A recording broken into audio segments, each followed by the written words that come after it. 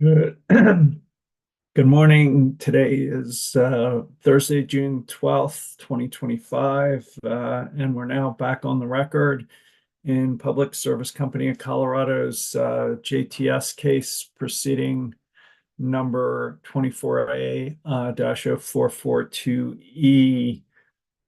Any preliminary matters, or are we ready to just jump into Mr. Eiley's cross by Mr. Bunker? Mr. Larson. We do not have any preliminary matters this morning, Mr. Chair. All right. If you're still on your feet, Mr. Eiley.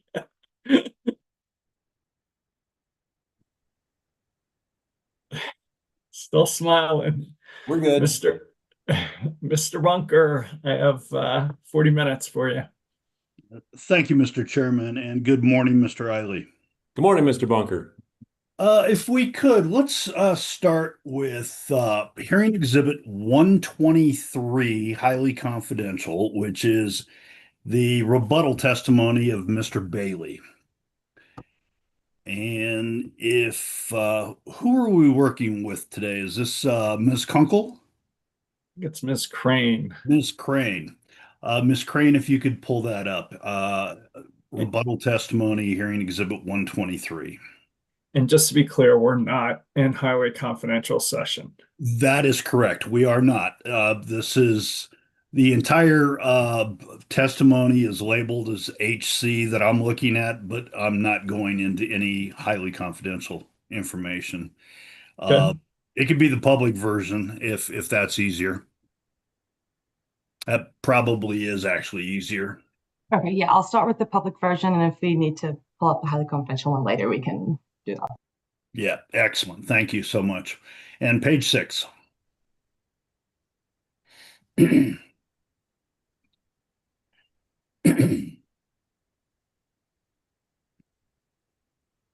Mr. Eiley, here you'll see in Mr. Bailey's testimony, the top of page 6, starting at line 3. Here, Mr. Bailey indicates that large load customers, or let me back up a moment, that he is supporting the company's updated large load forecast, and that new rebuttal case forecast is large load customers with 80% above probability, 602 megawatts by 2031. And the strategic economic development customers, another 342 megawatts by 2031. You see that? I do. Okay. And I ask you that for just kind of a base ground kind of a discussion now. If we could go to your rebuttal testimony, page 32, and this is exhibit 117. And page 32, this is where you have your table of large load probabilities. And my question is the same probability analysis used for a strategic economic development customer? It is similar, but we included those strategic economic development customers, that set of resources, because they're generally have a strong local tie. There's a geographic element to them. I mean, it's customers such as, well, I don't think this is confidential. Well, maybe it is. So it's customers such as regional facilities in the area that are clearly not going to move. Other customers that already have existing businesses that are not that are looking to expand here. So they're different in characteristics as compared to the data centers. Okay. Which may have, to lesser and greater degrees, some more geographic flexibility. So we didn't, and actually it would be a good question for Mr. Goodenough and Mr. Bailey, but I don't believe that we apply this strict exact table to that set of customers because they're really a different kind of customer. Again, that happens to be a larger load. Okay. So if I'm following your testimony, the 80% large load probability that you are applying to large load customers that does or does not apply to a strategic economic development customer? Subject to check by Mr. Bailey or Mr. Goodenough, I believe it does not apply in the same way. Okay. If we could turn to page 33 of your rebuttal testimony, and here at lines 3 through 23, you discuss strategic economic development load, and you indicate that these non-data center large load customers are engaged in advanced manufacturing and other commercial endeavors such as airlines and air travel. Is that right? Yes. So that kind of follows along with what you were just saying a moment ago, correct? Yeah, I was paraphrasing this testimony. Yes. Okay. And if you could look specifically on that page at lines 15 and 16, here you indicate all of these customers have been assigned a probability slightly below 80%. Do you see that? Yes. And then on lines 21 and 23 through 23, you say the company is not currently pursuing economic development rates with any of these customers at this time. Is that also correct? Yes. Okay. And is it correct? I think you had stated earlier during your cross exam, but we can go to your testimony if we need to.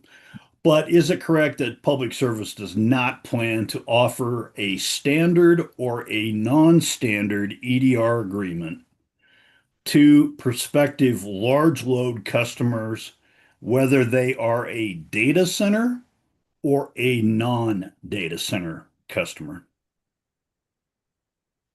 Can you repeat that question one more time? I want to answer carefully. It's a sort of two-pronged question. Okay. Is it correct that Piesco does not plan to offer a standard or a non-standard EDR agreement to a prospective large load customer, whether that customer is a data center or a non-data center customer?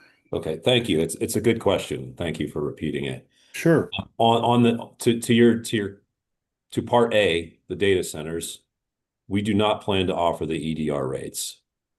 And I will also add the fact that the commission reviews the application of EDR rates, whether they are standard or non-standard. But we are not planning to offer them to the data center loads, full stop.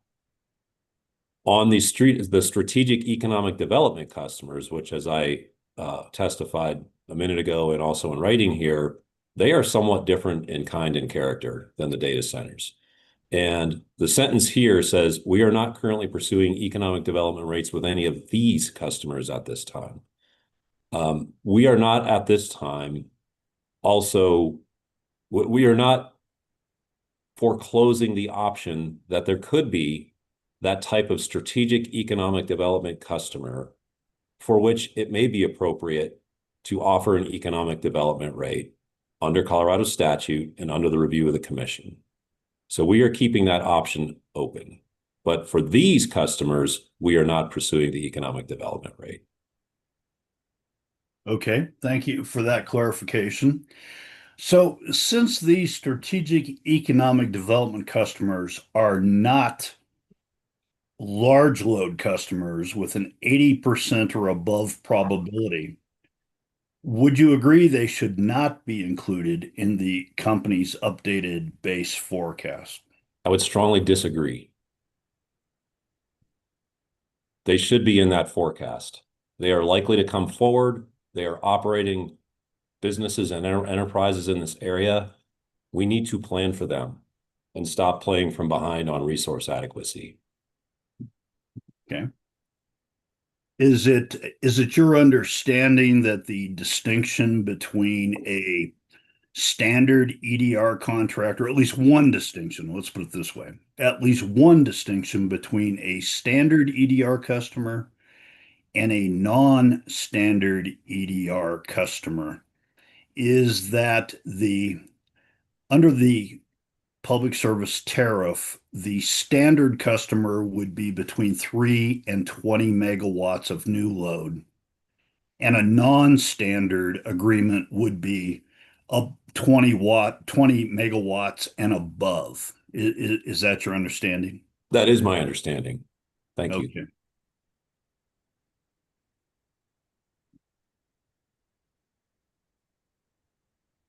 And currently, these customers that are the strategic economic development customers, while you say they are different in character, I believe was the phrase you used, they are below 80% for probability. Is that correct? That is my understanding. I'd encourage you to pursue that line a little bit further with Mr. Bailey or Mr. Goodenough if you have time with them. Okay. And it looks like you do. Well, at least you do with Mr. Bailey. Yes. So I'd encourage you to speak with Mr. Bailey about that. Okay. But Thank I'll you. I'll agree with my testimony in your question here. Yes. Okay. Do you agree that public service should be required to file any large load customer electric service agreements or interconnection agreements with the commission? No, not necessarily.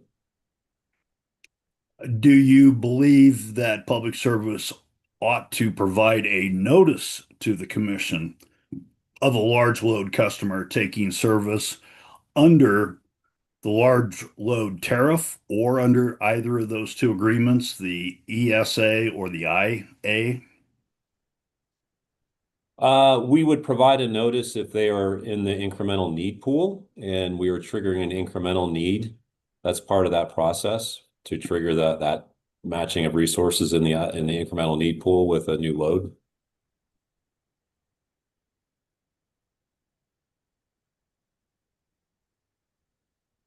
What would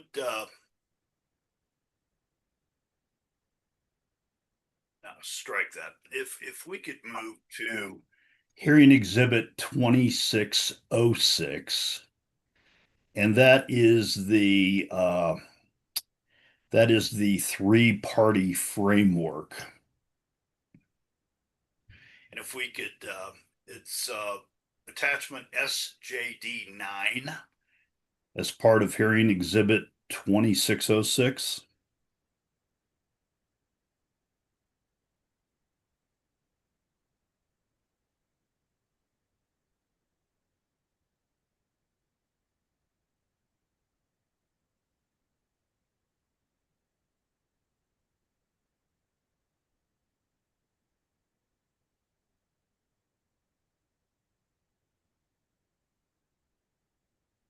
Thank you. Page 4 of that document, please. And near the top of the page, there is a section labeled activation triggers. Do you see that second item from the top? Yes. And should this section, activation triggers, should this section be understood to mean that for a large load customer that has commenced negotiation on a IA or an ESA, an 80% probability is needed if the load is under 100 megawatts. But if the projected need is more, 100 megawatts or more, the large load probability percentage needs to be 90%, pursuant to your table we just talked about in your rebuttal testimony on page 32. I'm sorry, Ms. Crane, can we scroll to page 3 for a moment? I just want to make sure this bullet is referring to the section I believe it is. Thank you. We can go back to page 4. Thank you. So I'll add or correct one thing. Again, consistent with our discussion yesterday, the 80% on the IA or ESA negotiation, commencement of negotiations, is an and statement. Commence negotiations on IA and ESA. But the 90% is an or trigger. But yes, they are differentiated in size in the way that you framed it. And this bullet attempts to characterize. Okay, so under 100 meg, just to clarify, under 100 megawatts, an 80% probability is required. Over 100 megawatts or over would require a 90% probability. That's correct. And the thinking that is if we are going to trigger a larger than 100 megawatt load, we'll be committing to a larger generation resource, and we'll need that higher certainty of a signed signature on one of these two documents. And I think Mr. Bailey will clarify that signature on one strongly portends signature on the other. Okay, thank you for that clarification. And if we could go to page 1 of this document, and this is under the JTS phase 2 framework structure and the table that we see here at the kind of the bottom of the page, or maybe it's more the middle of the page. So if you could scroll down just a little. Yep, there we go. Thank you. When in 2026 and 2027 would the base RFP and the supplemental RFP be issued? It's a slightly unsatisfying "it depends" answer, meaning that we Okay. will, when we complete the phase 1 proceeding that we are currently in, we are issued that decision. It typically takes about 60 days to get the processes arranged and orderly to release the RFP. I think you're asking me when the RFP would be released. Is that right? Yes. So we are looking at near the end of 2025, the beginning of 2026, to release the RFP for the JTS base RFP. And then the 2027 one, I don't know if I can or should add more precision than the mid 2027 estimate here. Okay. But that is certainly the aim, and the intent here is to bring that second one timeline to kind of adjust for whatever the current load and resource situation is after the first one. Okay.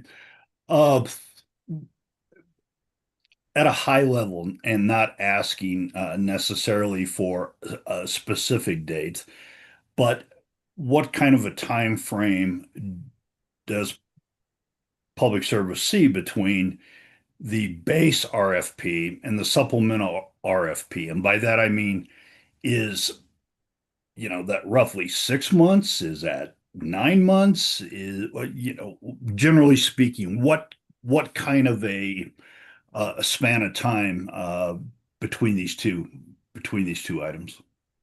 Specifically between the base RFP and the supplemental RFP. Yes. And I mean, each of those is about a year-long process. You're asking me sort of apples to apples when I release the RFP, or when the bids are due, or when I bring the 120-day portfolio proposal or the decision is rendered. Like, each of those should be consistently timed within each process. So you're asking me for apples to apples between Yep. either the inception or the completion of that process, right? Exactly. Just trying Okay. to Yeah. just trying to get a kind of a broad idea of time. Yeah, I think it's about 18 months, because as I said, I think the base RFP, we'd like to release that. I anticipate that being early in 2026. If we can beat that would be great. And roughly 18 months later, the second one would initiate that release of the RFP. Both would follow the rules for the phase 2 process. That's well established and well proven in Colorado. Okay, that's helpful. Thank you. Mhm. That required some crystal ball gazing by you. That's Appreciate okay. it. If we could turn now to page 3, And the paragraph or section number 5 there at the kind of the top half of the page. And in particular, the last sentence of this section 5 that states staff, the company, and CIEA do not agree to the specifics of the phase 2 scenarios at this time. And can you elaborate on that? What is the disagreement on with regard to specifics? Let me clarify what I'm referring to there for avoidance of doubt. Or not actually not me, but this is Dr. Dalkey's rebuttal in the form of that. But we collaborated on this framework. So when we're just again for avoidance of doubt, when we're referring to scenarios, that's actually what the company has called solution sets. They're often referred to as portfolios. It's essentially the collection of portfolios that we will commit to bring forward in a phase 2 once we receive the bids, analyze the bids, and then we bring it groups of bids forward in portfolios. So, but what we don't agree to is just exactly which portfolios those are. I can maybe elaborate a little bit further on that if that's helpful. Sure, I would appreciate that. So I know that on CIA, I'm a little bit less familiar with their exact position as I sit here, but with staff, I know that they had portfolios that considered differentiated ownership at a 40% level versus meeting the updated settlement agreement parameters, which were a bit higher and a little bit more specific. So they had a differentiated ownership look. They also had a portfolio. They also were interested in a portfolio that looks at lower levels of gas resources, I believe. And then there was one more, and it's escaping me right now. I believe I discussed this with Mr. Cox with staff on Tuesday. Okay. So, but there were a couple distinctions like that, and there was actually some alignment, I would say, as well. I mean, I think everyone sees commonality among certain aspects of these scenarios or portfolios. Okay. So it's if I follow what you're saying, the portfolio scenario is synonymous, if you will, and it's items within either that portfolio or scenario that public service and staff or CIEA have some different advocacy on as to specific components. It's less. I think you're on the right track, but it's less about what's with. I guess it's within the portfolios, but it's which portfolios we will commit to assemble and bring forward. Okay. To. All right. That's helpful. Like our current proposal in rebuttal was 14 portfolios. I think staff had a similar number, and I'm sorry, I don't know exactly what CIEA's preferred collection of portfolios was. Yeah. Okay. Thank you. If we could turn to hearing exhibit 101, this is your revised direct testimony. If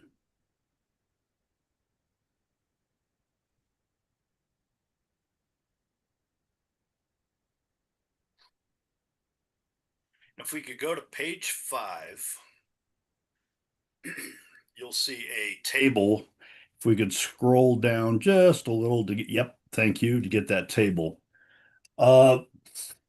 Here you indicate a need for 7,250 megawatts of wind and 3,077 megawatts of solar. And with the rebuttal case reduction in the large loads to an 80% or above probability approach, does that change the capacity request for the phase 2 RFP from what we see here in this table? I'm going to wordsmith a little bit. It's not necessarily a capacity request. It is our request specifically is to pursue a certain amount of load in a forecast, and then fill that load with the resources that make sense. So we're not requesting this amount of capacity. This is a representation of a modeling outcome based on the assumptions at that time in the direct case. In the updated framework, let's call it, or the tri-party framework now, Yep. it would go down initially somewhat because the large load forecast is 940 odd megawatts versus about 2,000. But we are seeking to have the incremental need pool at close hand, as we've discussed in this hearing, and also have the second RFP. And as those large loads mature, I would largely anticipate roughly a similar amounts of large load request or activity coming through as what we modeled here. It will just be sort of broken up a little bit across the processes and a little bit across time, as you and I discussed. Okay. Okay.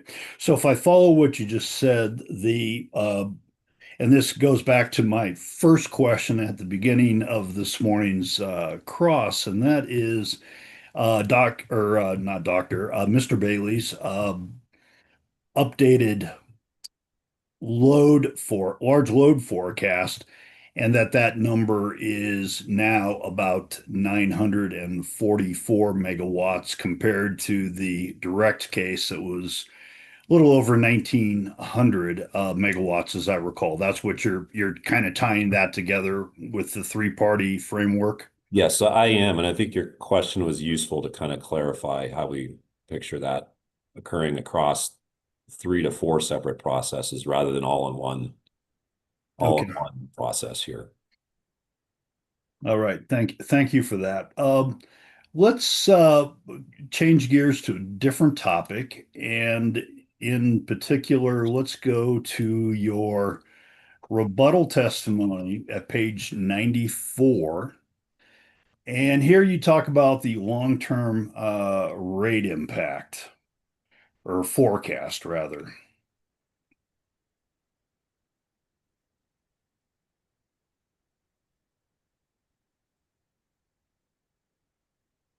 And on page 94, starting at line 17 and going on to the top of page 95 through line 3, here you discuss staff's long-term rate forecast, or the LTRF recommendation, and your comment on lines 2 and 3 on page 95 is, to your knowledge, no other intervener made a recommendation with respect to LTRF. Do you see that?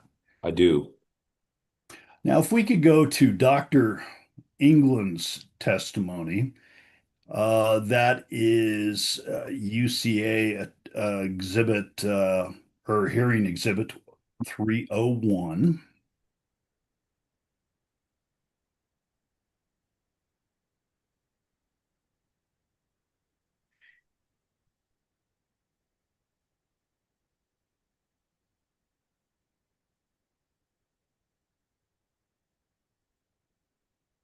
And if we could go to page 5 at lines 2 through 5, here you will see in the second bullet point that Dr. England recommends that the commission should recognize that the resulting long-term rate impact for ratepayers is premised on PSCO building generation and the necessary supporting infrastructure to bring on large loads that could burden ratepayers if projected loads do not materialize or if proper rate structures are not implemented. Do you see that? Yes. And if we could turn to page 14 of Dr. England's testimony on lines 1 through 5, here Dr. England describes what he sees in PSCO's long-term rate forecast. And on lines 2 through 5, he indicates that the long-term rate forecast includes investments stemming from distribution, wildfire mitigation, transmission, transmission electrification or transportation electrification, distributed solar, and other miscellaneous investments. Do you see that? Yes. And starting on line 6 there on page 14 through onto page 15, line 2. Here, Dr. England states a concern that while the LTRF analysis includes investments modeled in this proceeding, it also includes significantly more investments such as transmission investment, and that such transmission investment costs do not appear to be within the costs of the just transition plan at issue in this proceeding. Is that right? Yes.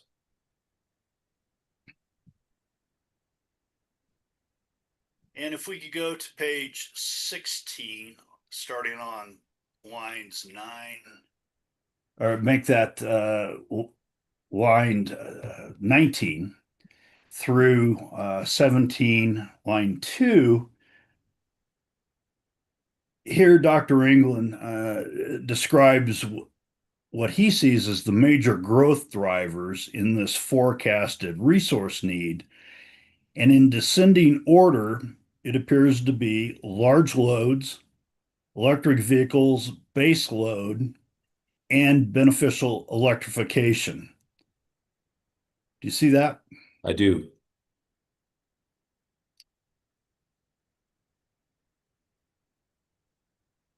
So would you agree, Dr. England observes on page 17, lines 3 to 8, that much of the forecasted growth is actually related to Public Service's expectation that it will bring on large load customers with significant electric load needs?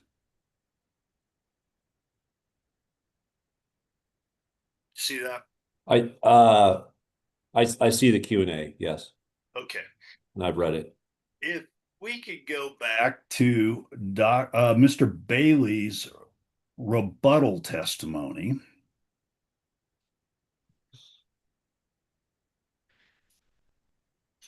And at page 12,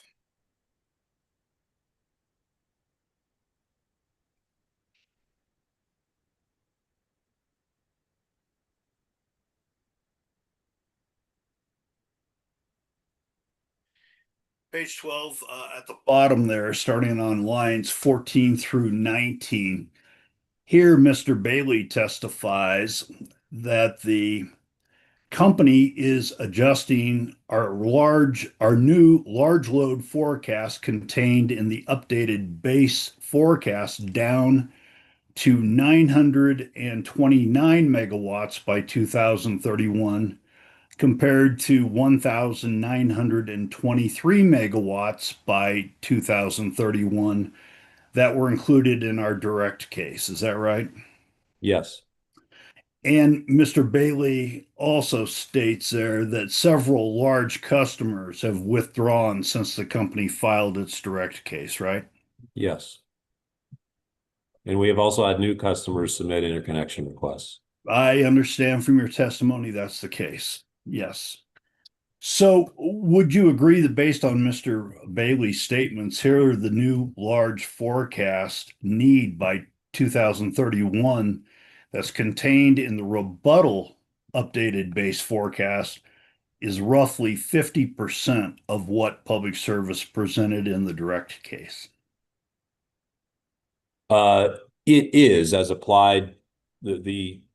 The amount we propose to use in the base RFP is roughly 50% of what we had proposed to do in our direct case, which at that time envisioned only one single RFP. Yep. Okay. Thank you for that. If we could go now to your revised direct testimony, that was hearing exhibit 101.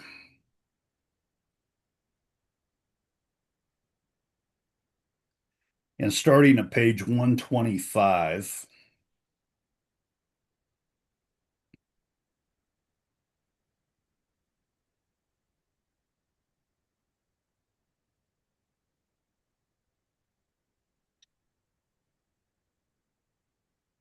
Just a moment. I'm getting there as well.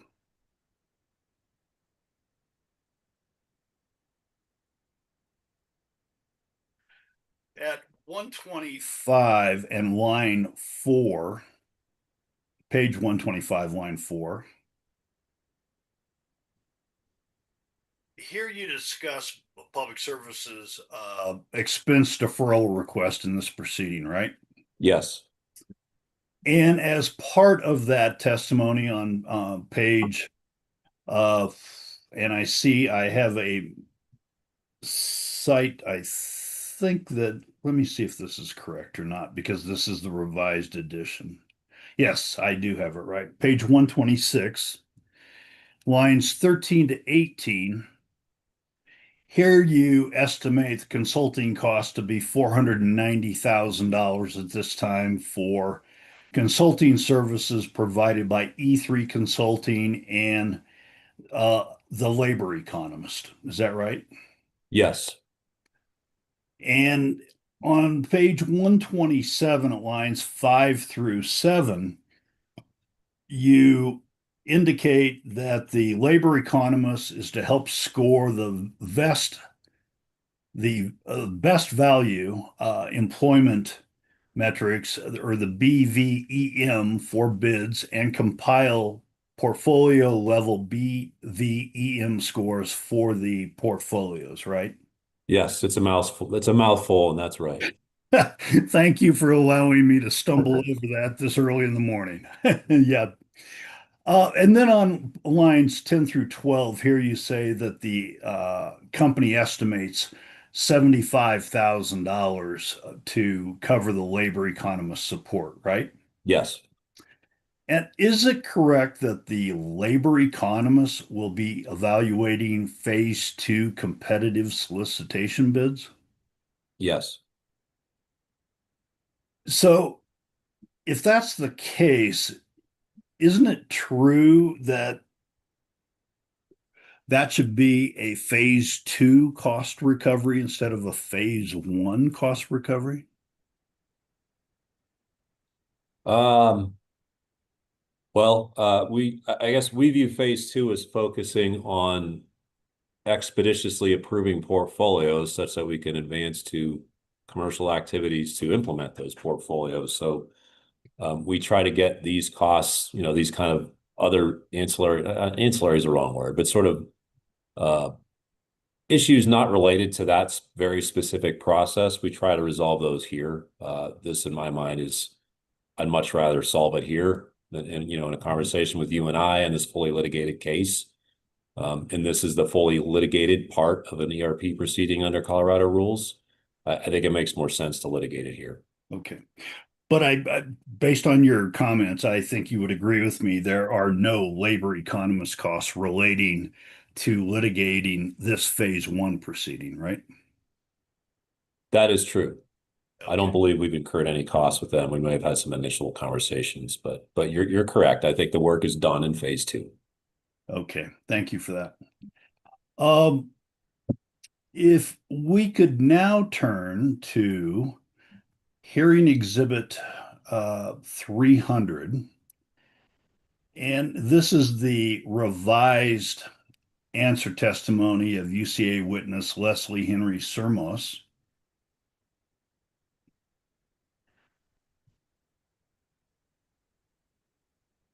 And at pages 30 through 34 of her testimony, Ms. Sermos addresses just transition issues with respect to Moffat County. And she opines there that public service should be required to pay a community assistance payment to the city of Craig and pay its share of the Craig units 1 and 2 retirements. Would you agree with that? That is her statement. Yes. Yeah. And if we could turn to page 35 at lines 12 through 14.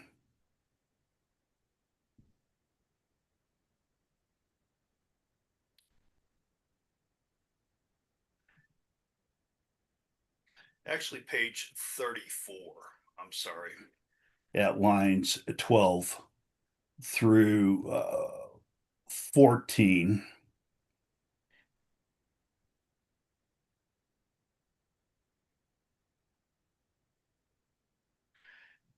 Here, Ms. Sermos, actually, can we scroll to the bottom?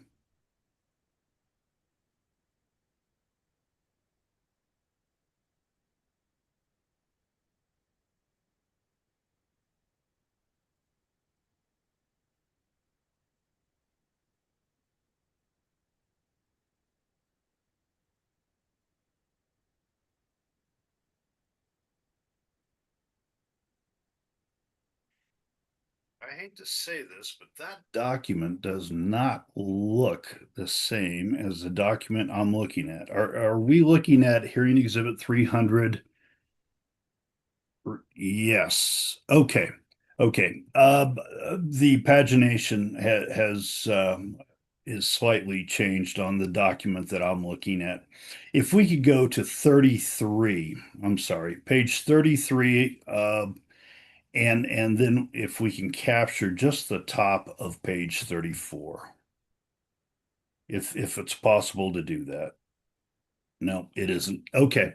Let me go through this with what we see here. Uh, would you agree that on lines 13 through 4 or 12 through 14, Miss Sermos indicates that Piesco is the owner of 9.72% of each unit, Craig 1 and Craig 2. Yes. And if we could go to the top of the next page, 34, Ms. Henry Sermos concludes that the UCA estimates public services proportional obligation to be approximately $6.8 million for each of the two units, Craig 1 and 2, and that would total roughly $13.6 million. Yes. Okay. And in your, so with that background in mind, you state in your rebuttal testimony, which is hearing exhibit 117,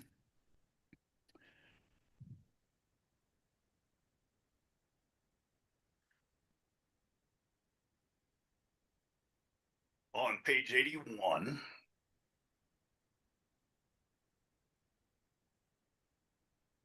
you, well, I'll wait till it's pulled up on the screen. On page 81, at lines 13 and 14,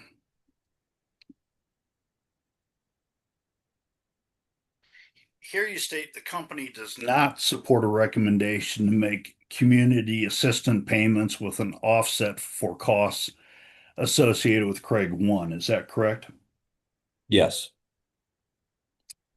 And starting on page 81 at line 15 through onto the next page, 82 through line 4, here you discuss public service distinguishes or differentiates Craig 2 and its responsibility with regard to a community assistance payment. And here you state the company, given the public services role at Craig 2, here you indicate the company needs commission direction as how to address the Craig 2 accelerated retirement from a community assistance payment perspective. Is that right? Yes. And if we look at your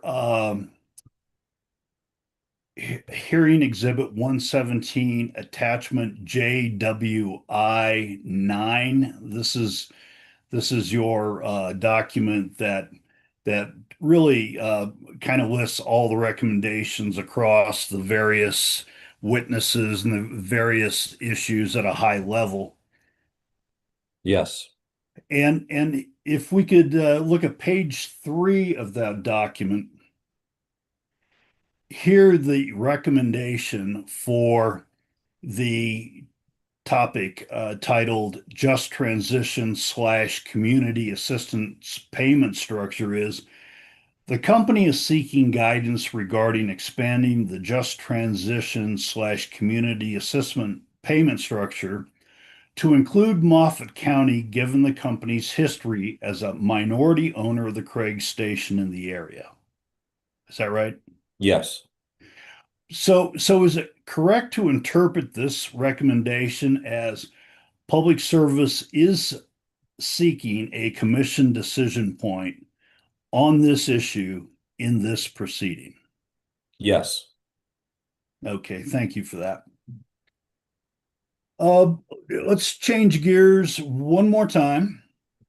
And let's talk about the Strategic Resilience Reserve Fund, the SRRF. And this is something that came up during your discussion with counsel for CC4CA and also with CEO's counsel. And so if we could bring up exhibit hearing exhibit 2005.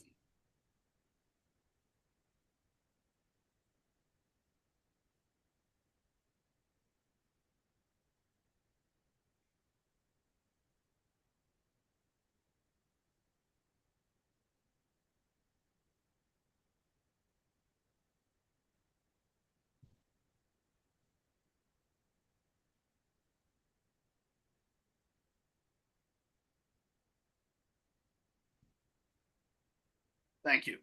And this is Public Services response to UCA DR 17-1. If we could scroll to the bottom of the page 2. You are one of the sponsors, correct? Yes. Okay. And if we could go back to the top of page 1 in what I'll call the request preamble, or those first few lines there before A, B, and C. Here, your cited second supplemental direct testimony states an example with respect to the SRRF budget of $500 million. And it includes 3 items. And in particular, the company estimates it could acquire approximately 3 turbines, in parentheses, $100 million each, correct? Yes. Okay. And if we look at the response to 17-1A, here you refer to, if we could scroll down just a little, please. Okay, 17, response A. Here you refer to the company's response to CEO DR 5-4, and then you state the estimate to acquire a combustion turbine is based upon the company's recent experience in procuring combustion turbines. And as an example, you state the company's affiliate, Northern States Power Company, Minnesota, purchased combustion turbines in May of 2025 for a project for approximately $100 or $100 million, I'm sorry, per unit. Is that right? Yes. Yeah. And during your discussion with counsel for CEO regarding this response to CEO DR 5-4 and a discussion on the SRRF, you estimated the deposit amount for a turbine was $5 to $10 million. Do you recall that from yesterday? Yeah, yes, that matches my recollection. Okay. So if an SSR or an SRRF is approved by the commission, and rather than a $500 million budget, Would it be reasonable to limit this new uh, this new mechanism, the SRRF budget, to the estimated amount necessary for deposits or to reserve a spot in the manufacturing process for items such as turbines, transformers, or breakers? In our opinion, no. And that is because we want to retain the flexibility to acquire this equipment, which has tightened supply chain conditions surrounding it. I saw public comments from NextEra CEO that were made on Tuesday that said it will take 7 years. He stated it'll take 7 years to build a gas power plant. That's representative of some of the things we're facing. So we want to retain flexibility in this SRRF mechanism to acquire this critical equipment across this multi-stage RFP process and bring the resources online timely that we will need. Both renewable and gas, I will point out, because the breakers and transformers are broadly useful for the renewable implementation as well. Right. Well, so that's our take. Okay. Well, with regard to that flexibility, isn't that flexibility preserved or accomplished, if you will, by making a deposit or reserving a spot in the manufacturing process? Because the amount for, say, the turbine, the final amount is not due until it's delivered.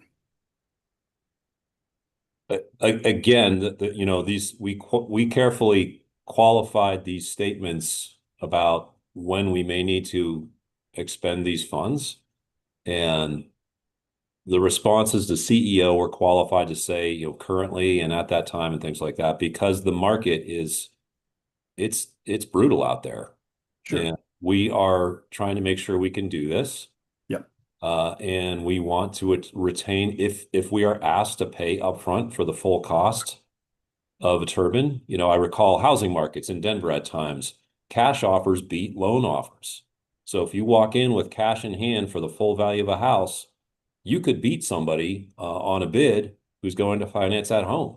So it's not terribly different here. If we can pay up front, if that's something, I don't believe we've been asked to do that, but if we had to, the higher price level would allow us to do that.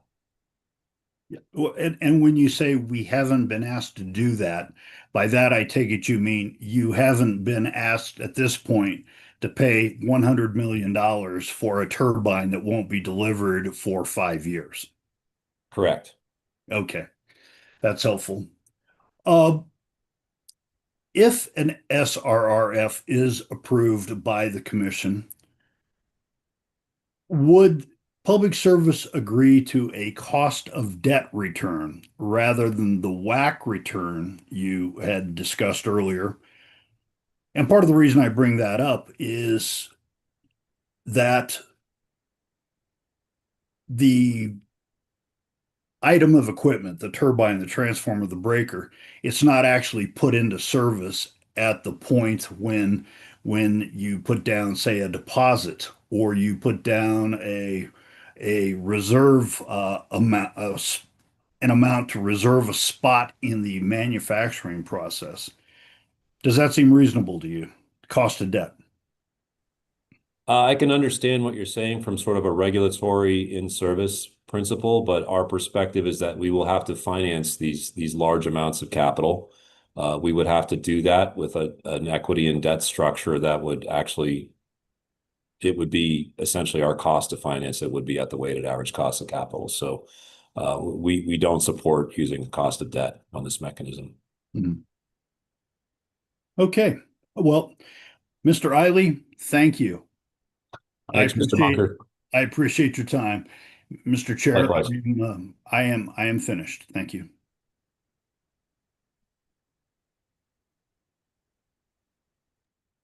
Thank you, Mr. Bunker. I'm told Commission Counsel does not have any questions. Is that still true, Ms. McLaughlin? That's correct. Commissioner Gilman, you're up. Thank you. Hi, good morning, Mr. Riley. Good morning, Commissioner Gilman. I probably have the benefit of being the only person who's less tired and feeling better than on Tuesday. So that's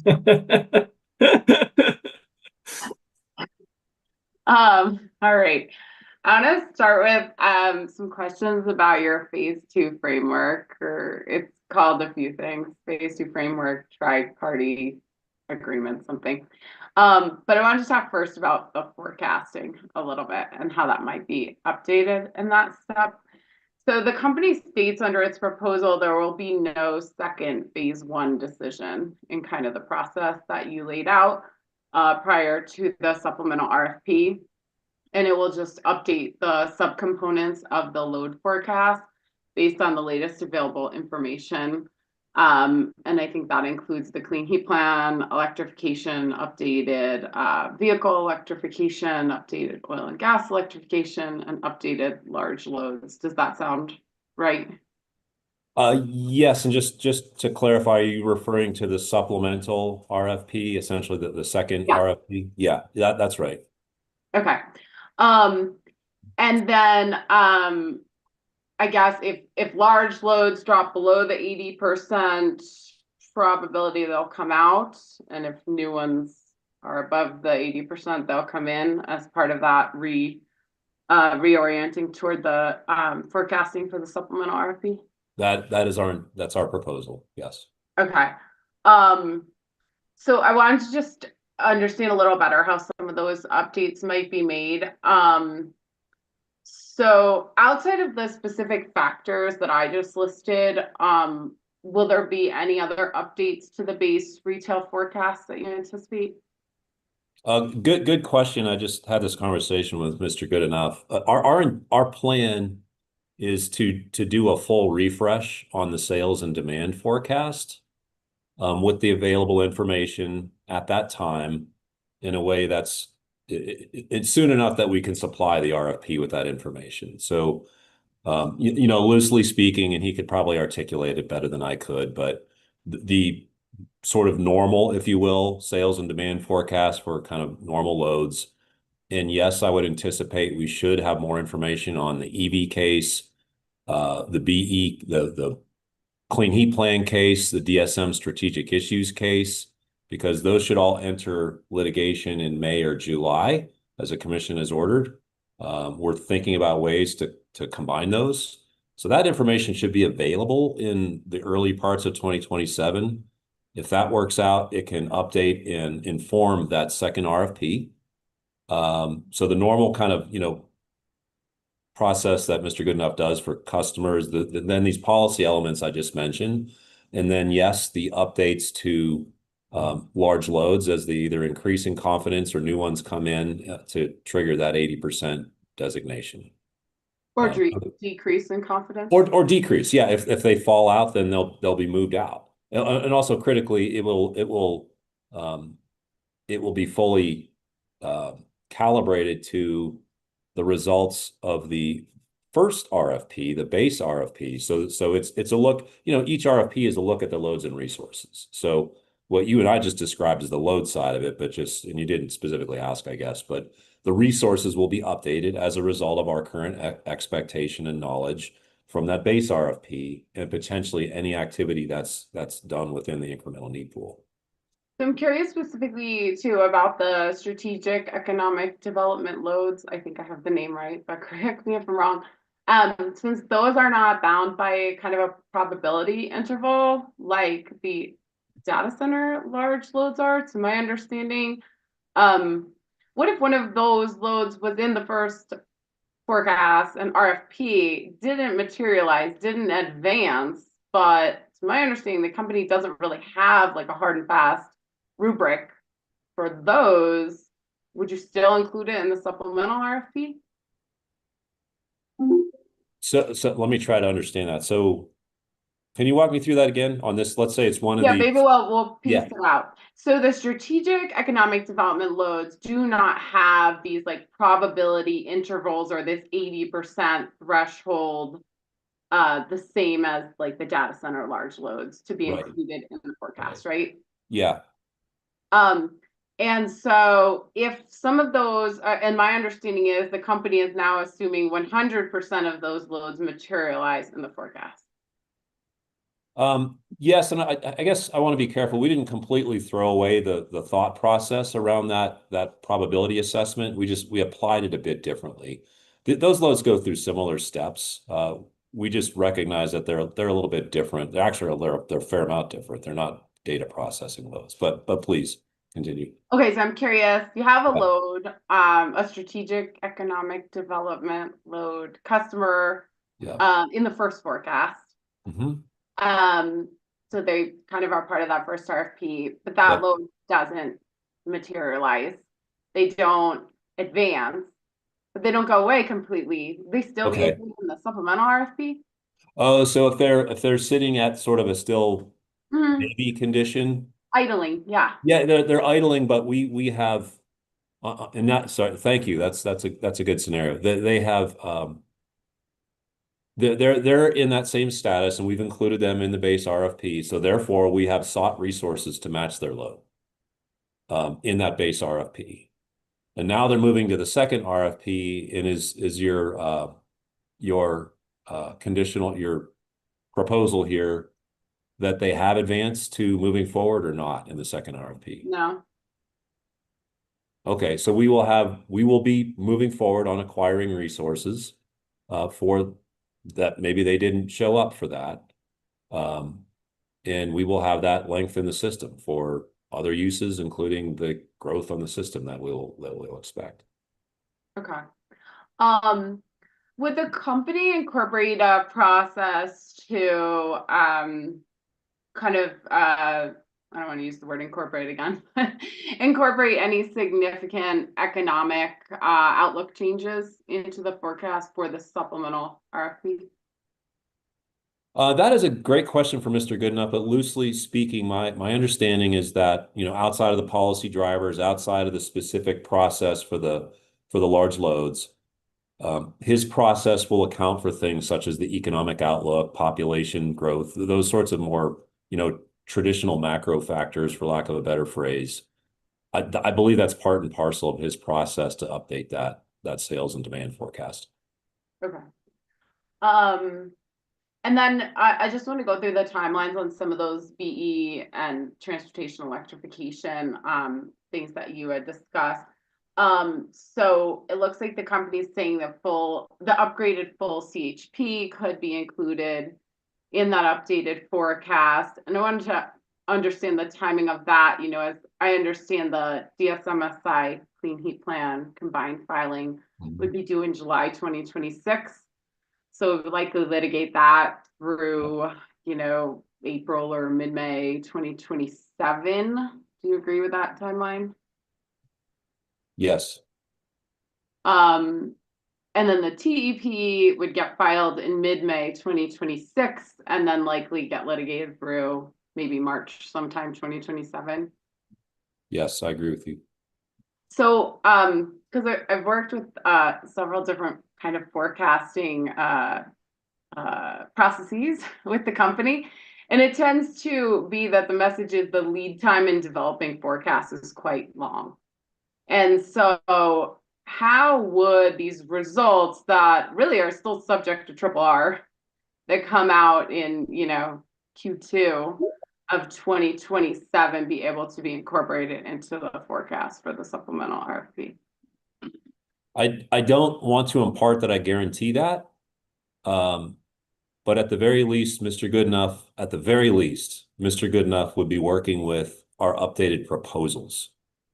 And he would have some knowledge of how those cases are progressing and some ability to make a judgment on what the outlook for electric vehicle demand is and what beneficial electrification demand is. It could be influenced by those cases. I would probably align with where you're kind of going here, which is it might be a little bit of a timing stretch. But it's potentially within reach. And maybe if I may ask you a question, would the commission be opposed to combining all three into one case in one way or another? I'm not at liberty to give you an answer on that right now. Okay. You're talking about, just so I understand, DSMSI, Clean Heat, and TEP? Yes. Just wanted to understand. Yeah, we can talk another time. Probably a different venue to sort this out. Um, okay. I just want to understand too, in this revamp of the forecast, again, for the supplemental RFP, what is the role of stakeholders and parties to this proceeding in that, and like any analysis or feedback on that forecast? In the phase two, or this is For the the second phase. supplemental RFP specifically. It's we do the standard updates. I don't think they have feedback in that process until such time as the comments are rendered on the portfolios. It would go, it was, you know, our proposal is to use the standard phase two process, which is pretty, you know, it's pretty circumscribed and it's been used a lot. But we would update that forecast as the beginning part of that phase two process. Which is how it's done now. It's just farther away from the phase one that we're in time. Okay. So for all intents and purposes, I mean, as I'm hearing, like the forecast would be updated for that supplemental RFP, but there really is no stakeholder engagement in that phase. You would go straight to the RFP and modeling those portfolios and come out of that with an 120-day report. I guess I would frame it as the stakeholder feedback is here and now. We are setting up the processes and methodologies under which we would update that sales and demand forecast with these pretty specific factors that we are considering. And it's also consistent with how we've done it in the past. It's just further from the phase one. And by that, I mean, after you render your phase one decision, we update that type of forecast before we release the RFP. That is done in the past. And I'm just struggling to remember. I don't know if there's sort of a review or feedback process on that at that point. Okay. So I will say it's similar to what has been done in the past. But I will acknowledge that if this, let's say this decision is, I don't know, I can't remember the time, in September of this year for this phase one, we'd be looking at something that's approximately 2 years away to initiate that second phase two. Okay. But So for the benefit of speed here. So sorry. Yeah. No, so are you anticipating we come out of this with a solid enough methodology that people would have a clear understanding of how the company is updating the forecast in 2 years? Yes. Okay. And the company plans to update the forecast, I think you had just said, between phase one and phase two for the base RFP, especially if in the situation where economic conditions change dramatically? There is an update process in that step. Yes. Okay. And so if economic conditions change, that would be updated as a matter of course. I'd like you to ask that of Mr. Goodenough, since he directly does that work and oversees that work, if you don't mind. Nope. Okay. I think it's something of a lighter update. I'm sorry, I ran. No, go I ahead. think a little bit of a lighter update in that sort of interim piece, which may take on a little bit more, weight in the second RFP, in the updated RFP, I think is where you're going. Yeah, just trying to understand if everyone would understand the rules of engagement around what That's the fair. forecast looks like second time around. Couple questions around the commercial principles that you laid out in your rebuttal testimony. And again, this relates to large loads. So the company responded to comments and answer testimony regarding large load stranded cost risks by proposing the list of commercial principles, right? Yes. Has the company communicated any of these principles to interested large loads it's currently in discussions with? I would say that sort of discussion is an ongoing part of those commercial discussions.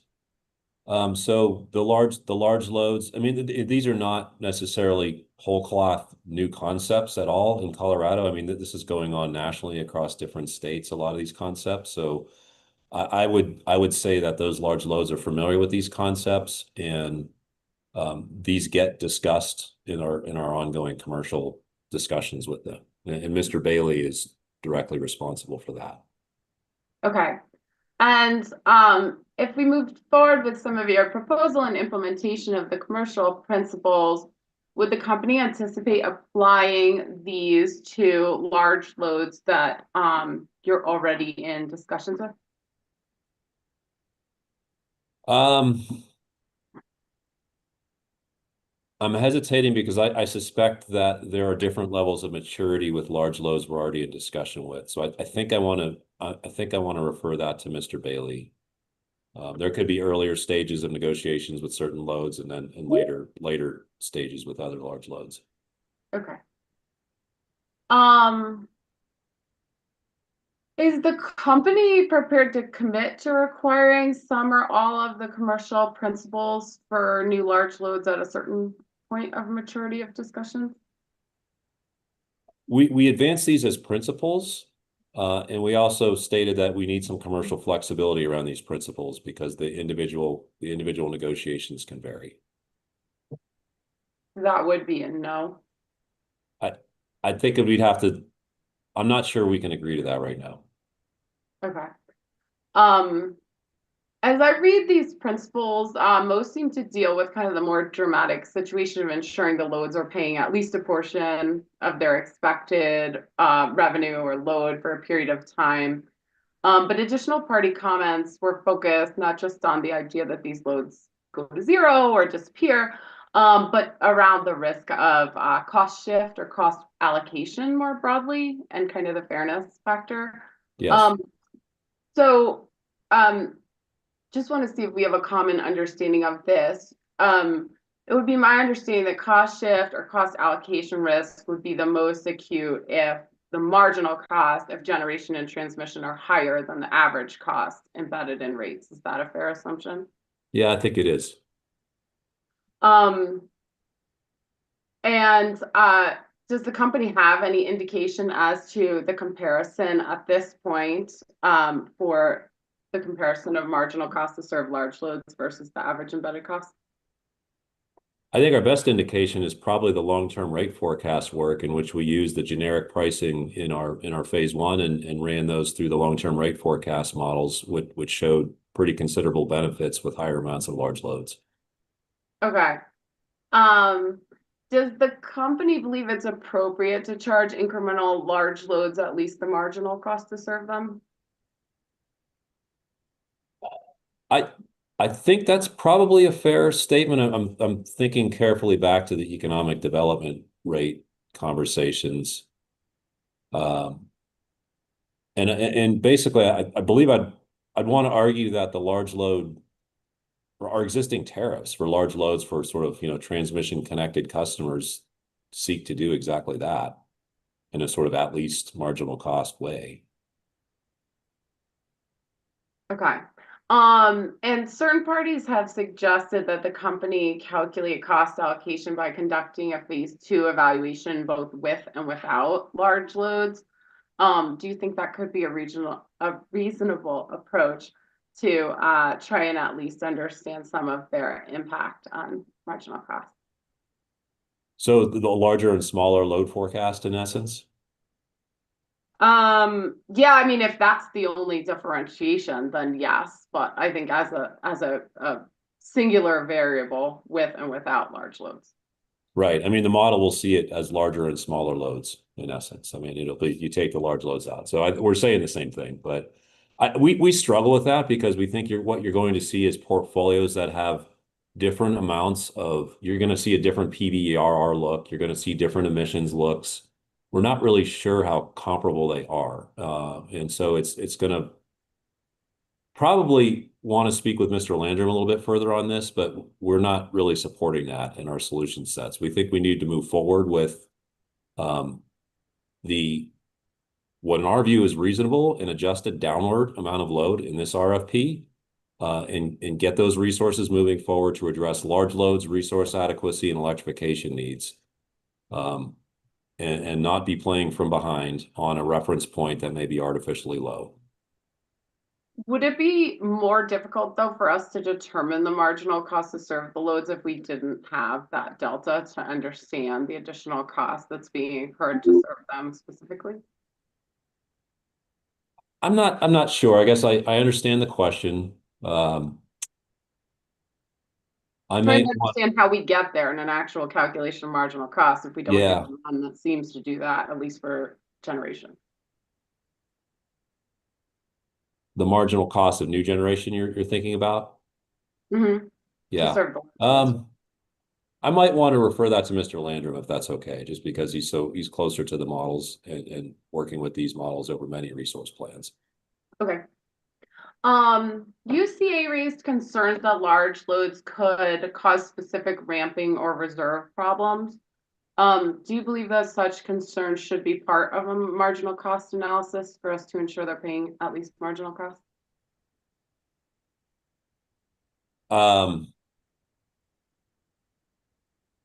I mean, our reliability metrics are designed to address the ramping of all loads, including large loads. We view this as a system analysis, and that's why we're not as attracted to kind of differentiating with specific loads versus other loads, because I also think on the marginal cost question, we ought to consider the benefits as well as the marginal cost. Okay. Staying on the ramping concern though, whereas you see it as a whole system situation, when you have one load that's 500 megawatts, wouldn't you agree that the ramping of that load is far more concentrated risk than the ramping of a bunch of disparate loads elsewhere?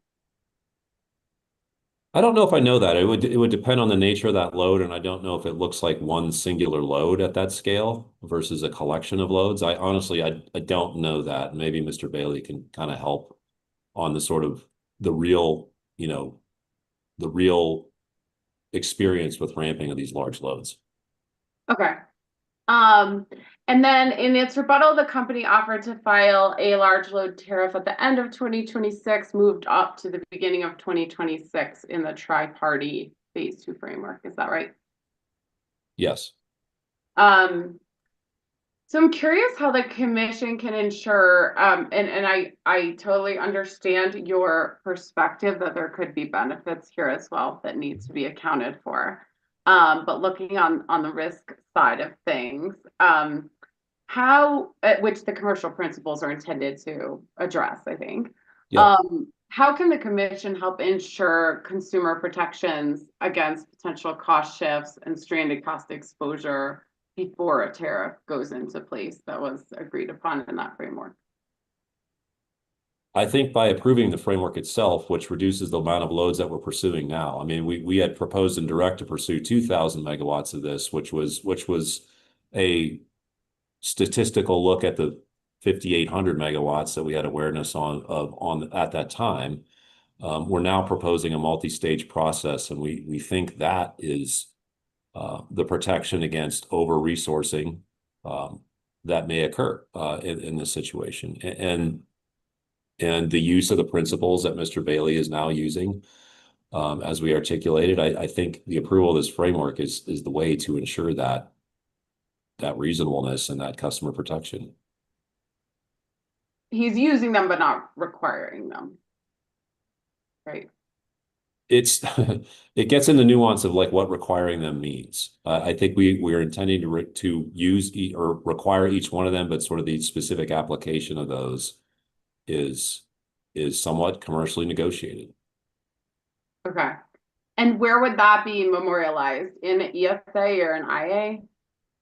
Primarily, it could be in either one, and I'd probably refer that question to Mr. Bailey. Okay. So back to your discussion on benefits. In your rebuttal, you expressed some concern that not enough people were focusing on the benefits that load growth could bring, as opposed to just the cost. And you characterized load growth as a tool to maintain rates and bill stability through the system transition.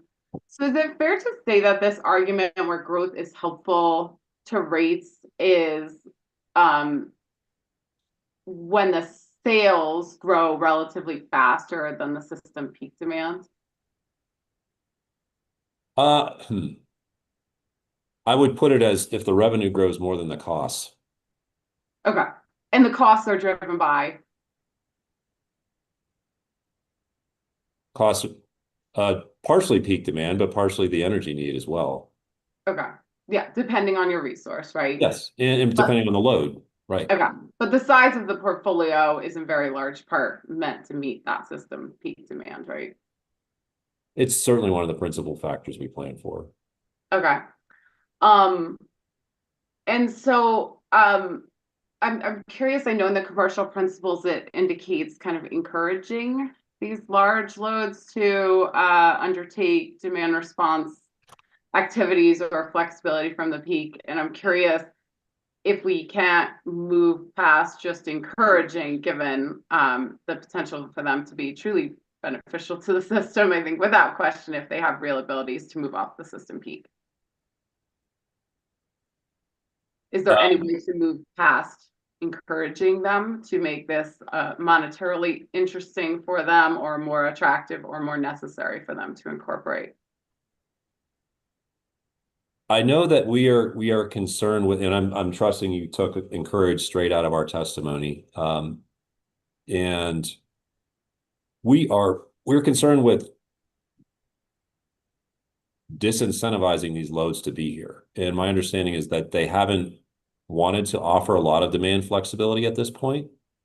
And so that's sort of our discomfort from moving beyond encourage, if you will. And that's another good conversation with Mr. Bailey. Okay. Just want to understand the strategic economic development loads a little more. So you described these in rebuttal as having significant economic development value, and that they will provide significant workforce and tax benefits. Does that sound right? Yes. Has the company provided any information in this proceeding detailing those expected workforce and tax benefits from those loads, either in aggregate or individually? I don't think that we have. I would say that I think we're protecting the names here for confidentiality reasons, but there are many recognized names that anyone living in Colorado or the Denver metro area would recognize. But no, I don't think we provided a specific analysis of jobs or tax base for those at this point. Has the company quantified those benefits internally? I don't know that we have. That's another good question for Mr. Bailey. I'm not aware that we've done that. Yeah, I'm trying to figure out, like, what is the benchmark for significant, especially if we're not quantifying them. How do we know something's significant if we don't have any numbers, we haven't measured it? What kind of puts a load in that category? If we don't have specific metrics about the tax impacts or jobs, what dictates that something is a strategic economic development load? It's sort of similar to the types of loads that I believe Governor Paulus's letter sought to address. And it has a low, it's really, I don't know if I can define it more than we did in our testimony. So these are larger loads. They would tend to be those that have sought to use the EDR tariff previously. So, I mean, QTS, well, that's actually a data center example. Sorry, that's a bad example. I think the only one that commission has seen was a data center. So maybe that's a data center. know what types of loads, but we don't know.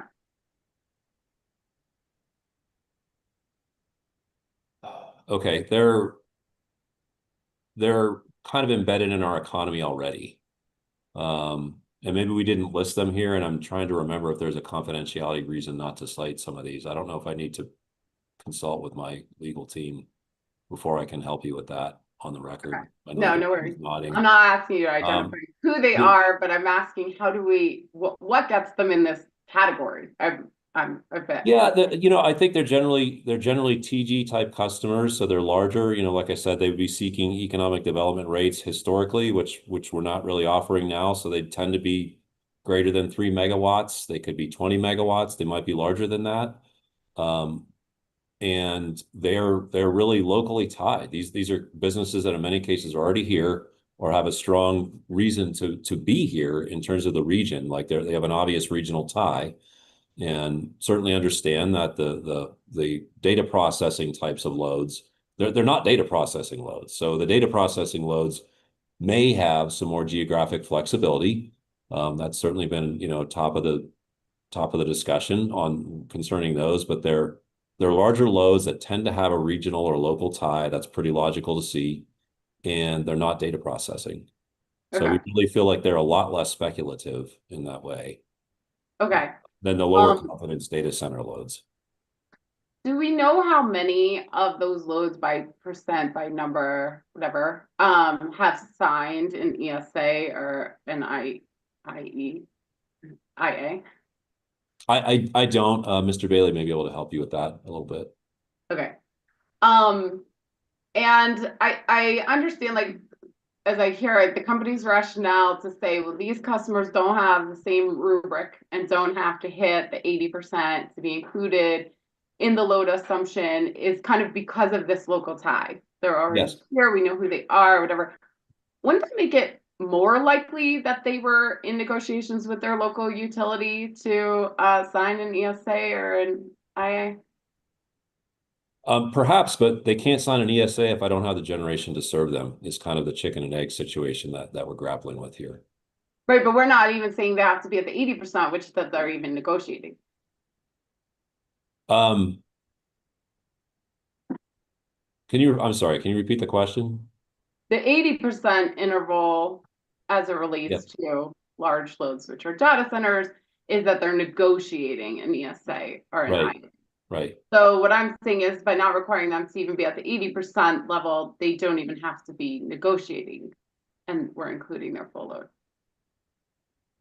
That's the proposal. Yes. Okay. Are the company's current versions of the ESA and IA in this record somewhere? I don't know that they are. Okay. Are those standard or negotiable agreements?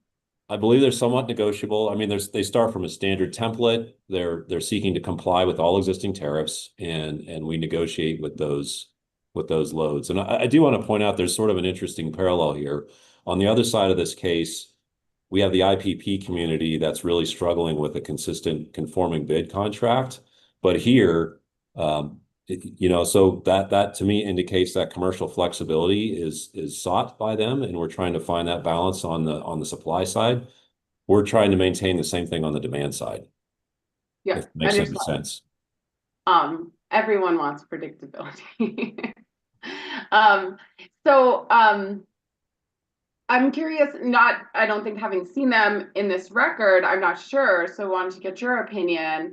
If the commission were interested in functionalizing the commercial principles in some form and moving them past just a wish list, nice to have, apply when we can, and making them more actually applicable, would the ESA or IA be the place to do that, to actually make those requirements functionalized to the new load?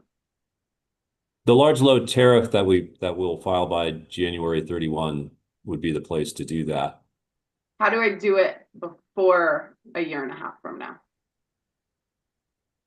I don't know procedurally if we can, or necessarily if we would agree to. You don't know if you can change the ISA or the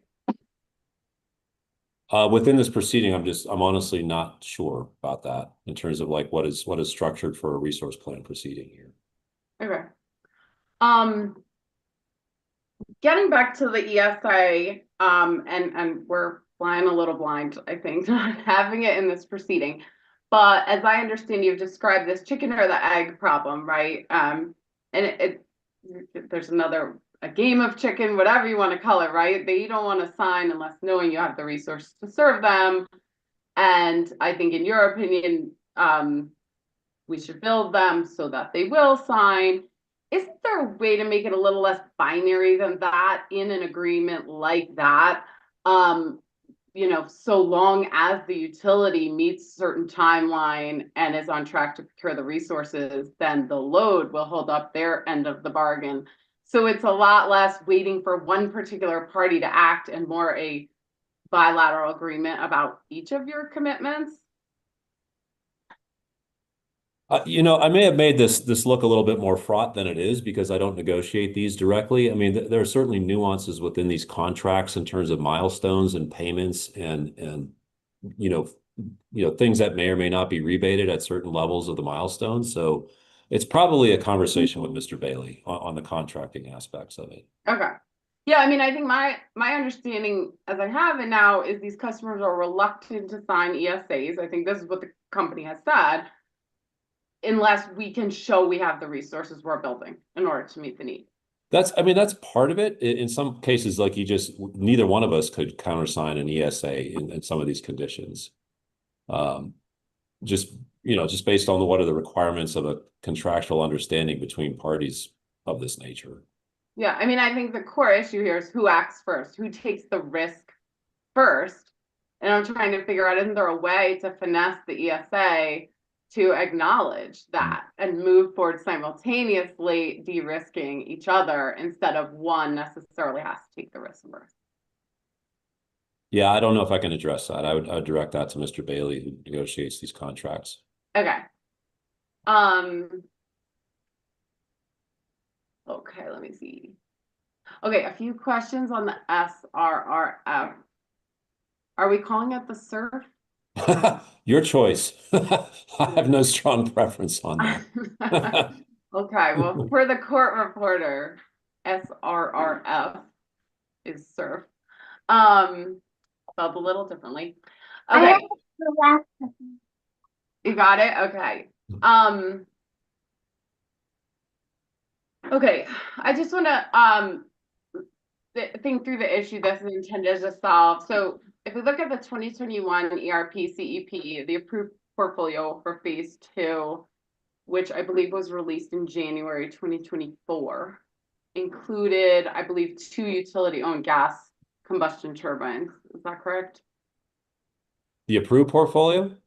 Yeah, from January. Yes, that's right. Two utility-owned and 1 IPP-owned at that time. Okay. That's right. Has the company filed a CPCN for those thermal units? Not yet, but watch the skies. I have been. We're working on it. Has the company taken action to reserve those gas CTs or other necessary components for those projects?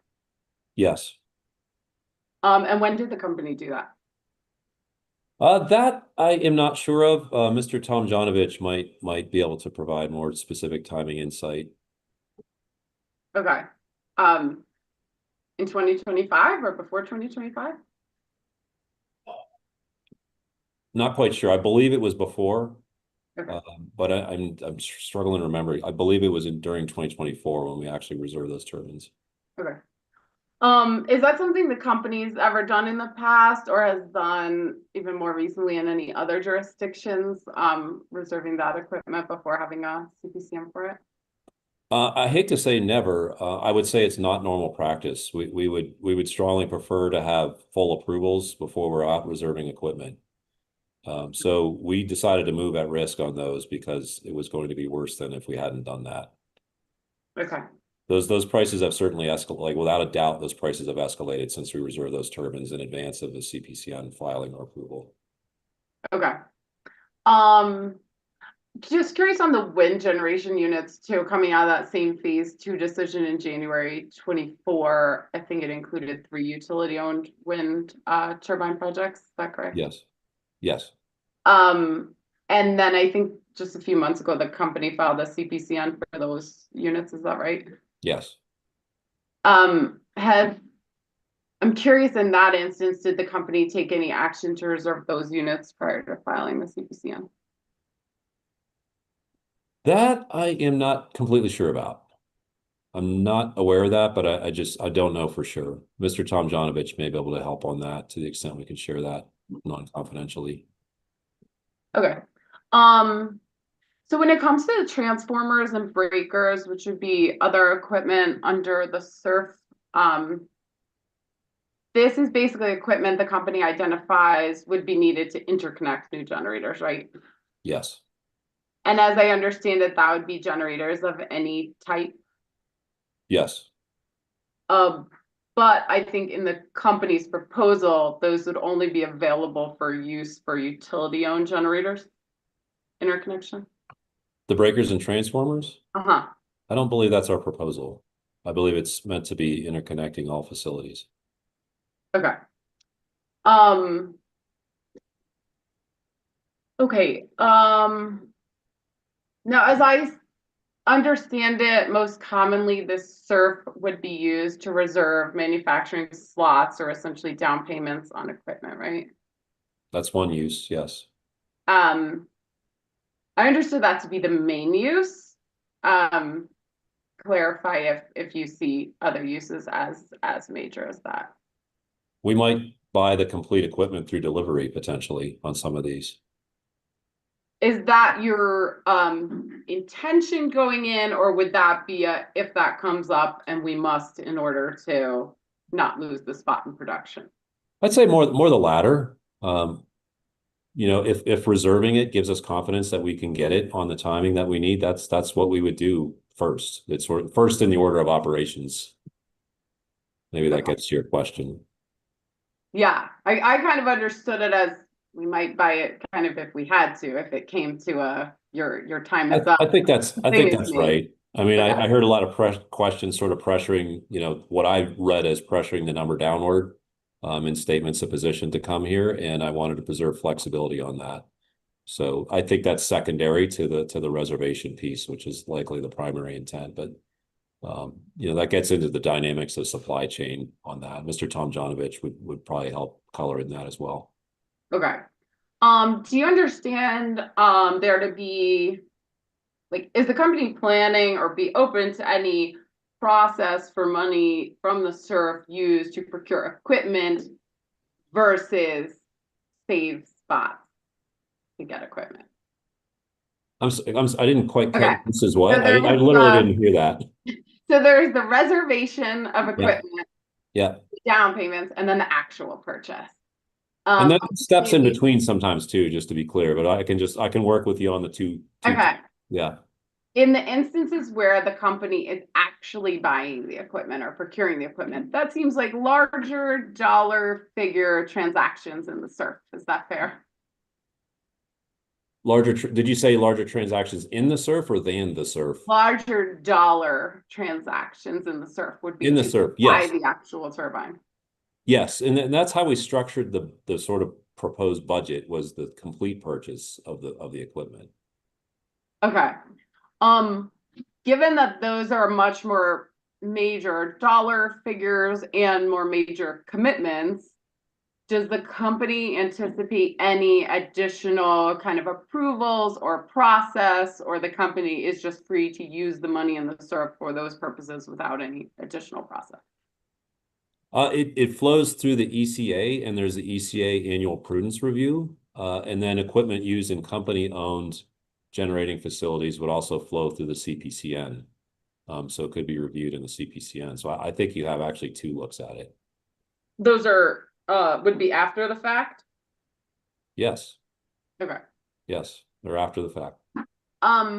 Does the purchase of equipment in the SURF, so let's say you go ahead and buy the turbines within the SURF, have any linkage to bidding the equipment, that same turbine, into an RFP? Certainly the intent is to do exactly that. I'm struggling to remember if we made a specific provision on that within our proposal, and I just can't recall right now without looking carefully at that language. But it's absolutely the intent is to purchase equipment that's used in a bid or to facilitate the interconnection of others' bids. Okay. Sorry, I'll get my next question. And I'd say if there's not a tight enough relationship there, that feels like a reasonable flexibility to me. Okay.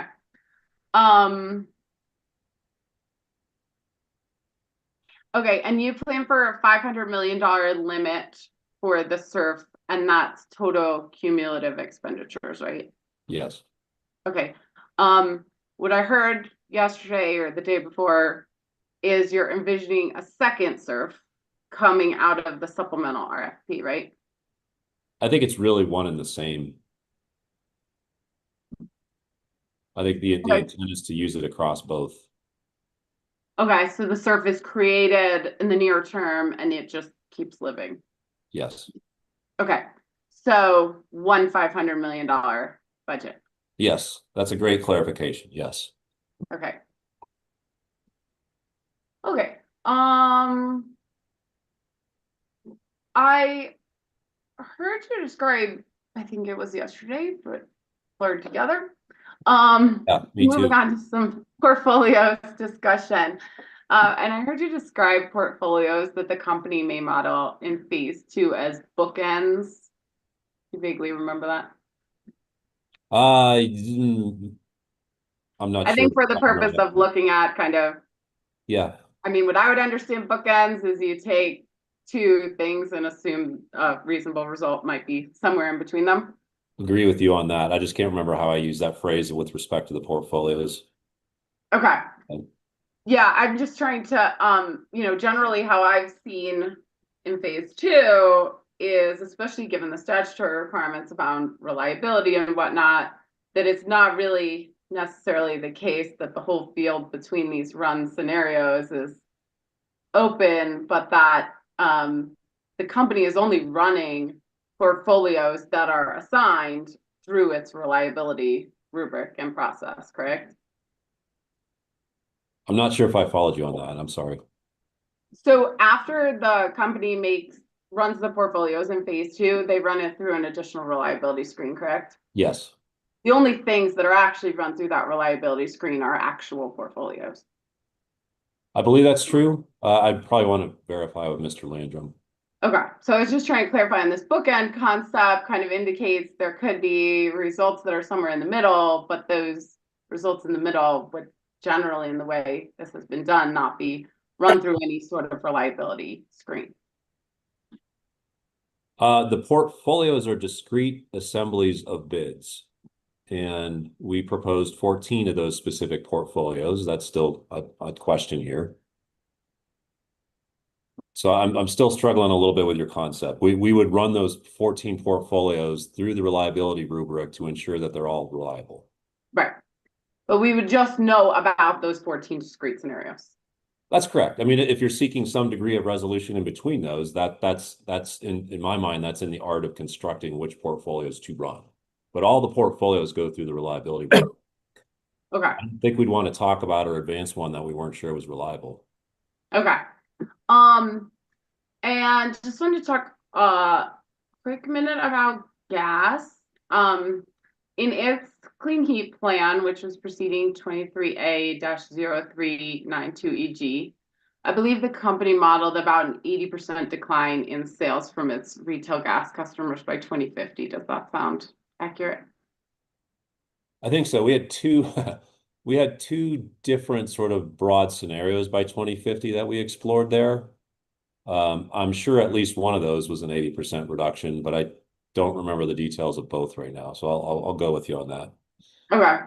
Well, I think it's fair to say under the clean heat statute, the company is making significant strides to reduce carbon on its retail gas customers. In large part, at this point, that's looking like lower sales through electrification and efficiency. Yes. And as I recall in that same projection, the company kind of kept transport customer usage flat, more or less, for that projection. It's just out of lack of clarity of what would happen there. So I'm just curious, as we evaluate gas generators and the anticipated costs, is there uncertainty about how cost allocation ends up, especially if retail gas sales decline sharply and transport customers are then responsible for a higher share of system costs? Oh, interesting. And the transport customers here are gas generators for some of the transport customers. So would we be allocating more cost to the gas supply infrastructure in that case? Yeah. Is that right? Yeah. Yeah, if that reality came to pass, I believe that the class cost allocation exercise would ascribe potentially more of those costs to the gas generators. They are certainly drawing on probably the transmission part of the gas system and a lot less on the sort of distribution parts, or at least they're farther upstream. So Yeah. it would potentially allocate more to those gas generators. I can agree with you on that. They would be further upstream, so there's less of the system to allocate, if that makes sense, to those generators. So I'm just trying to figure out how the risk of that, given all the other moving parts, different parts of your systems, Yeah. how the risk of that gets properly kind of modeled and acknowledged if, I mean, I think broadly speaking, the plan is for lower retail sales. I mean, you could literally do that through adjusting some of the assumptions in the modeling that we use for the gas resources. We have explored that in an analogous way, not that specific issue. I don't think we have explored that specific issue. We have explored at the request of this commission, and also because it was a reasonable thing to do, accelerated depreciation, which makes gas units look more expensive. You're sort of exploring another route in which gas units may look more expensive potentially. I think that could be accommodated in the in cost assumptions. I think you'd have to. Well, maybe I shouldn't venture much further than this and probably kick it to Mr. Landrum, but I'm confident there would be a way to proxy gas units becoming more expensive as you ascribe more of the supply chain costs, more of the gas supply infrastructure costs to those units. Whether you do that through a higher capital cost assumption on the gas unit itself, or there's some ongoing costs in the model, I'd rather kick that to Mr. Landrum. Okay, no worries. Okay, a few questions on RFPs, back to RFPs. Does the company intend that JTS modeling credits, for being in certain communities, basically, apply to the base RFP as well as the supplemental RFP, or only the base RFP? We would apply it to both. I think our principle here has been to apply all the assumptions consistently to the extent that makes sense within that process. So an exception would be the load forecast, the transmission updates that will arrive that would arise out of the proposed transmission process. But I think those modeling credits would make sense to keep going through both RFPs and Okay. any other assumption that's not been designated as changing. Okay. And in the updated settlement agreement from the prior ERP CEP, there was a 50% utility-owned target for the RAP that goes through 2031. Is that accurate? Yes. Okay. The new phase 2 framework that the company is advancing, the second RAP, the second RAP now goes through 2033, right? Yes. So is it fair to say there is no specific predetermined ownership target for 2032 and 2033? I think that is fair. I would say the company's position is that a mix of ownership has been healthy for customers.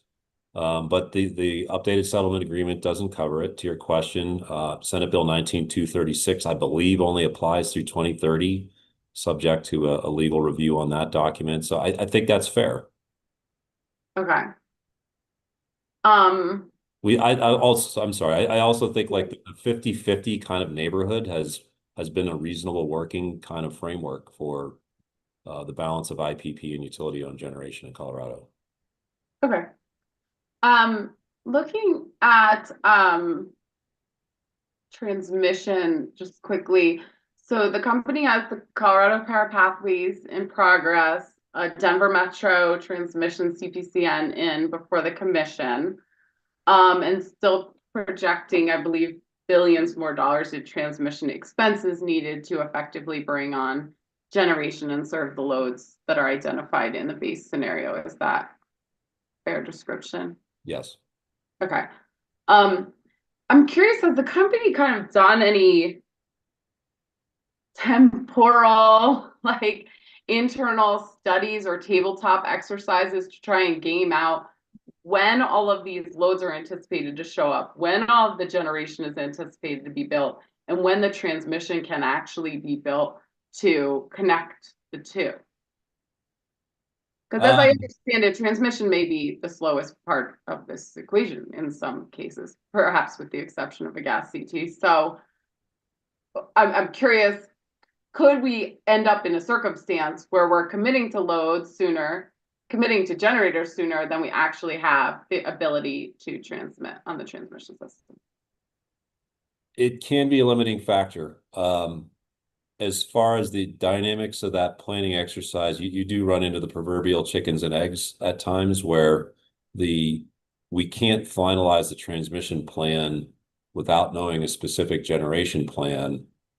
And in the phase one, it's kind of the proverbial copper plate, which means it's sort of geographically agnostic.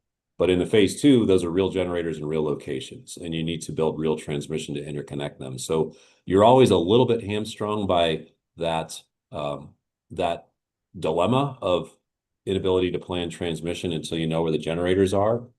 That said, we think the pathway was a really good example of proactively planning, kind of inciting a build it and they will come kind of response, which we think worked very well. And the framework within that transmission planning, the so-called purple box, is seeking to emulate that more fully for the second RFP, the updated RFP. So it's a tough problem, I think, inherently. I mean, it's a tough problem nationally, regionally, and here.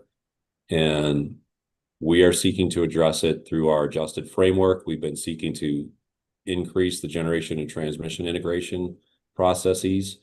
Mr. Martz would be a great person to have a deeper conversation on that topic with. Okay.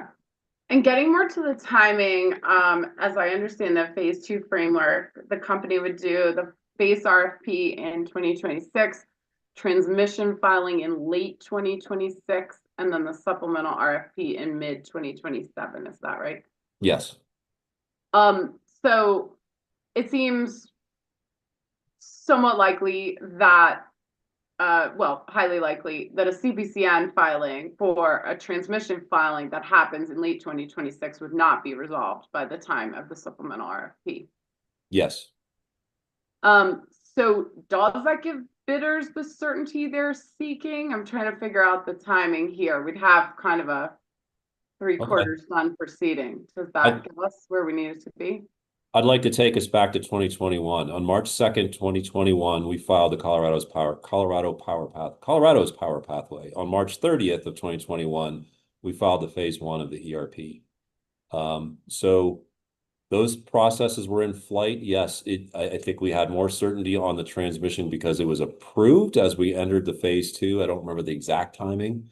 But having the knowledge of a specific proactive transmission plan, which is part of that purple box, incorporating the processes that Dr. Dahlke's document, the tri-party framework, is describing. There's several stakeholder processes, including the CCPG process, under which that proactive transmission would be discussed amongst the relevant stakeholders, and everyone is welcome at CCPG to participate in the discussions. That is part of plotting out this transmission and sharing the understanding of what it may look like in advance of that phase two RFP, that second phase two RFP. Okay. So you may not have the final approval. Again, it's a little bit like that discussion you and I had about clean heat and DSMSI and maybe the EV plans going into the load discussion. It's like we will have more information. We may not have a final commission decision at that point, but bidders should have a better understanding of where the proactive transmission could go. Okay. Back to the idea now, how does this all come together in space and time? We've got generators trying to come online to match the loads. We've got these extraordinarily large loads, which is a new paradigm kind of, and a heightened level of electrification expected. And I'm curious if there becomes a juggling act of what we can bring on when, in what time, to ensure we're not overextending either what the transmission system or the generation available can do. How does the company reasonably kind of prioritize or reserve capacity on the system when we've got these large loads that can build quickly and take up incredible chunks of the available capacity? We've got people trying to build affordable housing. We've got schools and homes and normal kind of loads trying to be built, people trying to electrify transportation. how does the company envision that they actually manage the prioritization of loads coming online if things get tight?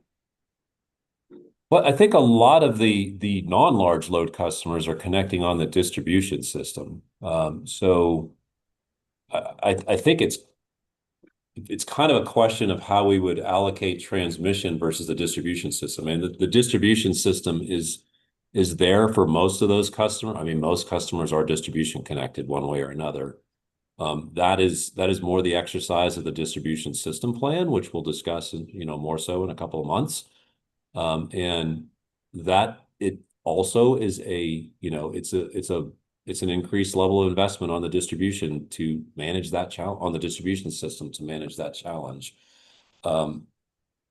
Here, it's sort of like who do you serve first and how do you serve them first? This is building out transmission, which is going to focus on generation. As far as the interconnection of transmission to load, I might want to defer that to Mr. Bailey a little bit more so, as he works directly with that question a bit more. They have some degree of geographic flexibility to go where transmission is, I believe. I'm getting pretty close to over my skis on data center dynamics, given they need to communicate the data as well. That has locational aspects to it. But they have some ability to manage themselves, I believe, in that way. Okay. I think maybe where the question may be going, I don't believe that we're going to be shorting customers seeking to pursue the policy objectives for the sake of serving the large loads that are probably a little bit more on the outskirts of the system and probably more transmission connected versus the distribution system where most of the customers are. Numerically, it's the predominant, overwhelmingly most of the customers are. Okay. I just have a few more questions for you. Okay. This is related to bidding, especially company bids as it relates to potential changes to the IRA. So in the past, and to a much more accelerated degree after the passage of the Tax Cuts and Jobs Act, public service was not able to fully monetize all of its tax credits in the year generated by utility-owned renewable projects, since the company didn't have remaining tax liability and carried those forward as deferred tax assets, often earning WACC on those assets. Are you familiar with the general concept? Yeah, the deferred tax assets. Uh-huh. More familiar than I'd like to be, yes. Okay. So the Inflation Reduction Act, or IRA, allowed transferability of those credits. Yes. So while there are some kind of legacy DTAs, the issue certainly didn't continue to grow. Right. In that time frame. Yep. So you're likely familiar that there could be changes to the Inflation Reduction Act, currently approved by some portions of Congress. So it seems to me if the transferability provision of the IRA goes away, especially with respect to renewable projects, we would be back into the territory of generating DTAs for company-owned renewable assets. Does that sound fair?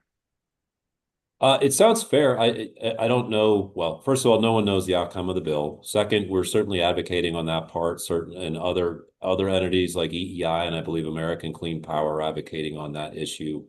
I think that the bill, which does have some likelihood of reducing either the timeline or the value of some of those credits, I believe that the problem that they're seeking to solve is really reducing federal outlays or managing deficits and debts. And I don't see how that objective is squarely addressed by taking away the transferability, because the transferability is more about who can own these resources with competitive bidding rather than how much of the resources and therefore how much of the tax credit expenditures occur. So I have reason to believe that that may be managed in that bill, but I will posit, I'd certainly accept I don't know the outcome. So how we manage that in the bids, I think we'll have to see what the bill does. And I have thought through the timing on that a bit. And, with a potential early 2026 RFP, we will have to look at how we bid those projects, the company's projects into that RFP, which will, have a 90-day window to bid that. So we'll have to, we'll have to understand the tax law at the time. We're certainly actively monitoring the attractiveness of our bids, or really the correct financial structure and what we can therefore responsibly bid at, and look, into that RFP cycle. Okay. Yeah, and I think you and I both don't know what sort of certainty we'll have between now and then, but in terms of creating kind of fairness in the bid process, as well as understanding the actual cost to ratepayers, Yeah. which I think we're probably in agreement that DTAs then cost something to ratepayers to move forward. Yep. I'm just trying to figure out how we figure out in phase 2 how those bids reflect, if it is still an open question, the potential for DTAs and not, so that we can understand the actual potential cost. Yeah, it's a fair question. I mean, if we're moving through the first quarter of 2026 and that's still an open question, that means the bill is still an open question. And I think there's a lot of uncertainties that could embed themselves into that phase 2 process if that's the case. Okay. We frankly may have to relook at some of this at that point. If we really don't know what the tax credits are going to be, I don't know how the IPPs could bid either. And so you're asking a good question about the company bids, but I'd posit in that scenario, unless I'm seeing it differently, there are uncertainties, multitude of uncertainties across IPP bids as well as company bids, and that's okay. I think the crux is, if the transferability provision goes away or has the likelihood of going away, can we get the company to commit to that transparency in the bids of showing what the impact of the DTA issue recurring would be in the bid price? If it goes away and we have a final bill, I think it would have to be incorporated into our bids. I'm not sure if we're saying something different. No, I think we're on the same page. Okay. Truly, ask Mr. Tom Jonovich about this. He'll have a lot of direct responsibility for how our bids are structured. Okay. The updated settlement agreement specifically states, with regard to payments to communities, that the company commits to make payments to Pueblo County annually from 2031 through 2040, in the amount of the projected lost property tax revenue for those years, unless it's offset by basically new property tax revenues from generation or transmission, cited within that same area, right? Yes. I just wanted to understand where we are at on this. So I don't know if you have any understanding out of the 2021 ERP CEP projects, that may have been developed in Pueblo County, Morgan County, Routt County, to what degree we have any existing offsets in any communities at this point. No projects in Routt County to my knowledge coming from that RFP. Morgan County, I believe there's a bid replacement process that's afoot right now, and I can't remember if we filed it, and that may affect Morgan County's sort of tax repayment, if you will, or sort of offsetting tax profile. And there should be some that are eligible in Pueblo, but I don't have numbers. I think it's an interesting question.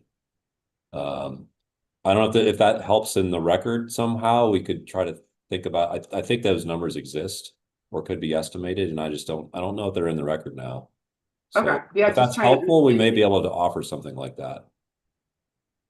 I think it could be helpful. I don't know if it's crucial, but I just wanted to understand how the mechanism is working. It's a good question.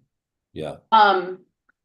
Back on Tuesday, you had some discussions with the EJC Council regarding the bid adders, or JTS bid adders, meant to promote resources in just transition communities. In that discussion, there were some questions about if these adders, which I understand are intended to backfill jobs and tax revenue with replacement resources, could also have the outcome of a preference for putting fossil burning resources located in these areas that have already been disproportionately impacted by pollution and environmental harms. So do you understand where I've gone so far? Yeah, I think so. Yep. Okay. Yep. That there could be another side of that coin where you are now potentially adding more pollution if the new resources are fossil resources in already impacted communities. So help me understand how the company views this, especially given the commission's charge to consider equity in all our work and consider how we can minimize impacts and prioritize benefits, especially in DI communities and historically that have faced historical inequities, which I think these areas would qualify on. Well, it feels like one of these situations where there's no perfect answer. There are more trade-offs. What we proposed in the tax was that these credits would be technology neutral, except to the extent that they are differentiated across energy resources versus capacity resources. There's a differentiation there, but we didn't put a technology preference or non-preference in there. I think that's in your realm of judgment. If you feel like that needs to be adjusted, acknowledge that could bring emissions to those areas. I still kind of stand by my perspective that the emissions are likely to be very, very much less if it's in a coal replacement area and you have a new gas resource that's running at a 5% CF. So yes, are there going to be emissions there compared to not having emissions there? True. To the relative magnitudes matter, I think they should be accounted for in the relative magnitudes. And can potentially a fossil resource bring jobs and tax base? Yes, it can. So again, like that's why I feel like it's trade-offs or dilemmas in some ways, especially with the taxing structure of the state of Colorado. Renewable projects are taxed at a much lower rate, and it's been sort of a challenging thing for us to realize as we wanted to structure renewable projects into these communities. They're taxed at a very low rate, and it just doesn't replace the tax base as readily as something that doesn't have that reduced tax rate. So you have a lot of dilemmas and trade-offs in this, and it's a hard question to think about. We proposed the tax credits and for this discussion. If the commission feels like it wants to adjust those, I think that's in your purview. I think you said tax credits, but I'm sorry. The modeling Yeah. credits, if I misspoke. Yes, the modeling credits that we're using to influence the outcomes in the model. Okay.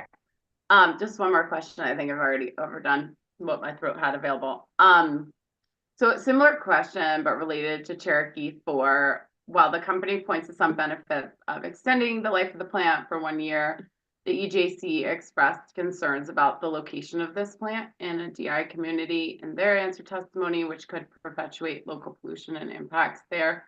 So I didn't see the company having a response to this in rebuttal. So I just wanted to give you an opportunity now to address that same sort of trade-off that we were discussing. Yeah, I don't know if I'd say anything terribly surprising to you. Cherokee's been in operation since the 60s as a coal plant for a long time, and then Clean Air, Clean Jobs phased out all the coal resources there. Cherokee 4 switched to natural gas.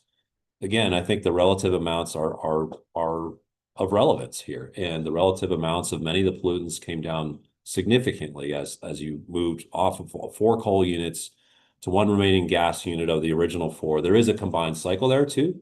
So there's Cherokee 5, 6, and 7 is the combined cycle. Cherokee 4, we're proposing to extend that for 1 year. Really critically, like I'll go back to our often stated resource adequacy concerns. That is another factor in all this. And it's really in the middle of this wrap. It's occurring as we're phasing out of Hayden 1 and Hayden 2 in 27 and 28. It's occurring, while we're just doing considerable clean energy transition. And we feel that we've been playing from behind on resource adequacy for several years now. And this is we've looked at a lot of the tools that are available for resource adequacy, and there are not a ton of them on the short term. This is one that we can use, and it'll materially help in 2028 on the resource adequacy of the system. So emissions relatively lower, resource adequacy benefit lower compared to history. Certainly acknowledging that additional operation of Cherokee 4, it will have emissions in that area. I'm not running from that. But it has considerable resource adequacy and reliability benefits to the system as well. Okay, thanks, Mr. Riley. Those are my only questions. Appreciate it. Thank you. Thanks, Commissioner Gilman. Let's take a 10-minute break till 11:20, and we'll come back with Commissioner Plant.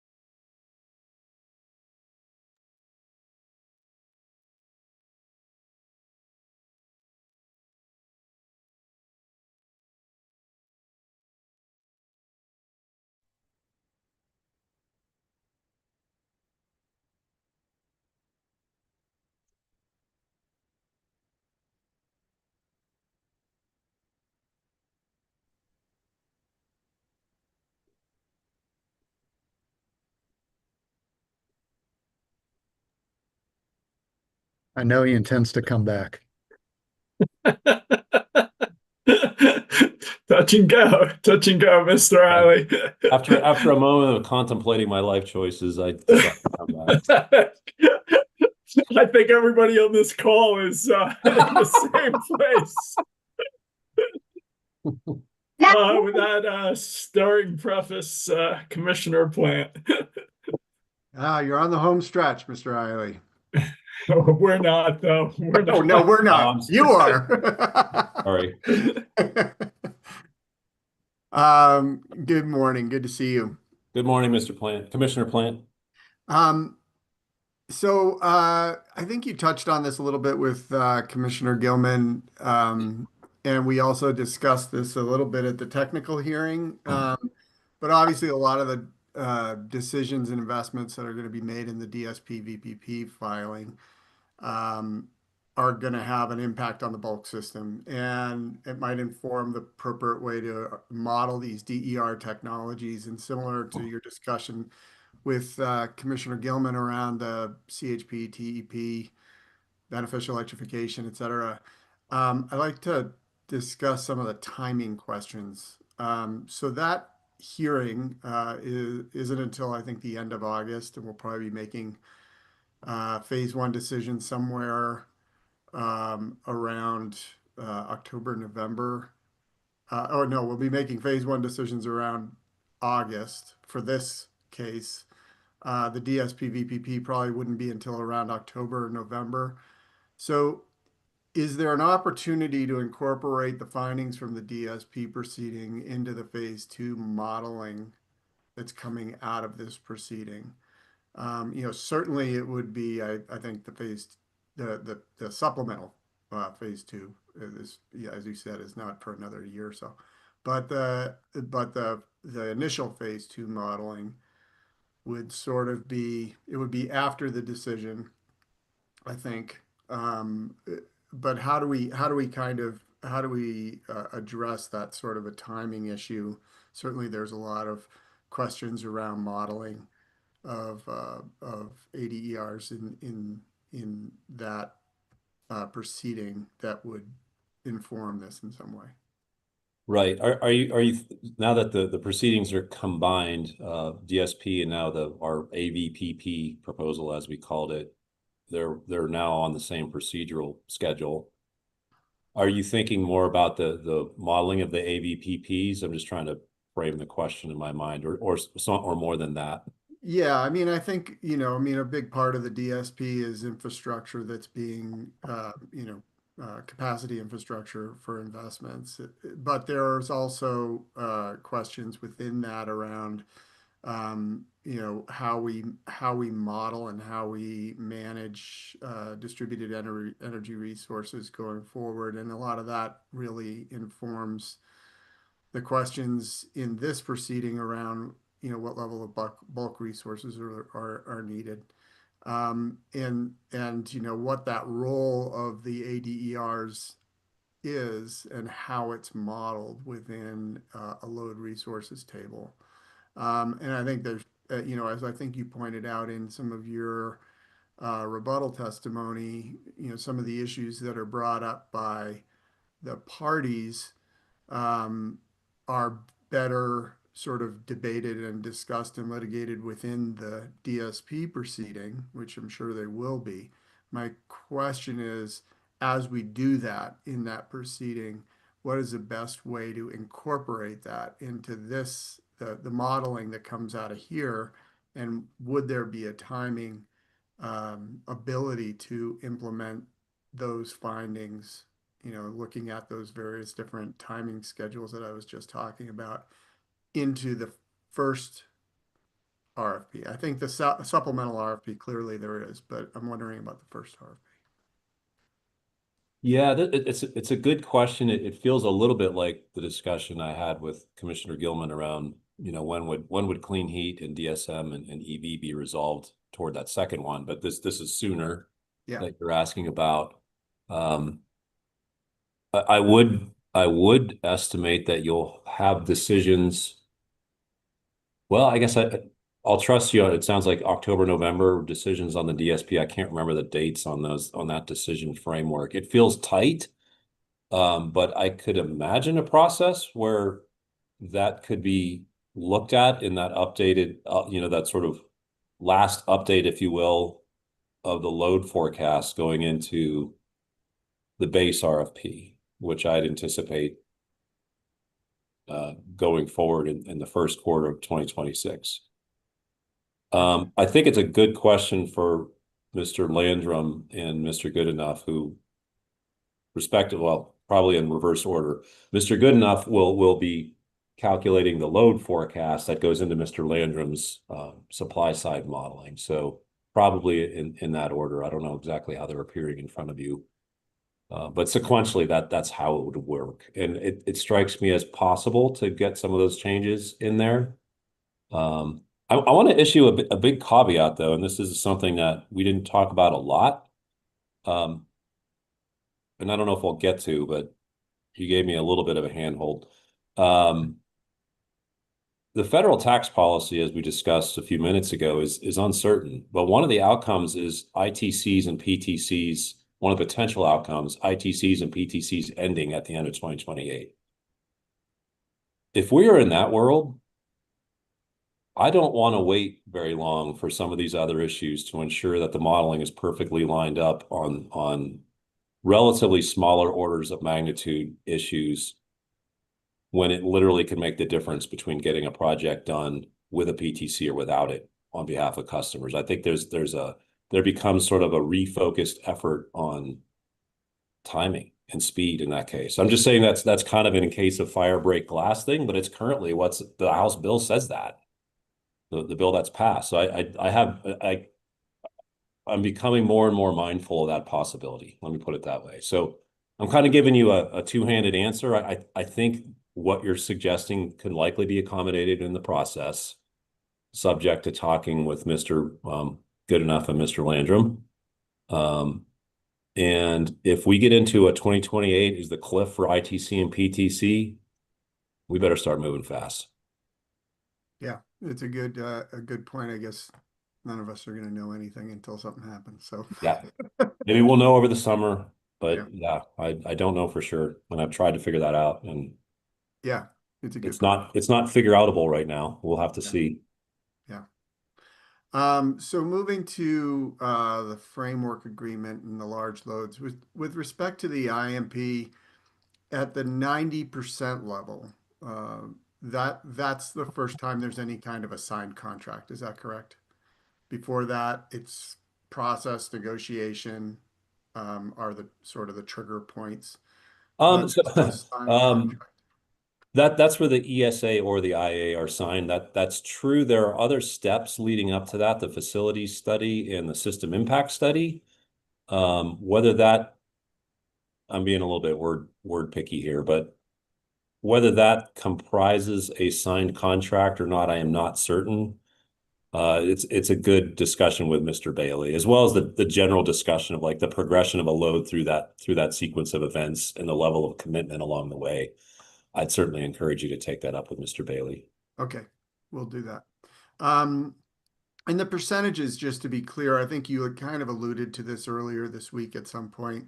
It's hazy to me about with which discussion. Yeah. are more kind of, they're more like steps, and that certain steps are triggers. So for example, if a customer has purchased land and has started negotiations on the ESAIA, that would be 80%. But if they hadn't purchased land and they were in negotiations on the ESAIA, that would still be 80%, right? It's not, yes. It's kind of a trigger point. Yes. So you indicated that you're not pursuing EDR rates for the data center customers, but you are going to propose a data center tariff for those customers early in 2026. Is that correct? Yes. So that would sort of take the place of something like an EDR tariff. It would be a data center specific tariff. I think for those customers, it functionally takes the place of that. I mean, really, it would update what is currently our TG tariff, or what's transmission general customer tariff. it could create sort of a super TG type tariff for large data center loads. Okay. Yeah. And is there any differentiation, within the category of data centers that considers controllability of load? So, for example, and I don't know that you have any of these proposals in front of you, but a crypto mining data center would have a different load management characteristic as compared to an AI data center. Is there any differentiation in the process um, to that capability or those characteristics? I don't know that. Mr. Bailey would probably be the better person for that. We certainly talk a lot more about data centers than crypto in my anecdotal conversations here, but I would ask Mr. Bailey. Okay. Um, and just to be clear, a lot of times when people are talking about a data center, they're sometimes referring to a crypto data center. It's not. That's fair. Different types of data processing, I suppose. Yeah.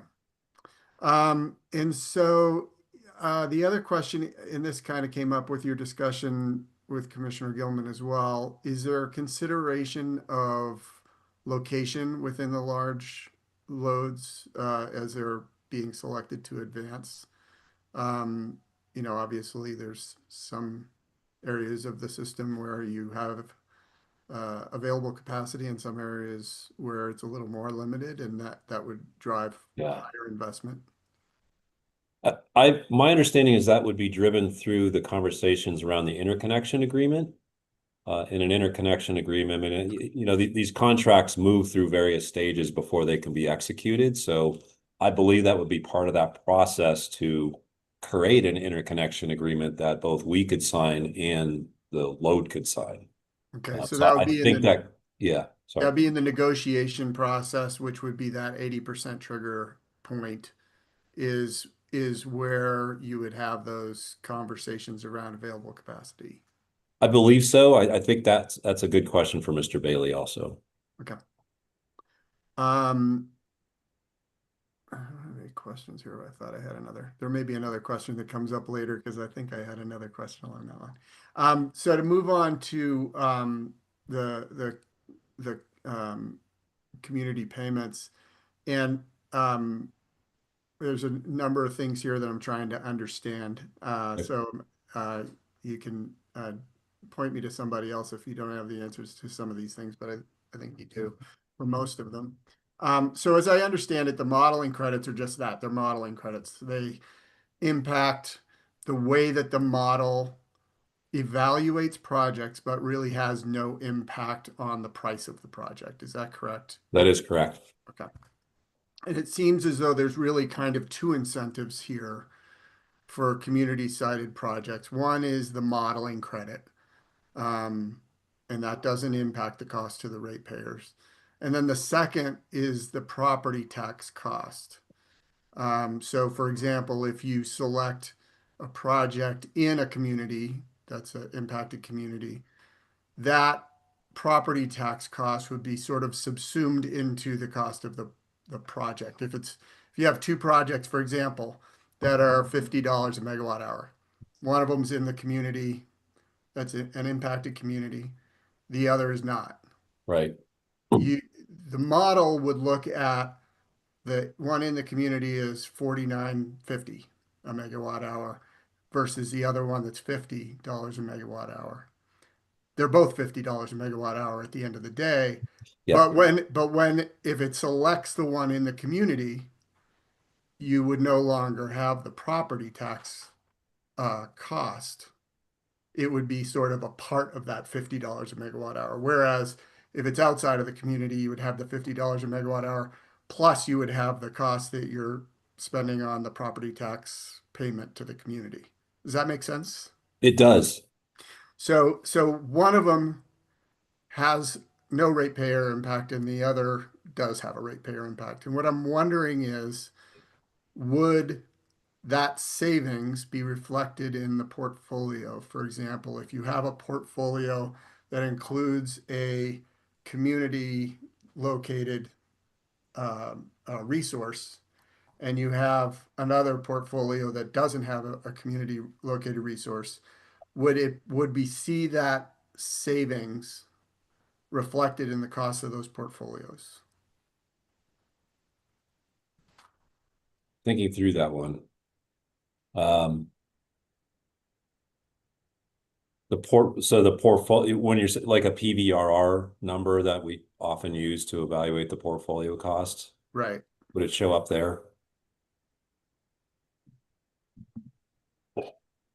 I think it depends on whether we have structured in that adjustment to the PVRR, because I agree with you that it has a customer impact. And if it's in the community, there's a customer savings because we've committed to pay those property taxes, irrespective of whether there's an offsetting project in that community.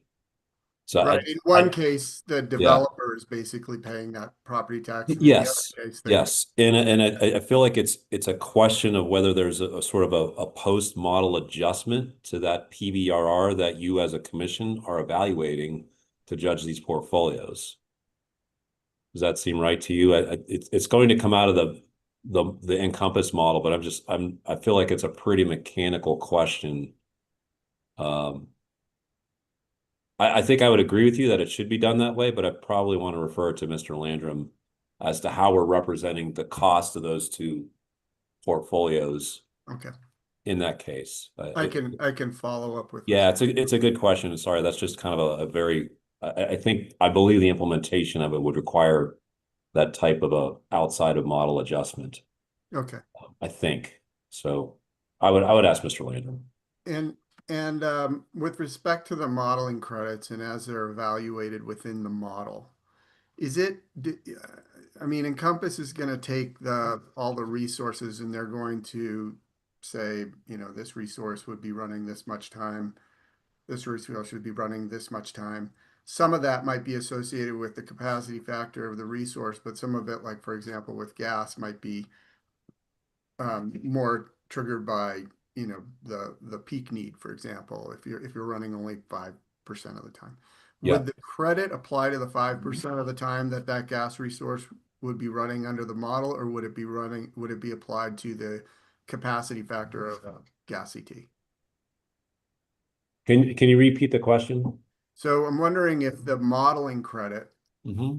is basically applied after the Encompass model evaluates how often the resource would be running. In the case of a peak gas CT resource, for example, Yeah. would that gas CT be the modeling credit apply to the 5% of the time that it's running? So it would be much fewer megawatt hours that would be applied to that bid, or would it be applied to the total capacity factor of the? Yeah. Okay. Yeah. So there's a nuance to how the credit is structured that I think answers the question. The credit is structured either as a dollar per megawatt hour adder, which I think was the construct you're thinking about with the question. Right. The credit is also structured as a dollars per kW month adder, and that's applicable to capacity dominant type resources, which is a gas resource, which was the hypothetical in your question.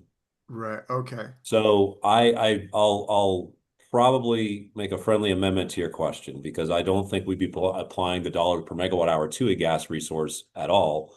I think we'd be applying a dollar per kW month credit to the gas resource, which is a credit that is independent of the actual operation of the plant. It is applied to the existence of that capacity and the availability of that capacity of that plant. Okay, gotcha. And at what point would the offset be applied? Would it be after so this is looking at the property tax offset. Would it be applied after the in-service date of the facility if it's in a community? Or would it be applied at the point that, you know, the resource is approved? It may take a while to obviously develop a resource, get it up in service. is it when the property taxes start to be collected? And would that also be, in arrears as property taxes are?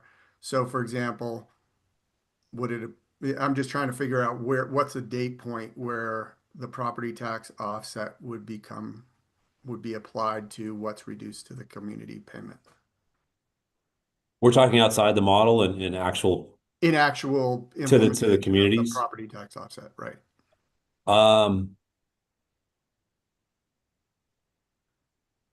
So the way, so let me start with this. The way that we structured the community assistance payments is that they would begin after the unit has gone offline. If we didn't have that there, the commitment and the updated settlement agreement, when the unit goes offline, I believe those payments cease. There may be some tail version of that as there's some property value there, but that payment, that community assistance payment was designed to come in following that. So such that there's continuity there, Right. such that the unit, such that we're paying what the unit would have paid had it continued to generate through X years. And I think you're asking if we have a replacement resource, when would that start to contribute taxes to the local community? When would it just be, you would be making payments to the community until the new facility is making payments to the community, and at that Yeah, point, if there's a gap there, like let me try to make a tangible example. So Hayden 1 retires in 2028. Now I'm going to start to make a community assistance payment in 2029. Let's say I don't have a resource coming in there until 2030 that could offset that. I think I'm making the community assistance payment in 2029, and then my new resource comes online in 2030 and starts to make that payment offset the payment into the community. So recognizing that property taxes are, paid in arrears, would the payment, the community assistance payment continue through 2030, even though the unit is operating, because it's basically going to take and pay taxes the following year? I'd certainly think we would commit to do that. So it's like a continuity, Yeah, basically. no, I hear you. Yeah, and I don't know if we've specified that detail, if that level of detail exists in the updated settlement agreement. I would commit that we'd be committed to the continuity that's appropriate, recognizing sort of that in arrears characteristic. I think it's a good flag for some assurance for the community. So I thank you for that. Okay. And some of this is probably in the framework, and I haven't quite wrapped my arms around it. But just to get a good sense in terms of the RFPs and the IMP, you do that first RFP, you have projects that are selected, and then there's a pool of projects that go into the IMP, right? Yes. And then there is a second RFP. Yes. Now, in the second RFP, would the projects that are in the INP, would they automatically, or is there some mechanism for them to resubmit, or would they stay in an INP and they, it'd basically be a whole nother process for the developers to submit their projects? I mean, you've already evaluated the projects. You have their applications. Is there some way that could be streamlined for developers to understand if they are still interested in submitting for an RFP, or is that contemplated within the framework at all? It is contemplated as we developed, the framework in consultation with CIEA, who's, got some, very close scrutiny on these commercial scenarios. Let me try this. So we did the first RFP. We have projects residing in the INP who weren't selected and weren't moving forward in the approved portfolio from the first RFP. Those projects would have a right to bid into the second RFP. Well, the first thing that happens is in the INP, they have their bid.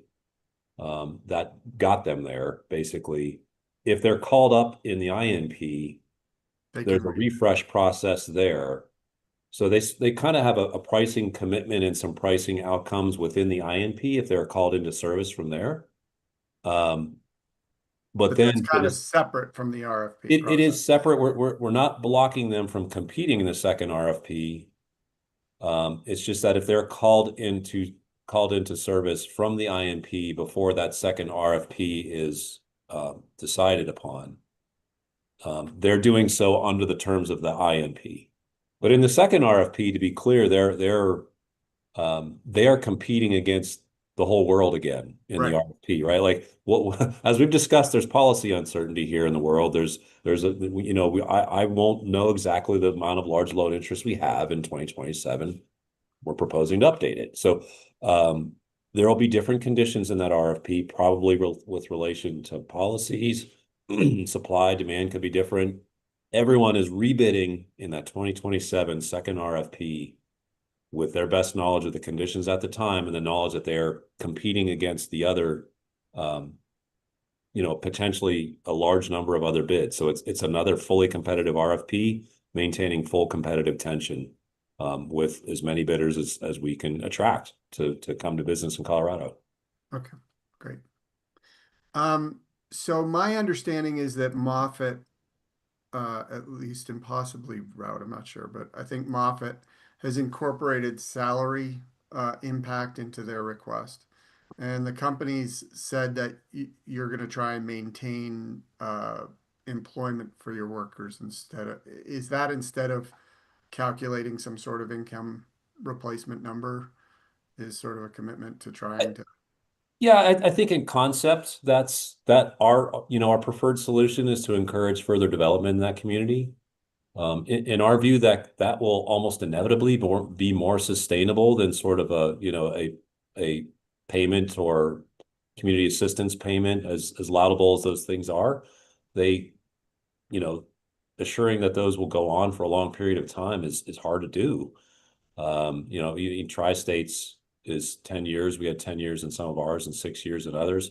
If you have a new resource there, that's probably a 20-year stream of payments and employment. So all that to say, we prefer to redevelop, infrastructure or projects there that'll generate employment and tax base for a longer period of time.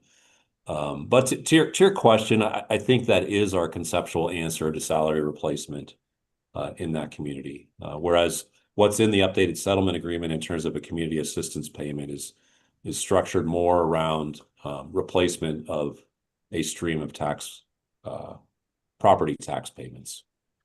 And what do you consider on the company's behalf sort of a good faith effort to keep employees? I know we heard at public meetings in Hayden, there was a concern that, if they're offered jobs that are nowhere near their community, it's not really an offer of continued employment. It's more just a sort of pro forma offer, but not really a good faith offer of, continuing employment. How does the company see that?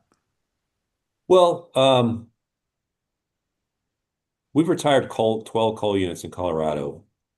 We've had 0 layoffs.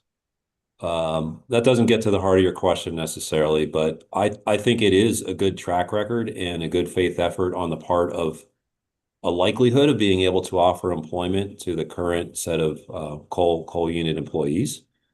That is not a guarantee that it'll be in the same exact geographic area. But I think there's a good chance that there's a good faith effort that those employees and those families can continue employment with Xcel Energy if they choose to. We haven't made explicit geographic offers, I suppose. We are actively trying to encourage that. We've had a couple of bid concepts. None of those have worked yet, but we're continuing to work on those. Mr. Tom Janovich may be able to address more of what we're looking at in Hayden in particular. So we didn't have a hard commitment to a location-based guarantee of work. I'll acknowledge that. We have a good track record on maintaining employment for our coworkers and a sincere effort to try to redevelop in those areas. using the infrastructure we have, hopefully the workforce that's there, these modeling incentives. And modeling incentives, which you correctly identified, kind of have two drivers. One is the avoided tax value, property tax payment value, and the other is the actual modeling credit. So our answer is to try to redevelop there, and you know, we're hopeful that that will be able to replace a lot of the community absence. Is there, in the event that there isn't an opportunity for some or all of the workers, is there some sort of a backstop, kind of like you're thinking about with respect to the property tax replacement, that would be a proxy for that? Is it a component of the property tax? For example, um, you know, property taxes generally are going to either taxing districts or the county, right? We Right. heard about in Hayden, it's going to, you know, a school district, also to the county and to the various different services that the county addresses. But, you know, specifically the city of Hayden or the town of Hayden, you know, is not a direct recipient of that property tax revenue in the way that they receive other taxes from you know, that's more tied to income and spending. So I'm wondering, is there a way in which that impact could be mitigated either through that cap or in some other way? Um, so let me try and unpack that. So you're saying that the income tax that is, Generally, the income tax impact is what I'm saying is reflected more in sales tax receipts, things that go to a yeah, local government, a local community, as right. opposed to the county. The county gets property taxes. So I'm wondering, is there, you know, obviously there's an impact, you know, to that local community with those Mm-hmm. jobs. And so I'm wondering, is there a mechanism? I think what, you know, certainly what, is being proposed by some of the communities there is this income tax replacement. Um, uh, as an alternative, has the company considered how there may be some other alternative way of replacing or mitigating the impacts of that loss? I may differ a little bit on the premise of the question. I believe some of the property is flowing. In that case, I believe it is flowing back to the city of Hayden, the town of Hayden, in a couple of forms in some of the specific taxing districts there. So I don't think it's just flowing up to Routt County as a general matter necessarily. Now that's probably subject to check on a higher tax expert than myself. No, I think you're right. I mean, if there's a taxing district that has, you know, mills that are associated with their financing, that would go to them. I'm thinking about the Right. town itself. The town itself doesn't receive property tax revenues. It- It receives sales tax The revenues. town itself, as opposed to say a school district. Right.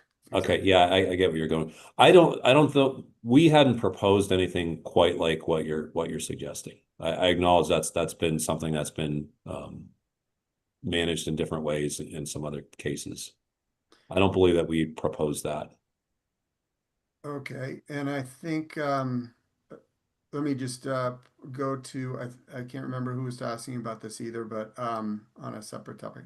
The geothermal that you were asked about in terms of Hayden, and you sort of pointed them towards the clean, I can't remember what the acronym is. One of our many, the carbon-free future development tool. Carbon-free future development. Yes.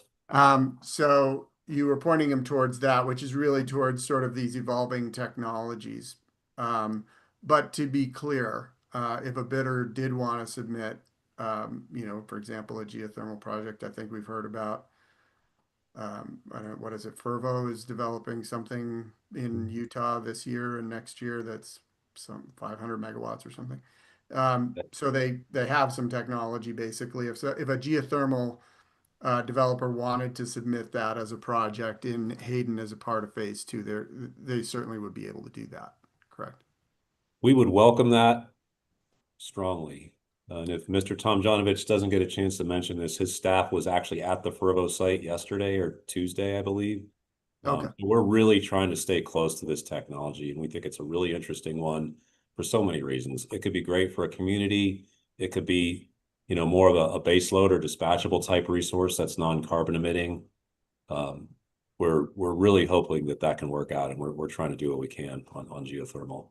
But Okay. yes, if they can bid it within the confines of this resource acquisition period, and frankly, the proposal, the framework that we put together with an extension of the resource acquisition period in the second RFP out to 2033 may open some windows for that sort of thing that frankly, I don't know if we've fully thought through as we kind of quickly evolve this process with stakeholder feedback. I think there's some opportunities there, but we'll welcome it in all forms. Let me say that. Okay, great. Happy to have it in an RFP. So regarding the communities of Craig and Hayden, I think I'd want to revisit something you discussed, I think, briefly with Ms. Camilio. And it was referenced in Commissioner Villard's testimony, which was hearing exhibit 2100. I think it's on page 23. It's figure MV2, if you wanted to pull that up. And in the 2021 ERP, the company represented that as a minority in the Craig Station, it defers to the majority owner, Tri-State, regarding any community assistance requirements regarding Craig 2. And I don't know if we could pull this up on the screen or if you have it in front of you. It was hearing exhibit 2100, it's page 23. And you said MV2? Yeah, figure MV2. It's not an attachment or something, it's just in the testimony. I do recall the conversation, and I think I can recall some of the text, but I'd benefit from having it up here too.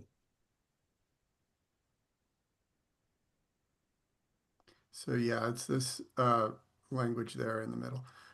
So I'm kind of confused by the language, and I was wondering if you could sort of explain what you mean by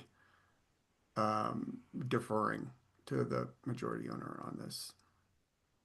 Yeah, I think we're looking for them to lead what the solution is, or seeing what they do with that. I mean, I'll say this, like we proactively, in our work in the CEP, tried to create what we thought was a good faith offer on the other communities. And in both cases, I have other owners in those plants. And I think they certainly deferred to Public Service Company of Colorado to lead on that issue for Comanche 3 and for Hayden 1 and Hayden 2. I didn't see those other companies proposing solutions nor offering to pay community assistance payments. And so we wanted to see what Tri-State was going to do with this issue. As owning 9.7% of 2 units, I think it made sense for them to lead that conversation in those communities. So, I mean, I think we've heard in testimony from the Office of Just Transition and also the actual communities themselves that they prefer the tri-state structure that was developed, and suggest that the tri-state model should be utilized by public service here rather than the public service model. And so that's where I'm kind of, I think the company disagrees with that, but here you say you're kind of deferring to tri-state. So I'm just kind of wondering where the company is coming down on that. Well, I think we still think that what we negotiated under the updated settlement agreement and what was approved is our just transition solution for these communities. I think, I mean, defer, I'll acknowledge defers is sort of a general term because we really didn't know what was going to happen there. It does appear that there's additional larger amounts of funding perhaps in some cases, although our community assistance payments in some cases are rather large. It's $160 million in Comanche, for instance, for representing Comanche 3. There was a different I think we're talking structure. about Craig and the tri-state, the Craig plant where tri-state. Sure. I mean, I think our stance is that we sought and are seeking to address this issue through what we structured in the updated settlement agreement, plus several other instruments in this case to encourage development in those communities. And that's our stance on what we think is a good faith effort to try to assist these communities. I think Ms. Commissioner, I think Commissioner is the appropriate title. Commissioner Redmond had some interesting thoughts about, more site specific infrastructure in that area that I think there's some interesting conversations around, and I offered to make sure that we have those conversations happening with Routt County. Craig, a little different, but I think our solution is what we've proposed in this case. I don't think we've moved from it at this point. Okay, Other than just like a general, expression of collaboration. That's what we're seeking. okay. And as I understand, the company's original position is that there shouldn't be a tax replacement model in Moffett. Is that the underlying reason for not including the modeling credit, as the modeling credit, or, modeling credit is designed to incentivize location, which would then reduce the property tax replacement amount? Is that the basis for not including a modeling credit there? And if so, if the commission were to decide it was appropriate to have some sort of replacement for lost property tax in Moffett, then would it follow that you would support having that modeling credit for the community as well? Kind of a two-part question, I guess. Yeah, do you mind running that by me one more time? Sorry. Yes, I was just wondering, is the position that there shouldn't be tax replacement in Moffett for the Craig plant the underlying reason for not including a modeling credit for location in Moffett? I don't think so. We in the rebuttal, we offered that same sort of tax replacement framework for Craig too, as a consideration for the commission to guide us on, and calculated what that would look like for Craig too. Our thought on the modeling credit is maybe twofold. I think we view those as maybe separate issues. Hopefully that helps with how you're thinking about this, or how you're seeking our position on the modeling credit itself. It's our understanding that Tri-State has made some pretty serious strides on a replacement resource there. So we maybe felt like the issue was at least partially addressed for Craig, whereas we've tried a couple of solutions in Hayden that haven't come to pass yet. And we thought it made sense to maintain that modeling credit where the solution is sort of unsolved, if you will, in terms of a replacement resource. So it's kind of more of a pragmatic take on that modeling credit with respect to Moffett. Also acknowledging a little bit, we're a fairly small owner in Craig. But Are there other owners in Hayden? I mean, you're yes, 75% and 35%. the total there's I struggle with the percentages because there's 2 units and they have 2 different sets of fractions, but there are 2 or 3 other owners. I think Platte River is in that unit, Salt River Project, and Pacific Corp. Do you know if any of those companies are considering any kind of community assistance payments, or? Not to my knowledge. No. In the 2021 ERP in that USA, the parties that were negotiating that decided that 6 years was an appropriate proxy for replacing property taxes from the closed facilities. But I'm curious. I mean, I wonder why you wouldn't just use the actual number of years. I understand that Pueblo is different because it's closing, almost 40 years early. But with respect to these facilities, we're talking about somewhere between 2 and 9 years. What is the reasoning behind not just using the actual number of years? And this is maybe a larger question, you know, of the objective of the community assistance payment. Is it to replace the property tax, or is it to provide some sort of a ramp for the community to make the transition, that's not necessarily directly tied with that early closure that's stopping the payments? How does the company view that? First of all, if you don't mind, I'd like to go back one question and maybe try to help you a little bit. If the commission were to order us to apply the modeling credit in Moffett as well, I don't think we'd oppose that. We had a take on it, but it's kind of a public policy decision. We respect that. Understand. I don't know if we'd be driving a triple R on that issue. But back to your other question, I think the calculation or the sort of the rationale for 10 versus 6 versus 6, 10 years, and I think you said this made sense to us as a longer term in Pueblo, provide a decade of assistance. In Hayden, the 6 years was directly tied to the property tax, projected revenue stream, if you will. We thought it could make sense for it just to be equivalent in Craig 2. Your proposal to sort of match that more specifically, and I'm actually trying to remember, our position is it should be applied to Craig 2. We can talk about why that is if you wish. I'm trying to remember the original Craig 2 retirement date, but if you thought another number was more appropriate, our position is that probably 10 didn't make sense, but another number than 6 might. Yeah, I'm just wondering, and this goes to sort of the larger question. Does the company see these payments as replacement for the property tax lost that's, triggered by an accelerated retirement of the assets prior to their originally scheduled retirement?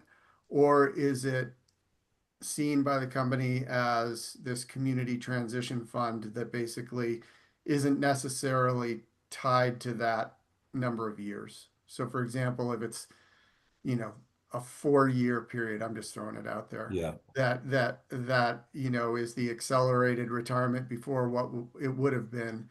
Is the idea of using 6 just because you want to give that transition, that ramp, or is it to replace that 4 years?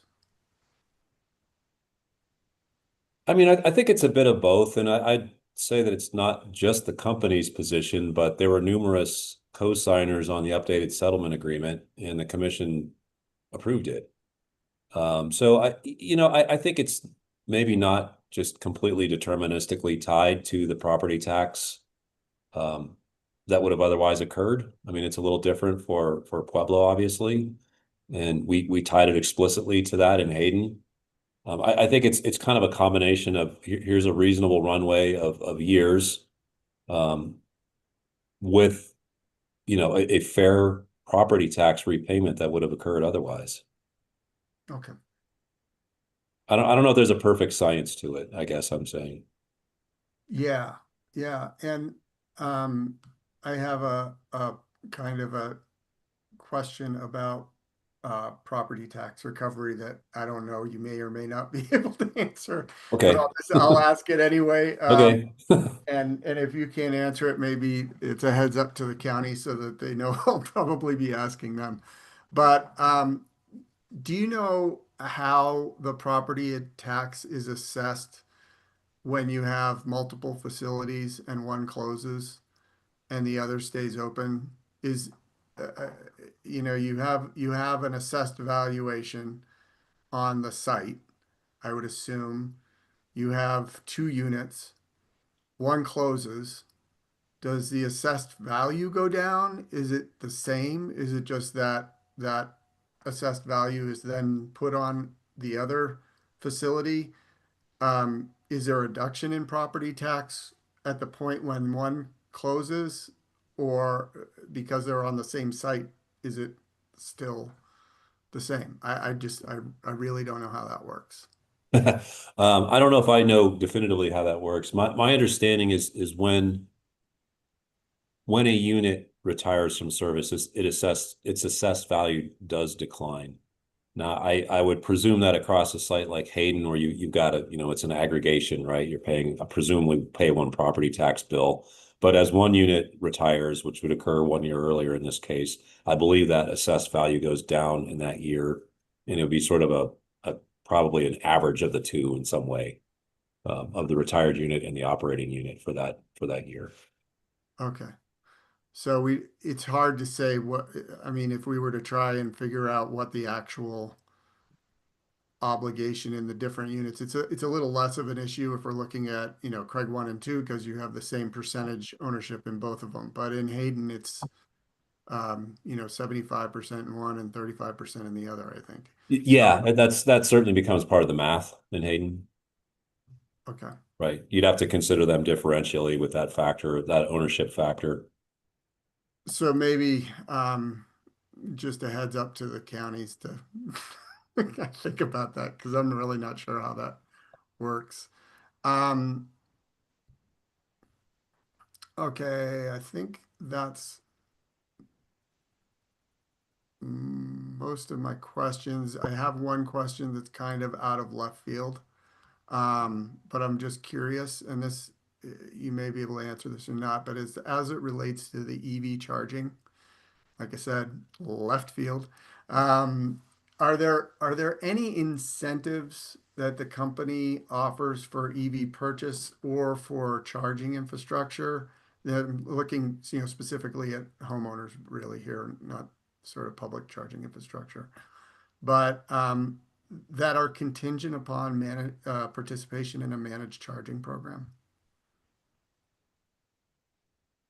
I believe subject to check, the answer is yes to both. So it's the EV, the credit for the EV itself, and as well as the credit for EV charging infrastructure or charger.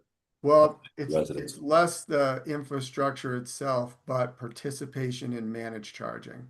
So, for example, you may buy a GM EV, and GM may say, "Hey, for free, you get a charger."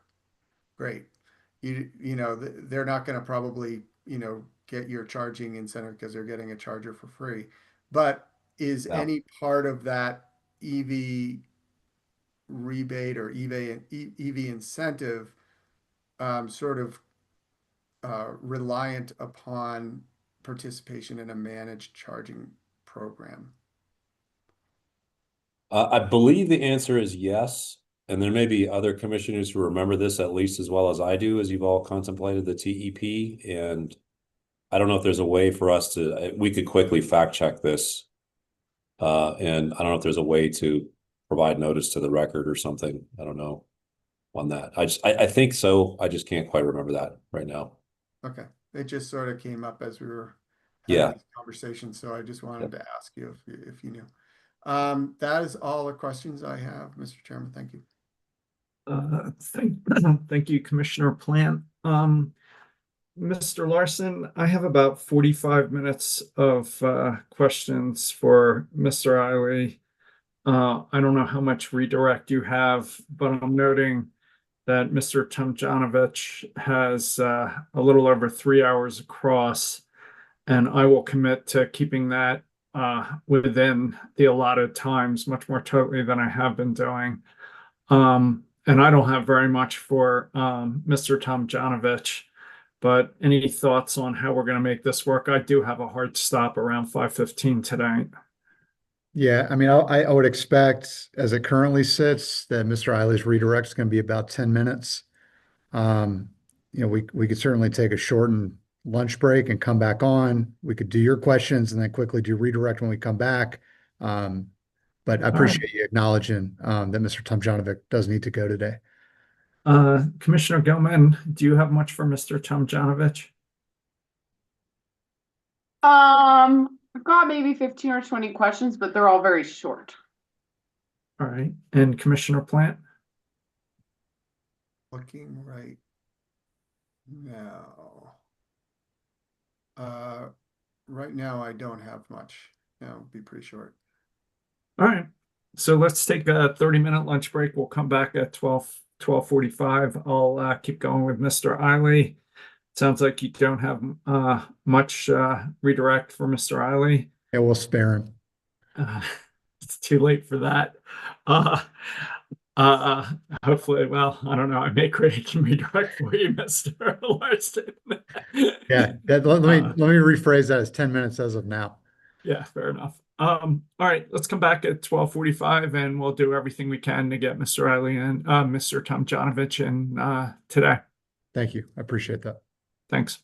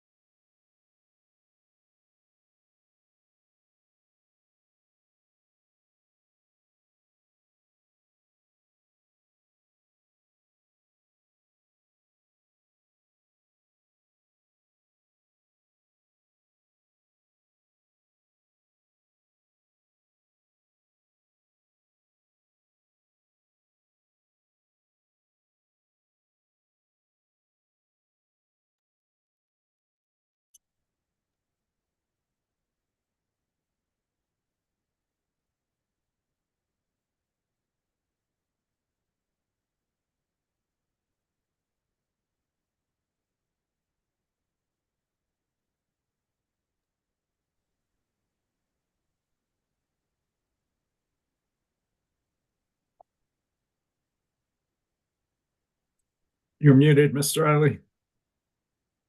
Oh, I did not speak. I am Oh, unmuted. no, Mr. Larson was muted. I was asking somebody for something. All right. Any preliminary matters? Are you guys ready to jump into it? I think we're ready to jump into it. All right. I think I want to start off talking with you about recent resource cost increases. Can we pull up hearing exhibit 101, attachment JWI2? It's volume 2, the technical appendix, revision 2 at page 207. And while they're doing that, these are going to be the generic 2028 cost estimates of 1720 for wind and 2040 for solar. Can we get, there it is. Yeah. Would you agree with that, Mr. Riley? Well, would I agree that this is the attachment and what it says? Yes. Okay. And can we turn to 201? And for a combustion turbine, if you go down maybe 8 or 10 lines, do you see the capital costs, sort of overnight construction costs on a dollar kW basis of 2024 summer MW at 1442? You see that?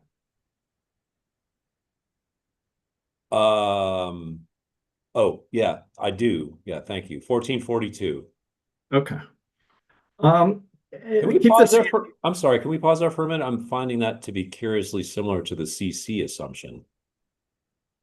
But Yeah. I guess was it's wondering okay, about that. it's per KW. So okay, I sorry, I was just processing. Thank you. Yeah, the CC is a lot bigger. Yes, All that's right. right. Keep this one handy if you would. And if we can pull up hearing exhibit 118, it's attachment JTL-10 at page 5. This is an attachment to Mr. Landrum's testimony that was just filed a few days ago. And I think what this is going to show is that levelized wind costs, go to page 5. Yeah, there. Do you see levelized wind costs are up to 30 now and solar is up to 45? Yes. And I guess subject to later check, I mean, we can walk through the math, but would you accept that wind is up 74% and solar by 84%? And I just took the wind 30, subtracted out the 1720 in the other exhibit and divided by 1720. And let me just try to ensure I know what I'm looking at. So the first set of numbers, was that from our direct case? Correct. And then this is from Mr. Landrum's rebuttal case? Correct. Okay. Correct. And you're simply noting the differences in price and then dividing the percentage, or running the calc for the percentage increase. Exactly. Okay, I agree with you. Yeah, and subject to later check.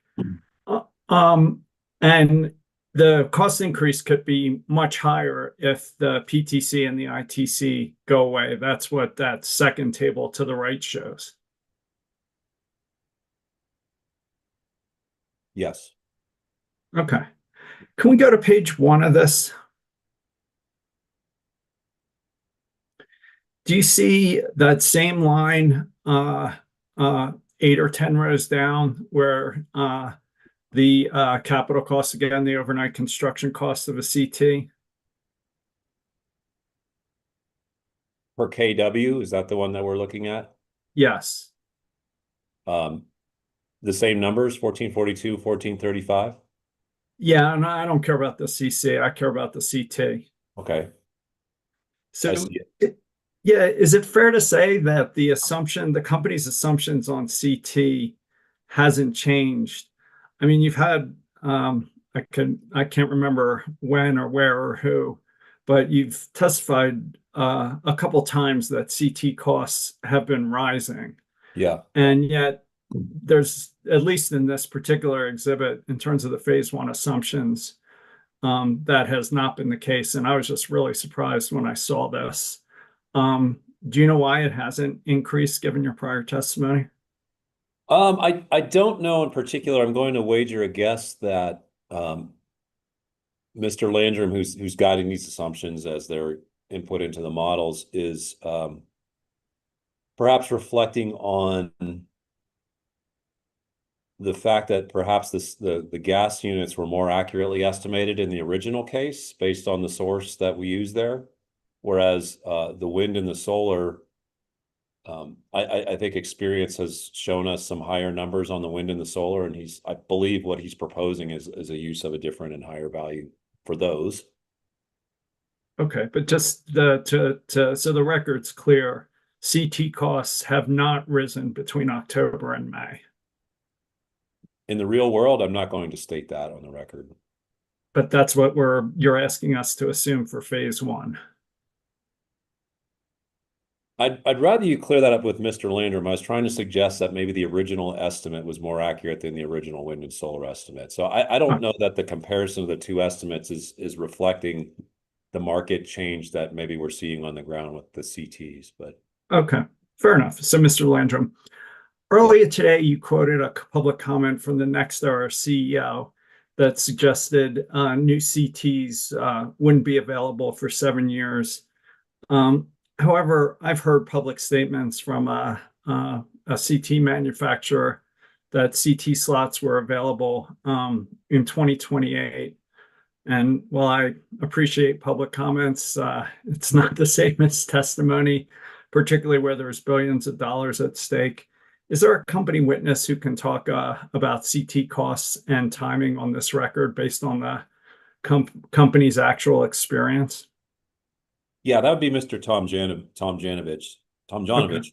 And just, wanted to clarify that I was quoting him as talking about a completed power plant. The NextEra CEO was not referring to the purchase of just the CT equipment, but a power plant. I think his statement, it was not a loose, but a high level CEO type statement concerning, how long it takes to go from beginning to end to have a generating CT power plant. All right, fair enough. But if we could tie down when the slots are available, I think that would be helpful for this record. And I'll ask Mr. Tomjanovich. I hope to give him more notice, but maybe not. Let's talk about capital spending, particularly as between the base case and low case scenarios. And I don't know if you have a separate screen, Mr. Eiley, but if you do, can you pull up hearing attachment 101, hearing exhibit 101 attachment JWI 5? It's your base long-term rate analysis forecast model. And I'm going to try and share my screen. We'll see if this works. I have it, if that helps you. I have it up. Yeah, And okay. I can see it on my screen, yes. Can people see it on their screens? Nope, this isn't the Yes. one I want. I can. Let me try. Now I Okay. cannot. Yeah. All right. Let me share.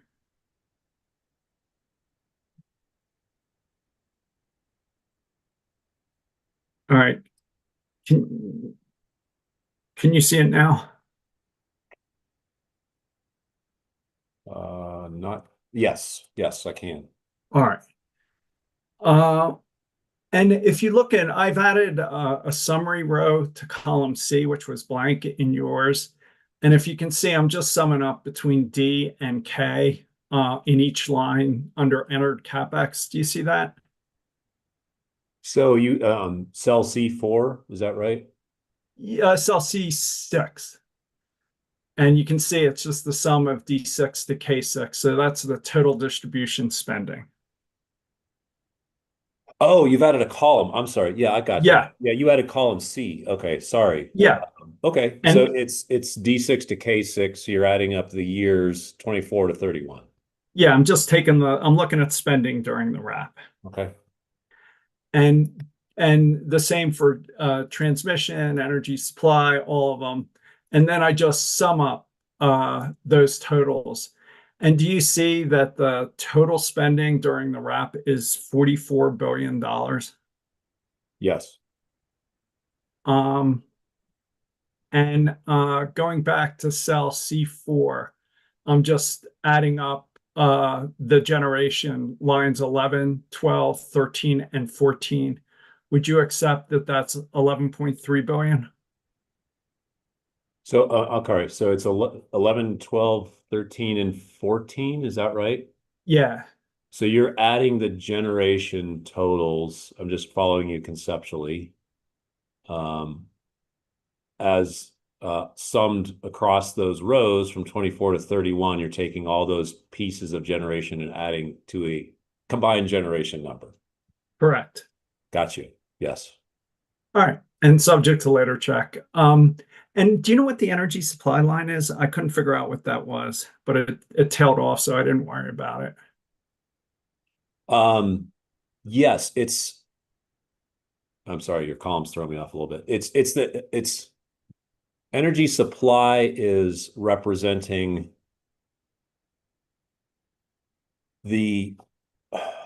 this is capital expenditures that are being made by the company, I believe, under approved plans. So in our parlance here, that's really implementing the clean energy plan that's Okay. approved across that row. And then when you see the other elements, as that tails off in 28 through 32, so that becomes I know it's a little confusing, but I believe that 28 through 32 in row 9 represents sort of ongoing capital investments in the existing fleet.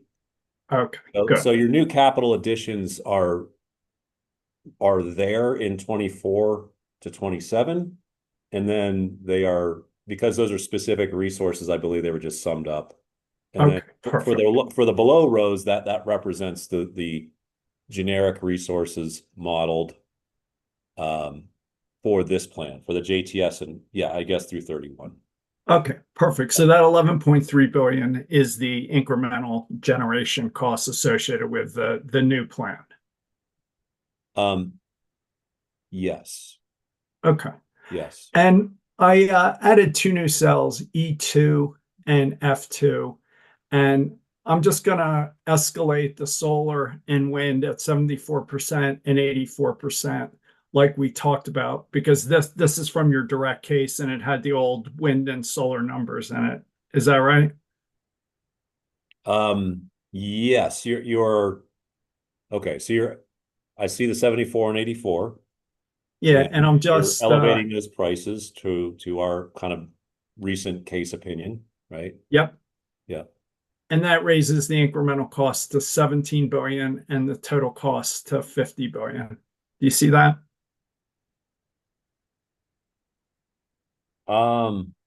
Oh,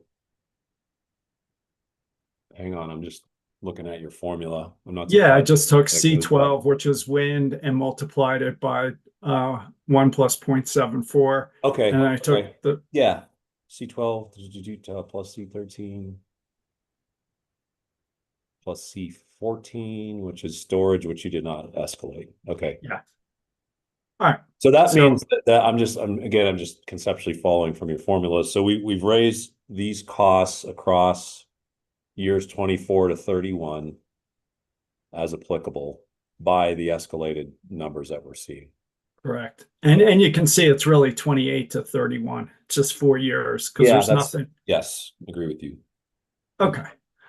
Uh I just say these are stunning numbers. uh I undid that. Oh, And let's see. And so in cell D21, and you can look at yours, beginning rate base is 12.588 billion. Do you see that? yes. And earnings are just under 700 million, 699. On line 32, Oh, there we go. D32. There we go. Yeah, yeah. Thank you. Okay. Yes. And K29 shows ending rate base of 44 billion, right? Yes. And company earnings on line 32 of over 2 billion. You see that? So rate base and earnings are tripling by 2031. Is that fair? Well, there's a caveat here, and I truly wish I had my model developer in a technical conference, because I believe there's an assumption made about the level of utility ownership of the generation here. We all know it's not 100%. And what I'm not sure of is if the modeling is assuming 100%, putting that into rate base and therefore calculating the equity return off of that growing rate base. So Okay. I think there's a variable there, but I don't know if that, which I think could be significant. Okay. Fair enough. Fair enough. On line 64, you show cost per kilowatt hour. Do you see that? Yes. And is it fair to say that that cost per kilowatt hour is an average that doesn't reflect differences between existing customers and new one, nor does it show the impact on residential customers, which could be disproportionate? So, for example, a large new data center might get a rate of 8 cents a kilowatt hour, while residential rates could be well over 20 cents a kilowatt hour within this average. Is that possible? I will say that a larger load will have a lower rate. A residential customer will have a higher rate. It depends on what inputs. I don't know if I'm going with you to 20 cents yet. Fair enough. Well, let me ask you this. Is there anything on this record showing the impact of all this $44 billion capital spending on residential rates? So I'm trying to refresh. So the 44 is the original 24 to 31 based estimate, right? Without the recent escalation pieces in it. Correct. In the JTS, I don't know that there is. We have the residential rates estimated in the DSP. All right. But there's nothing on this record. I don't think so on residential. All right. And let's go back up to the top. You see transmission spending is 13 billion. Yes. And distribution is 11.9. Is that right? Yes. So basically putting the 11 billion together with the 13 billion, it seems like there's 25 billion in new G&T capital spending that you're proposing in this case, and the current 12 billion and current rate base is 12 billion. Is that right? Can you repeat the question? I'm sorry. Yeah. So I guess just really simply, we're spending $25 billion and current rate base is $12 billion. Is that right? The 25 comes. Yeah, putting aside the distribution, just generation and transmission. Oh, I see. Well, on the transmission, we're not asking for approval of that here. And you're probably going to say, well, it implies that, and that's fair. The capital expenditure here is really May Valley Longhorn. Other transmission expenditures are made or planned through other routes, but the 30 and the 31 in particular, you get out that far, it's more speculative for sure. But once we approve the generation, we're going to have to build whatever transmission we need to support it.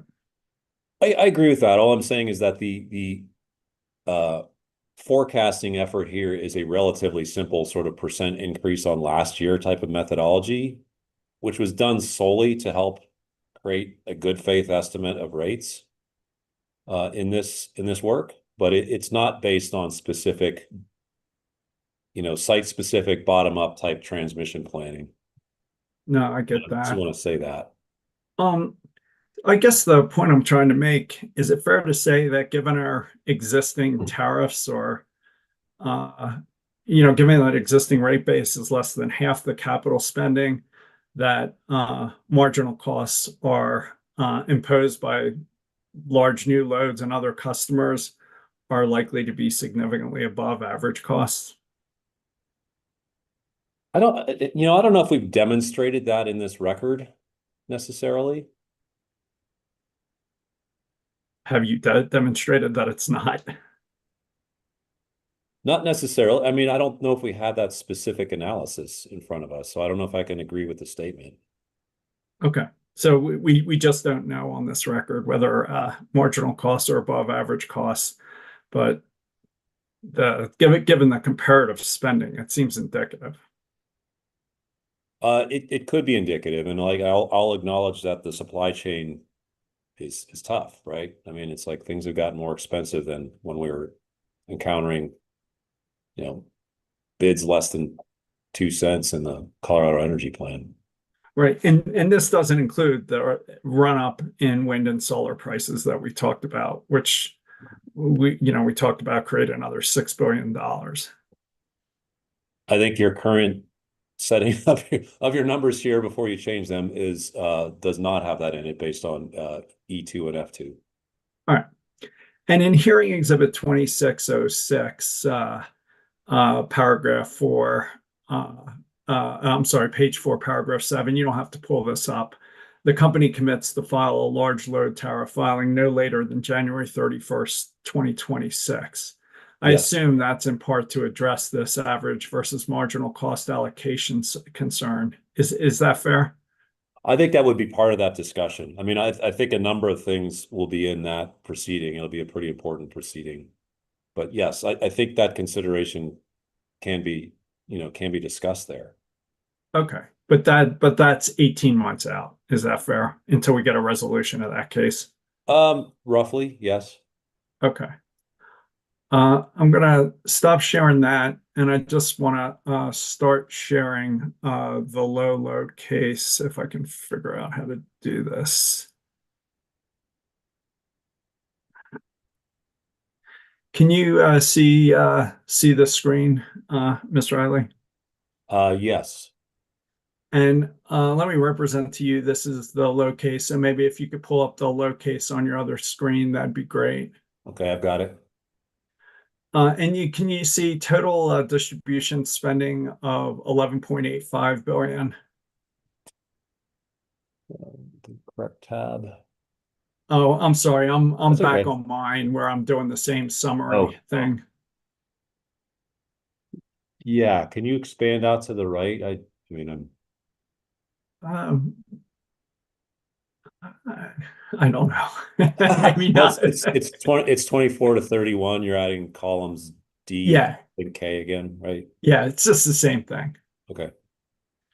And you can see that distribution spending goes, the generation spending does exactly what one might expect if you reduce peak demand growth by 2,000 megawatts.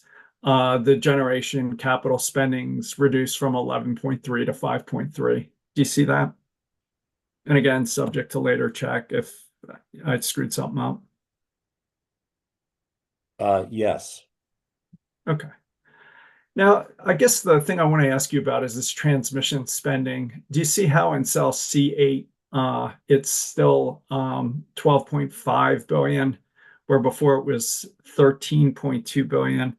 And I guess this really goes to your point you were making before that this is not based on a full transmission study. But when you expect, Neither one is, sir. yeah, I agree. I Yeah. understand. Okay. But so you would expect this to go down more if we did full transmission studies, wouldn't you? I don't know the answer to that because we haven't done those. All I was trying to say is that this is a pretty extrapolation-based exercise once you get out even a few years. No, I understand, but you're asking us to approve the whatever it is, $30 billion now, basically. I mean, I think that's sort of the point. That's right, that it's a loose extrapolation exercise, but we're at the same time we're being asked to approve, $25 billion of new generation and transmission with only a very limited opportunity to look at it in the future. So that's a concern. Any comments on that? I agree. I don't have the data to show marginal costs are above average costs. I don't have the data to show what transmission's doing, but it's not on this record, and you're asking for a massive increase in capital spending. So, any comments on that? We're asking for the generation to serve the load. that we anticipate needing, and in our opinion, we have an obligation to serve. And some of that load is driven by what I would call a scope increase that's been put to the utility industry. We're asked to step into the transportation sector. We're asked to electrify and step into the gas sector. We are asked to completely transform the generation fleet from a carbon emitting one to a non-carbon emitting one at the same time. If we were a contractor and we were under a contract, I'd say I have a scope increase that's significant. And then things have become expensive. I share your concern about the capital spending. I do, and the customer potential impact on this. I think we've tried to demonstrate over and over that having increased sales is going to help with that impact, and not the reverse. It sounds like that maybe that's harder for you to accept under the current record. Okay, I'll think about that, but. Okay. I get the pain, but like what is it you don't want us to do? Not serve customers, not reduce emissions, not we'll meet get- just transit. Like there's a million policy objectives we're also being asked to change. Like we got a scope change on our contract, sir. All right. We'll get there in a few minutes. A couple more questions before we do. Mr. Landrum in his direct testimony proposes a transmission adder of $237 a kW and an offsetting credit depending on where new generation resources are located to potentially help avoid the need for new transmission. Is that correct? Yes. And as I understand it, the goal is to encourage generation with the Denver metro area transmission constrained region through a transmission credit and appropriately allocate transmission costs through an adder to projects that locate outside the Denver metro area. Is that fair, or would you say that different? I think that's fair. All right. Likewise, to reflect actual avoided transmission costs, should we be looking at a similar cost adder to what you're proposing for transmission for future customers that place new load in the Denver metro area and cause the need for new transmission to serve it? Said another way, should these customers be paying for the new system transmission that their load requires over and above the dedicated facilities? I think two things. I mean, they tend to pay for their specific interconnection costs, sometimes even including dedicated transmission and substations. So I think that addresses part of it. Then in the tariff that they would use is called the transmission general tariff. That means they're transmission connected. That means that there is a cost allocation based on transmission to customers that enter the system under that tariff. And then we will rediscuss that tariff in that proceeding that we propose to initiate. But that tariff is based on average embedded costs, and the incremental costs associated with meeting this load is likely to be enormously higher, as we discussed. So it seems like if marginal transmission costs are above average costs, it's going to be a significant, cost shift from existing customers to the new ones. I don't know that number one, the tariff is based exclusively on average embedded costs. Maybe that's true. I don't know that for a fact. What do you think it's based on? I just don't know. I haven't looked at that tariff and the cost allocation based on that. Okay. And again, we would look at that issue. I mean, it's a large load tariff that we're considering in a few months. Understanding there's a time piece to trying to resolve that. All right. Should we be offering credits to large new loads that are located outside the Denver metro T&D constrained area, like the company is proposing to do for generation in the metro area? Just the flip side. You want generation in the metro area and you want load outside the metro area. So should we offer credits to load that locates outside the metro area? The credits are,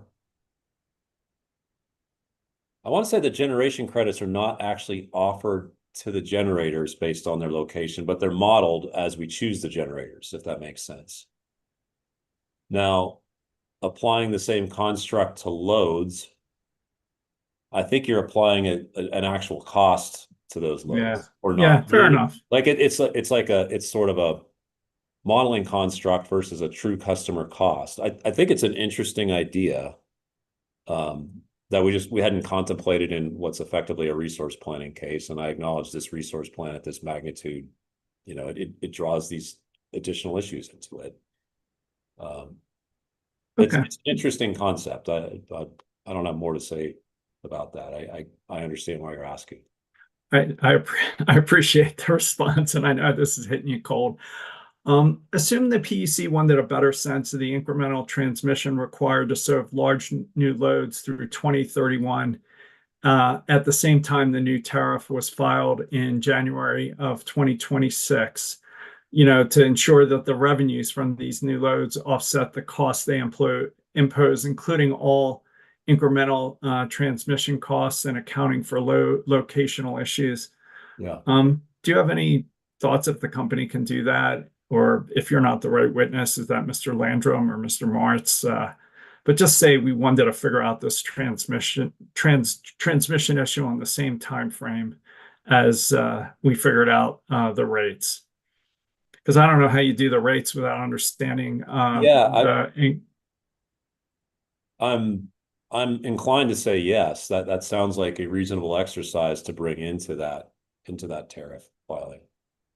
Okay, appreciate that.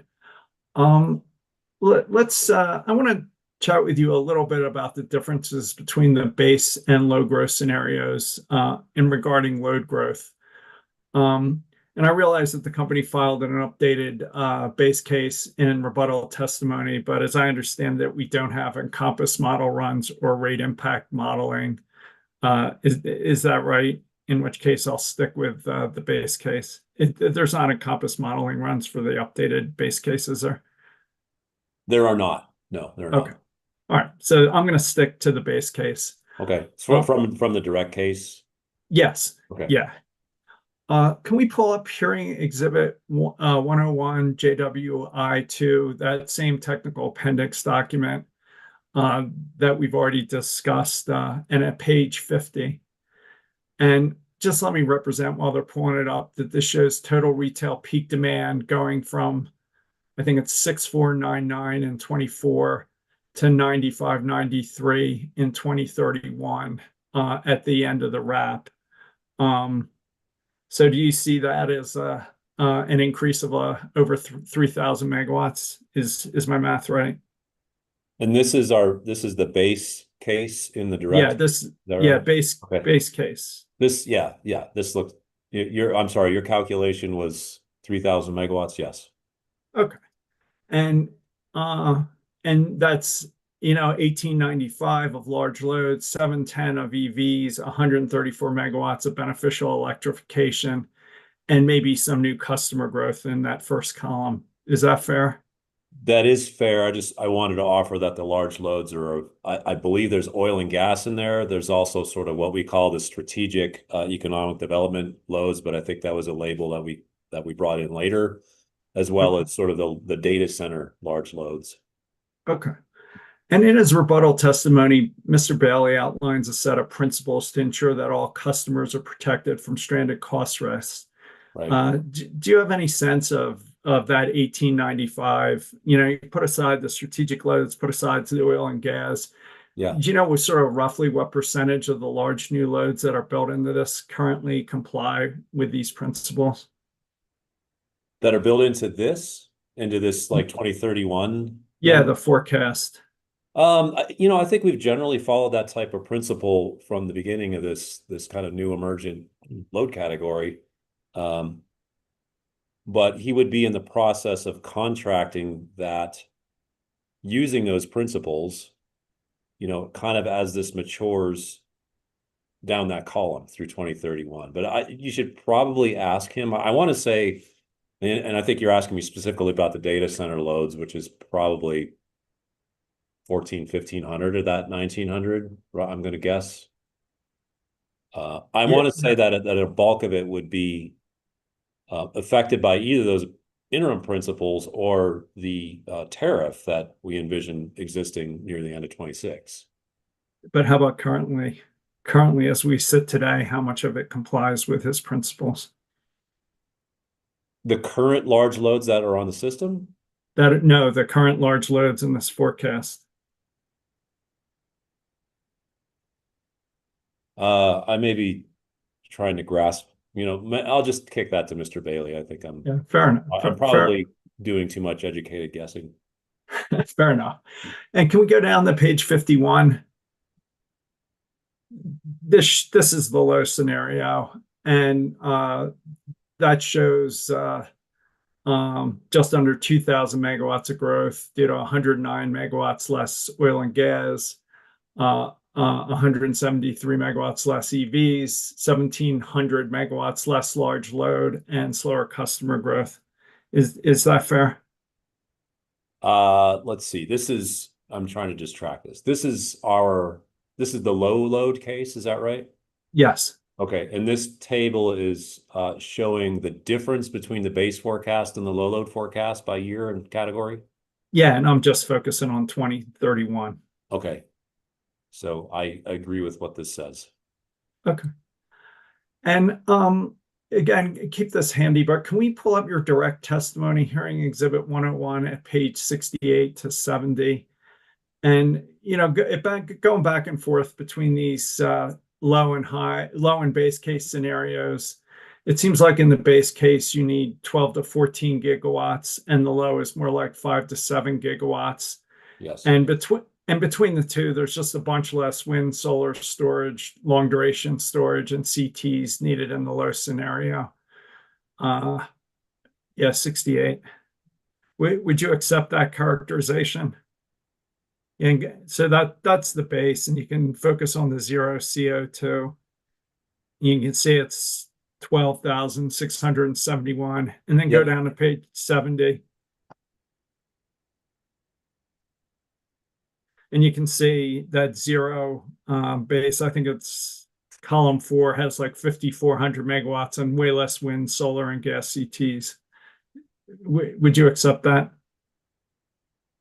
I'm looking at my categories carefully for a moment here. So you're saying the fourth column on the low load forecast versus the second, I think? Yes. Yeah, I'm Second just column focusing on under this.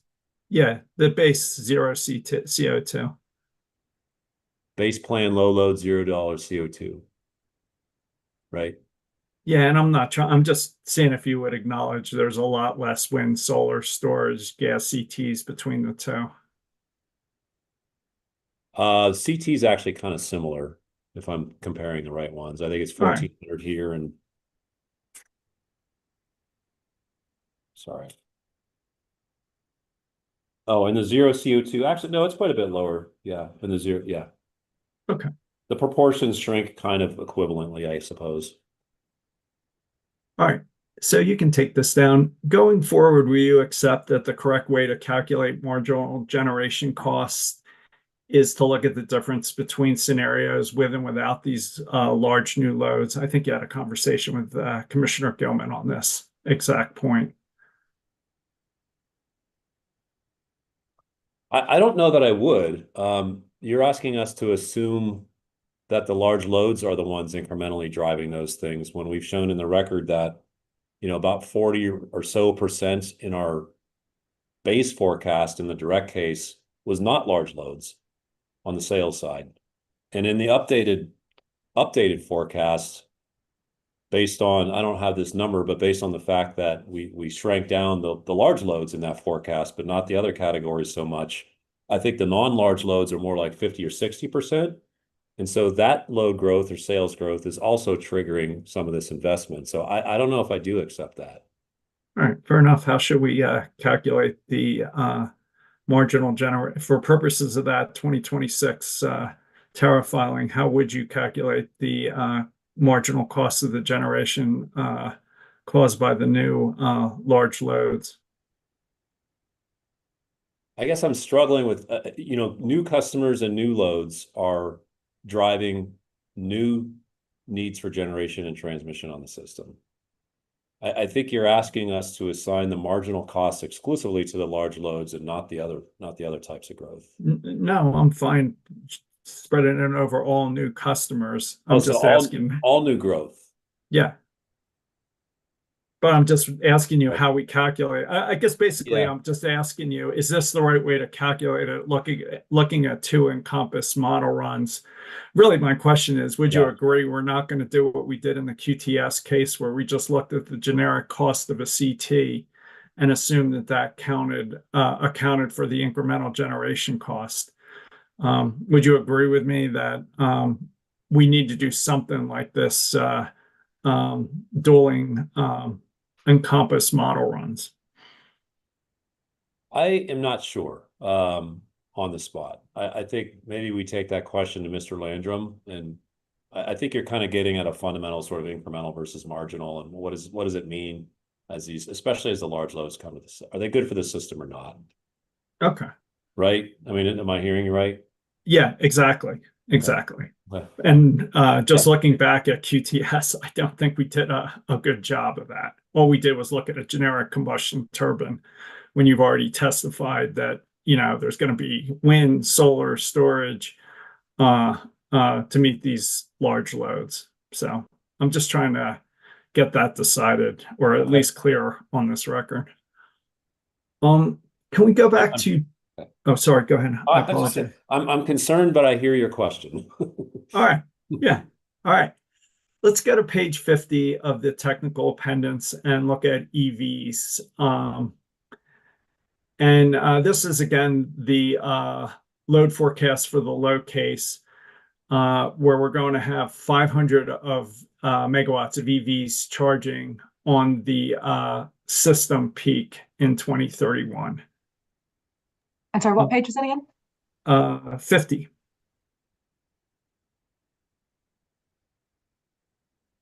Oh, no, I'm sorry. Go back down. If it looks like 51. So did you see in the prior table there was like 710 megawatts of EVs, and in this table we're subtracting out 173 megawatts of EV charging. Do you see that? Yeah, just to confirm. So the previous table was our base direct case. This is the low direct case, low direct case, and this is the difference on EVs. Yeah. Yes. So we have basically 500 megawatts. And can we turn to page 87 and go down to the combustion turbines? Do you see how there's a couple combustion turbines that dispatch 0% of the time, and a couple that dispatch 1% of the time? I get this isn't perfect. I think Mr. Lucas was trying to make the point that, one of the CTs may have operated for 15 minutes. But, for these CTs, it looks like they only operate like 100 or 200, really less than 200 hours of the year. And the zeros probably operate less than 50 hours of the year. Would you accept that? Not necessarily. I believe this is coming out of an Encompass run, and I know that it's pretty difficult to accurately model CT capacity factors by individual units within the Encompass platform versus kind of the realities of commercial operations. I can accept that they run at relatively low capacity factors on average. Right. I'm not sure that a modeled result representing a specific unit, especially where it says 0, where I know that's not the case historically. I don't know. It depends on where we're going next. All right. Fair enough. I have questions. Yeah. All right. Fair enough. I guess the question is, instead of socializing, $1 billion of capital spending across all customers, so people can charge their EVs during this, whatever, 150 or 1, 2, 3% of the hours of the year. What would you think about an annual demand ratchet rate that would require customers to pay the full cost that the EV charging during that few hours imposes on the system? It seems like an annual demand ratchet would create a big incentive to avoid charging on peak and more fully allocate cost. I mean, I think it goes directly to Commissioner Gilman's comment. How do we get to an incentive to get people to manage their charging? You can take this one down. So I'm just asking if you have any thoughts about an annual demand ratchet for these customers. Are you saying for all, would you be looking at for all residential customers or EV customers in particular? Only EV customers. We may not know who the EV customers are.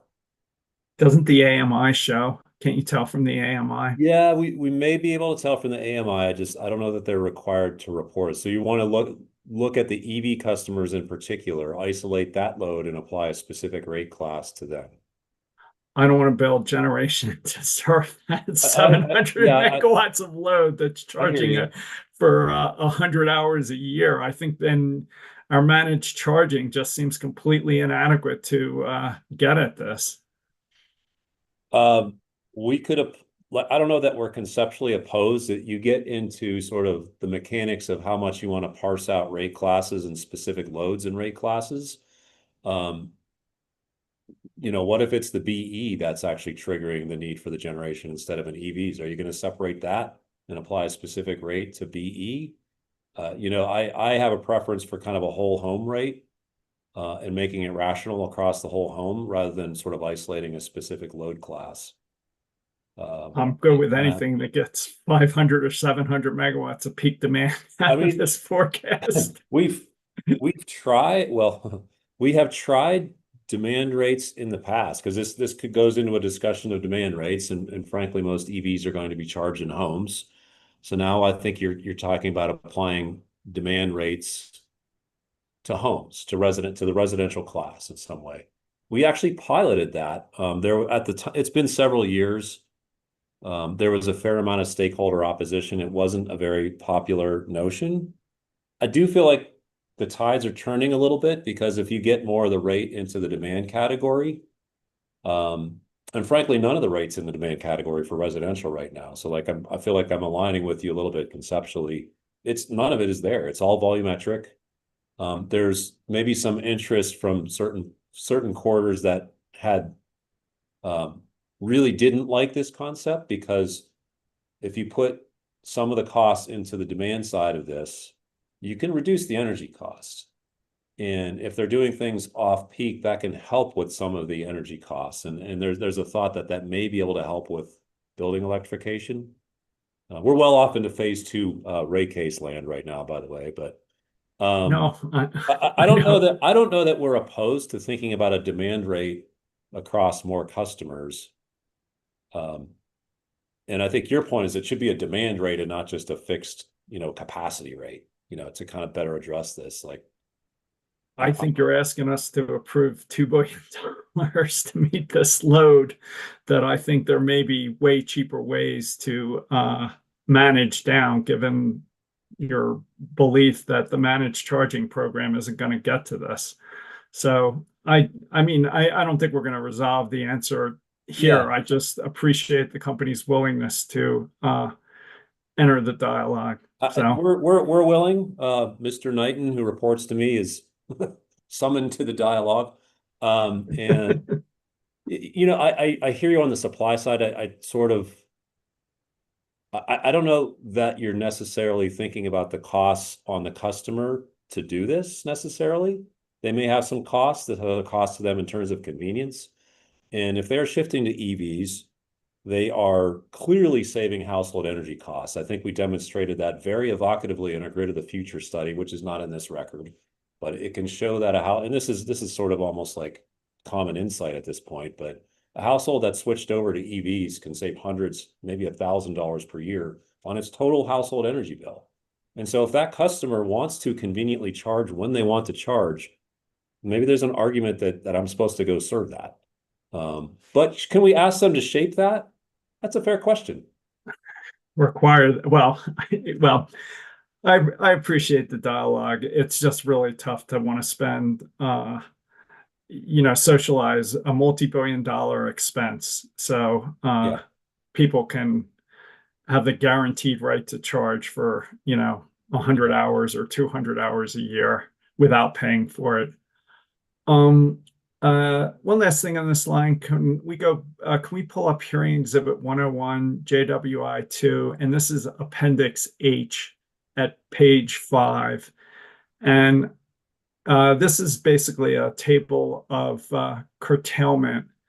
And I don't know that we got to get into the details. I'll take this up with Mr. Landrum. But what it's going to show is that in 2031, if you look at the second to the last column, you can see in 2031, there's like 9,000 gigawatt hours of curtailment off a 57 gigawatt hour load energy forecast.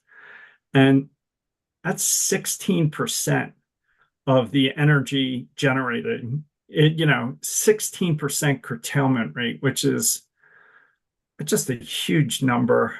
And given a proposed growth in generation, we talked about over $10 billion. Is it fair to say that curtailment is, this is another $1 billion issue? I don't know that it is. The model is selecting these resources, assuming there's curtailments, and they're still competing against other resources that would be more dispatchable. As we add more renewables, and that's what we're doing, and that's really, I would argue, the core strategy that Colorado has pursued, and quite successfully, to reduce emissions, it becomes harder to real-time match load with generation that is essentially irrespective of load, which is a very big difference between traditional generation. It's just harder to match it, and curtailment is one of the tools to do that. So it feels maybe frustrating or a shame that this is sort of a waste, but it also may be the more economic solution versus other options. And I think that's what the model is saying. It is the more economic solution versus other options, given these assumptions. Yeah, I'm less bemoaning the curtailment and just pointing out that I think, geez, I don't have the table in front of me. Can you just scroll up or down and see if there's I guess down, go to page 6 and 7. Do we have the low load forecast? I guess my point is that in the low load forecast, I think curtailment goes down. So to me, it's just another element of calculating the marginal cost of the new large loads. Any comments on that? And I'll take this up with Mr. Landrum. Yeah, I think it's an interesting issue. I think it's more subsumed into the overall economic assessment of higher load, of the model solution, the supply solution to higher loads and lower loads. So it's one marker of that debate, but really I think we should let the model choose the most economic solution. And if there's curtailment, so be it. And that becomes kind of a market signal to developers of batteries that, there's a market here for that technology, right? And, if that gets cheaper and the next round of modeling indicates that we should have more storage, then we'll do that. All right. Yeah, for me, this isn't like a which resources win. It's just how do you calculate the marginal costs of new load? And this seems like another element of this. You can take this down. Can we pull up Peering Exhibit 2606? It's attachment SJD-9 at the last at page 4. And I want to focus on I think it's how the load forecast in the incremental resource pool. Activation triggers. Is it fair to say that you're proposing the trigger project activation to start building new resources as loads reach either an 80 or 90% probability? Is that a reasonable characterization of this? Yes. All right. You challenged me to put an idea forward, so here we go. Instead of that 80 to 90% probability approach, what do you think about requiring about having an executed contract in a commission approved form from the large new load before we commit to build new generation? Said another way, I'm just struggling why we would move forward with billions of dollars of new G&T construction without an executed long-term take-or-pay contract that funds those costs over time. Help me understand what I'm missing by preferring that approach. You said a couple different things there. The 90% would represent an executed contract. Not a purchase contract. It's just some interconnect agreement, right? No, the ESA is an energy supply or services agreement, which has real penalties in it. It's a commitment on both our side and the load side to take service, and there are penalties in that are. And is that like a 10-year take or pay contract?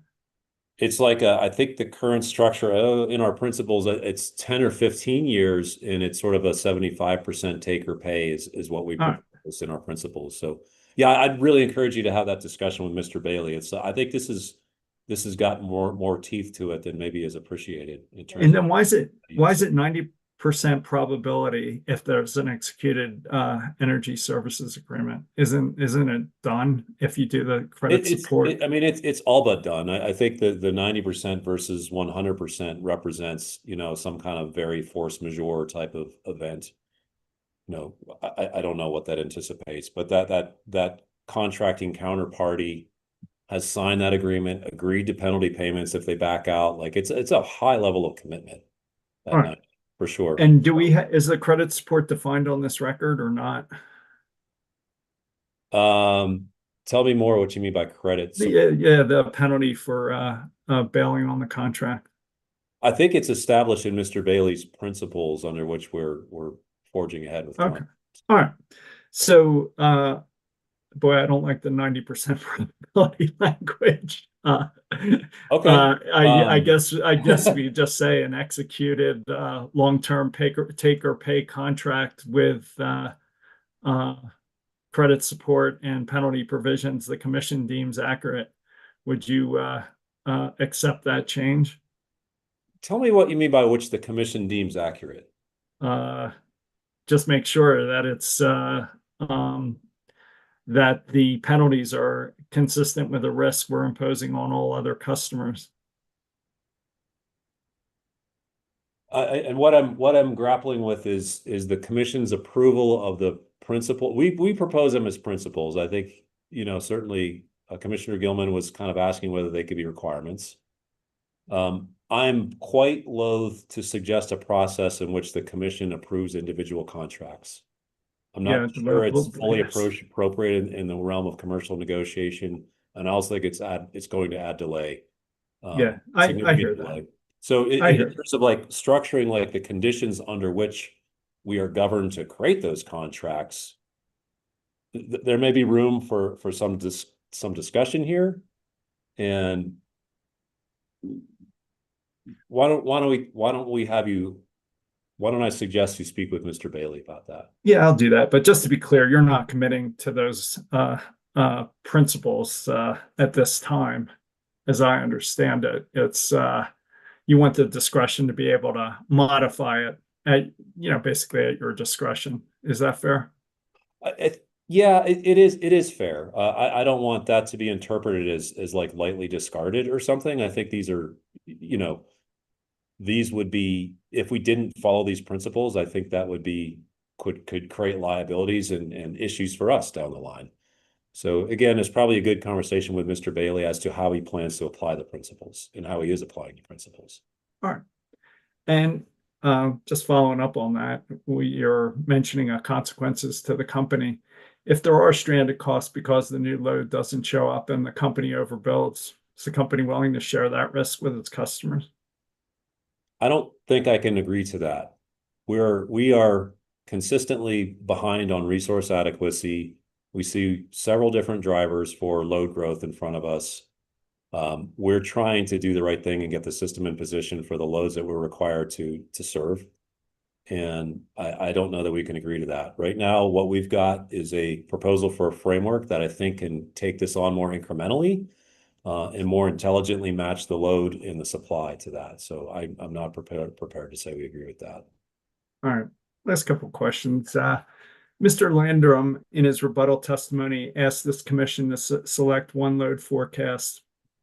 Given all the uncertainties, risks, and concerns that we discussed, assume for the sole purpose of this question that this commission adopted the low load forecast in this case. Further assume that we also approved in this case the proposals outlined in hearing exhibit 2606, including the second RFP, perhaps some SURF fund to order equipment, and the interim resource need pool concept maybe as modified to shift more towards executed contracts. It seems like this approach could allow the company to quickly acquire significant resources that are most needed and create some going forward optionality while better protecting existing customers. And maybe the big appeal is that this approach may give us time to address the cost allocation and the tariff filing, some of the uncertainty in the load, enable us to resolve the transmission planning issues that are unclear on this record, but still give you the flexibility to take resources out of the incremental resource need pool in the event large new loads quickly sign contract with Colorado. Comments on that? I'm troubled by that. We feel that the low load forecast, which has about 200 megawatts representing large loads, when we have several hundred megawatts that are, moving toward those 80 and 90% thresholds as we speak, will put us behind on that. I think that proposal, it shifts more burden onto the incremental need pool, whereas that is a much shorter and sort of less thorough review process as compared to the base RFP, which is the full RFP review process, and has the full set of bids competing against each other. So I'm troubled by relying on the incremental need pool to do the job that I think the base RFP needs to do, which is to get us out of the hole, number one, and number two, get us into a position where we might be able to capture these benefits. And I'm hearing that the benefits are less accepted currently, but that's our perspective on it. I appreciate the acknowledgement of the forward progress on the other tools here, but we're going to struggle with that. And can you at least understand how we have no idea whether the incremental load is paying the marginal cost that it is actually imposing on the system, and that we have major uncertainties with what transmission it's going to take to build? So yeah, I get it. It puts more pressure on the incremental resource need pool, but it gives some confidence to existing customers that we're not going to sign a bunch of contracts that we later regret or are out of the market. There was a lot there. I can understand the frustration with sort of understanding the incremental versus the marginal cost. I kind of wish we had taken that up in the technical conference we had earlier, because I think we might have been able to do something to address that more squarely before this moment. So yeah. All right. Just a sort of as I go through these materials, I feel like we're being asked to approve tens of billions of dollars, in part to meet the speculative requests of data center developers that are, playing Colorado off against many other utilities and states. Instead of struggling with all the cost allocation, resource costs, generation and transmission planning, and other challenges this uncertainty creates, what would you think about having Colorado encourage large new loads to locate where we want them, which I think is outside the Denver metro area by the Colorado Power Pathway substations? If these large new loads were sited by those substations, it seems like we could perhaps unload the existing transmission lines into Denver, proactively design a better transmission system that may save many billions of dollars, greatly reduce curtailment, better utilize our existing system, and encourage economic development where the state most wants it. So any thoughts about that alternative vision about what we're doing? I mean, it's interesting. It kind of puts me in the shoes of trying to understand what a large load developer is facing in terms of locational realities. I'd be inclined to ensure that we're charging them the right cost to locate where I'd rather they have the choice, and maybe you did say incentivize it, charge them the cost at the location that's appropriate. And if it's a lower cost at a different location and they can optimize their other factors that I'm sure go into their large investment decision, so be it. But so maybe we're more aligned than I thought. I mean, I think we could consider that. I certainly don't want to have the wrong price signal if it's a locationally driven price signal for these loads. We're probably not as convinced that that's a big a factor yet as you're thinking about it, but I hear the point. It just seems like it may be the case that it's 50 or 100 times cheaper to build fiber optic than it is to build new transmission. And so you might as well get the loads, where the generation and the substations are, instead of putting them in Denver and then trying to figure out how to build the transmission to get the power into Denver. So I guess any guidance or concerns if we ask you to model the transmission benefits of placing the large new loads by the Colorado Power Pathway substations sort of prior to the January 31st, 2026 large load tariff filing? Maybe we take up that question with Mr. Landrum and Mr. Martz, who respectively run the generation modeling, and Mr. Martz, our transmission witness here. I think that would be a good way to kind of continue the conversation here. All right. Last question. On the May Valley Longhorn extension, would the company agree to the same PIM that was approved in the Colorado Power Pathway based on your rebuttal cost assumptions? I think the framework of the PIM is probably acceptable. I don't know. Let me consider. Actually, let me kick that to Mr. Martz. I want to understand sort of the level of price estimate that we brought you here in this case. Yeah, that's what I'm asking. It would be a follow-on CPCN, right? So I want to make sure that that's something before I commit to a PIM here. Well, but you're asking for the CPCN here. So I'm asking. Oh, I'm sorry. Yes, I'm sorry. Yeah, you're right. So the question is, will you agree to the PIM here? And I totally understand that you may not know how good the cost estimates are. So yeah, it's been refreshed. I just want to ensure the accuracy on that before I'm committing, millions of dollars of risk on the company. just appreciate the flip side of that. Yeah, I should have said that, because I heard the words from your mouth about risk on the customers. So that's all I got. Do you need a few minutes, Mr. Larson, for redirect? Are you ready to jump into redirect? Yeah, maybe like 2 minutes. All right, let's geez, we're getting tight on Mr. Tell you what, Tomjanovich. let's do it. Let's do it. All right, go ahead. You can take this exhibit down. And thanks for the conversation, Mr. Riley. Yep, thank you, Chairman. Always stimulating. Agreed. Let's find the right way. Yeah. Good afternoon, Mr. Riley. Good afternoon, Mr. Larson. I'm sure you're excited to see me. Of course.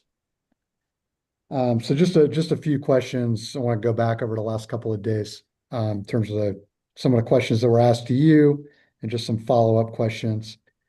So going back to Mr. Schlesinger on behalf of Clean Energy Industries, he raised some questions in the just transition bonus credit context about relying on bidders with respect to their estimates of paid property tax and their estimates about long-term jobs. You recall those questions?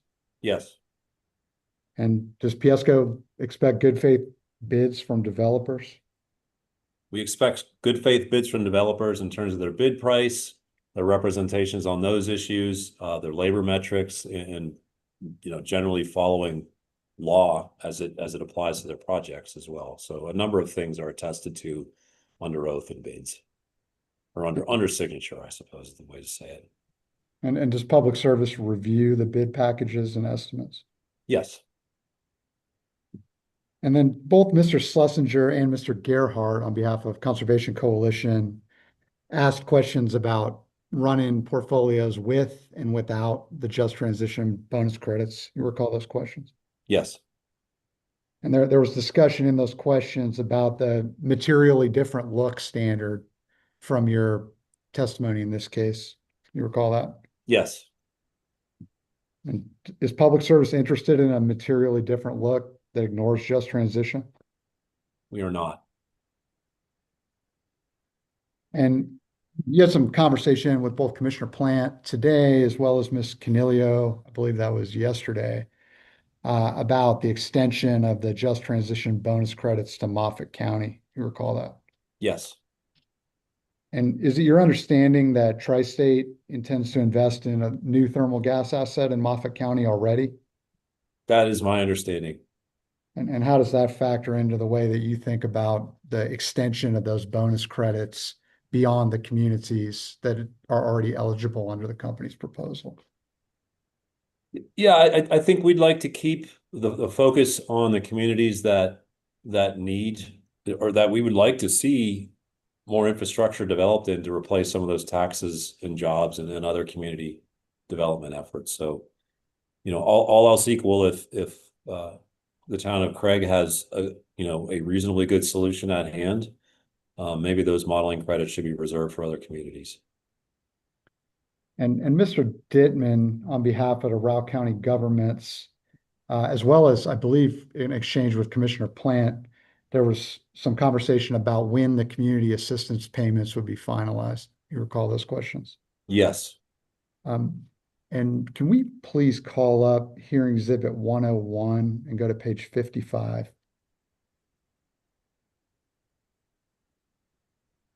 That should be Mr. Eiley's direct testimony, Rev 1.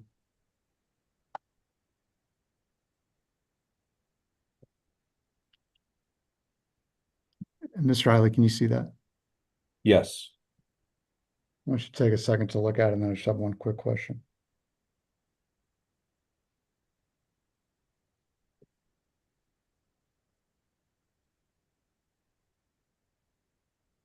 Okay, thank you. And having reviewed that, can you explain how the community assistance payments values are going to be finalized?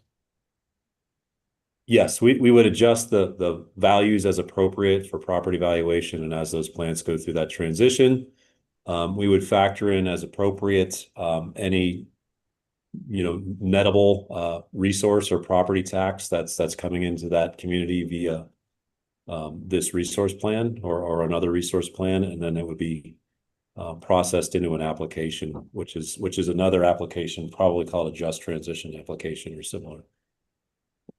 And there was also, we can take this down, thank you. There was also discussion about, with Commissioner Plant earlier today, about property tax payments, when those payments come in, and how those would potentially offset the community assistance payments. You recall that? Yes. So the community assistance payments will start with the 6 years and the year that the unit retires. Is that right? Yes. Or the relevant unit retires. Yes. And in the event that a new asset was put in place and property taxes were ultimately paid after in servicing, based on a deferred value, or in arrears is the more proper term. Yeah. How would that interact with the community assistance payments? The community assistance payments could adjust with respect to the payment of those actual property tax payments to ensure that there's a continuous stream of property tax or community assistance on that property tax trajectory. But they wouldn't adjust downward until the property tax was actually paid to the community. Is that right? That's right. And then just one last question on just transition overall, kind of zooming out a little bit.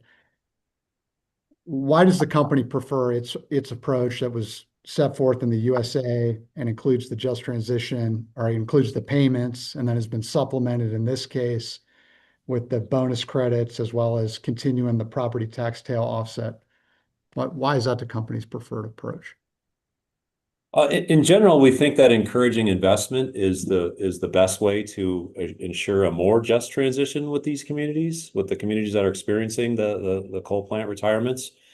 And we think that the tax payment piece or the community assistance payments can compensate for some of that, but we're really we're really aiming to drive further investment into those communities as the primary vehicle of community transition, which has the benefit of, allowing employment in those communities, creating tax base that can be sustained longer than probably a community assistance payment type structure could last. So all of these different mechanisms share a goal of driving new infrastructure into these communities. Yes. So you had a shifting gears on you a little bit. You had a conversation with Ms. Judkins, counsel for CC4CA, about the Strategic Resilience Reserve Fund. You recall those questions? Yes. And Ms. Judkins pulled up an attachment from the Purchase Capacity Cost Adjustment, or PCCA, that was showing power purchase agreement cost recovery through the PCCA. Do you recall that? I do. And there was an insinuation that the PCCA is only for power purchase agreements. You recall that? I believe that's where the questions were leading. Have there been company-owned assets that have had recovery through the PCCA, or is there other costs that are recovered through the PCCA beyond power purchase agreements? There have been company-owned assets in the PCCA. And I'll represent to you that in proceeding number 24A-0327E, attachment JRK8 and JRK9 show those costs. Do you have any reason to disagree with that? No. You also had a comment about innovating on the PCCA. Do you remember that? I do. So if a tariff change was needed for the SRRF, could the company effectuate that through a compliance advice letter doing the tariff change? Yes, it's possible to modify tariffs and cost recovery structures. Changing over to conforming bid and your discussion with Mr. Detsky, he discussed the potential for PSCO or Public Service to provide a list or a notice to bidders of resolved contract terms. You remember that? Yes. Are we able, the administrative notice, I think it was hearing exhibit 412 is the electric rules, was taken to the electric rules earlier in this proceeding. Is it possible to call that up?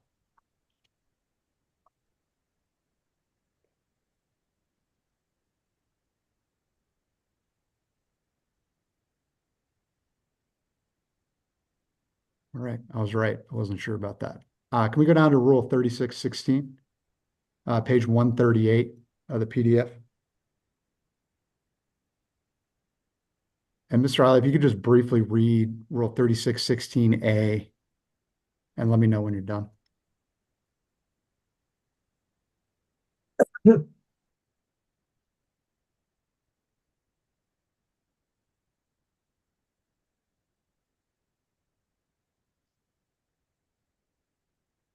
I am done. So I want to focus specifically on the second sentence, which reads, to minimize bidder exceptions and to enhance bid comparability, the utility shall include in its proposed RFPs a model contract to match each type of resource need, including contracts for supply side resources, et cetera, et cetera. You see that? Yes. And is that what the company's trying to do with the conforming bid policy? Yes, we advanced the model contract in the phase one process as a normal course of business and a normal course of process. And we have done that here with a conforming bid proposal in the proposed model contracts. And this specific rule is talking about a phase one electric resource plan. Is that right? Yes. So from your perspective, is the conforming bid policy effectuating the intent of this rule? I think it's consistent with the intent of this rule, and yes. I want to stay with Mr. Detsky for a moment. We don't need to call this up. We can take this down. Thank you. Mr. Detsky had pulled up a discovery response on you, which was marked as hearing exhibit 710. There was a discovery response about the company considering proposals for tariff pass-throughs and denoting it would respond in a statement of position. You recall that discussion? Yes. And Mr. Detsky, in his questioning of you, raised the idea of if interveners would have an opportunity to comment on the company's statement of position. You remember that? Yes. And the latest tariff pass-through proposal came from Dr. Dalkey of trial staff in his cross-answer testimony. And has Public Service prepared a table showing its responses to that proposal, given this questioning from CIEA? Yes. If we could go to Public Services box and pull up what's been marked as Hearing Exhibit 131.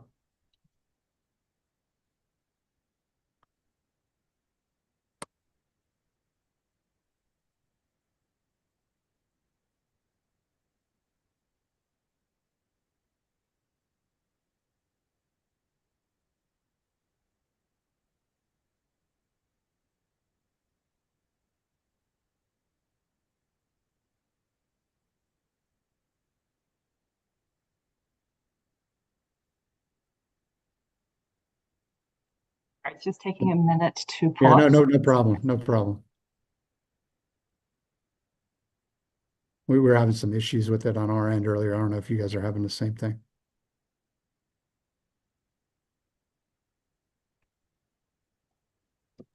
Okay, I wasn't until now. Just give me another minute. I'll try a different way. Thank you. What was the document again, Mr. Larson? It's Hearing Exhibit 131.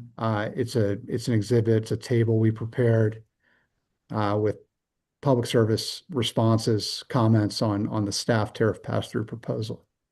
And it's in box.com. It's not part of the record. That's correct, Mr. Chair. I think we're having trouble with box.com. It would give it a second. If not, we can move on. We do have a couple other exhibits that we need to call out of there that include Hearing Exhibit 132, 133, and 134 as well. You might email Ms. McLaughlin. Can he email those exhibits to you, and can you pull them up? Or if not, yeah, just email them to Ms. McLaughlin and Mr. Eden. And if you guys send them to me, I can share my screen. So I do have, I think it's 132, 133, and 134 emailed to me. I don't have 131. Why don't we start? Oh, actually, I'm sorry. I think 130, okay, 131 just pulled up, so I can share that one now, actually. Oh, excellent. All right. Thank you. Cool.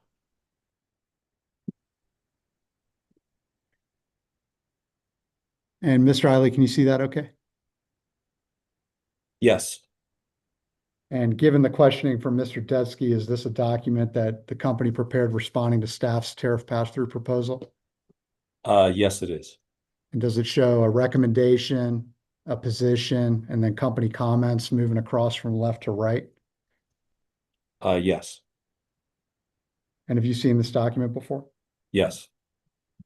I would move the admission to Hearing Exhibit 131. Any objections?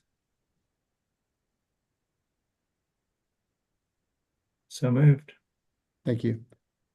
And is Mr. Tomjanovic available to answer questions about this particular document in the event that parties have any? My understanding is yes. Thank you. We can take this down. I want to briefly talk about, actually, let's do the other exhibits now since we know Box is working.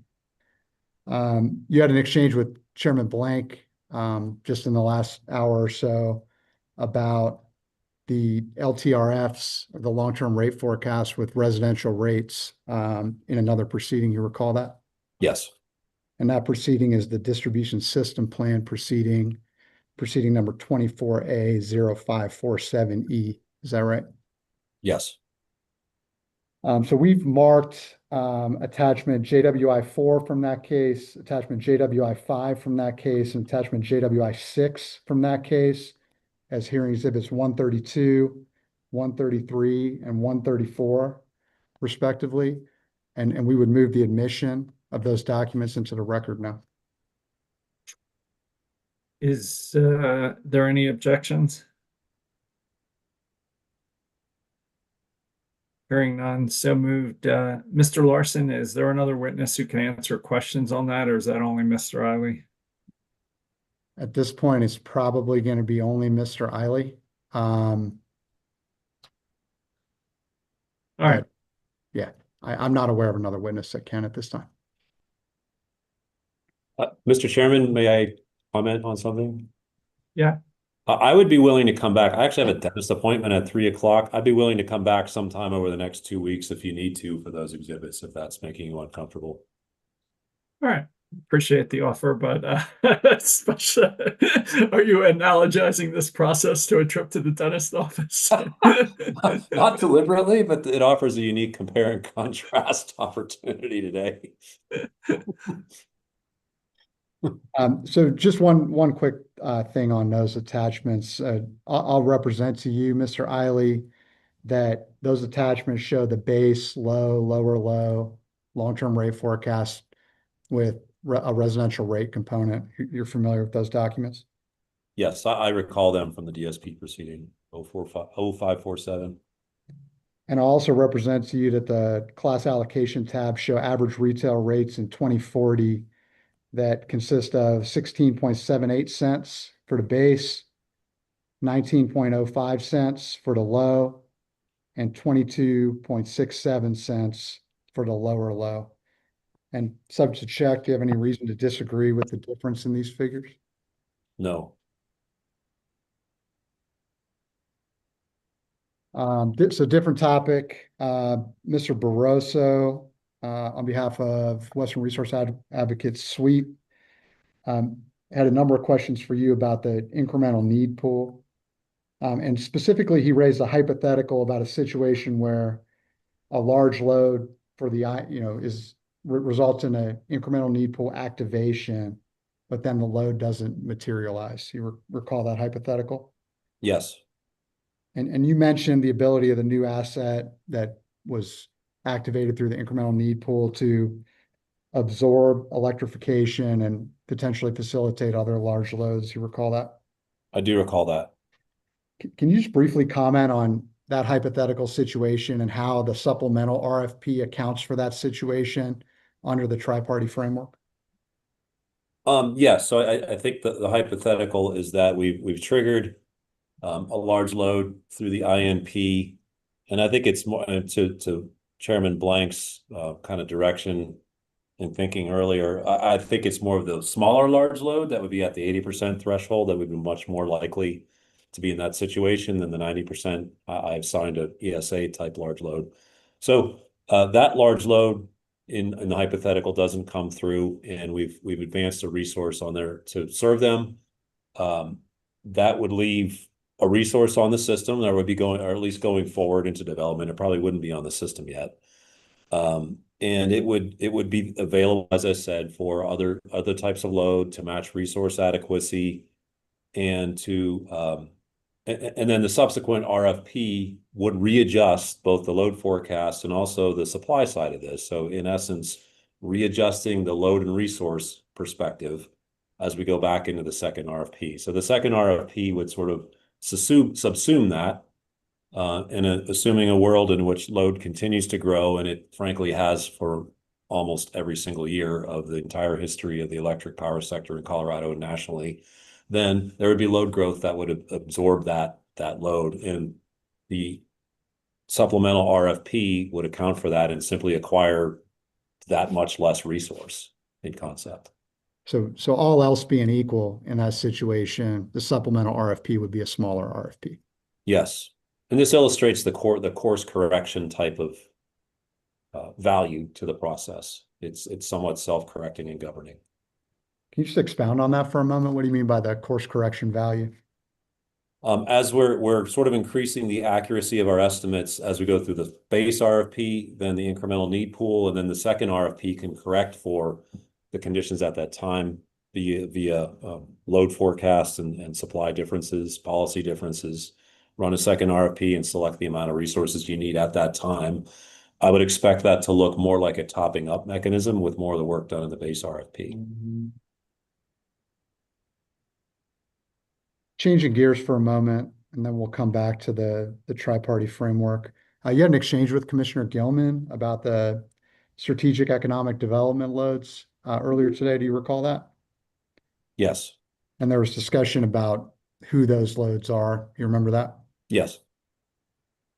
And I'll represent to you that the name of one of the key large load customers is in the record in Mr. Bailey's rebuttal, which is here in Exhibit 123, highly confidential at page 24. Do you have any reason to disagree with that? No. And is that particular customer an example of the kind of local ties that a strategic economic development customer has? Yes.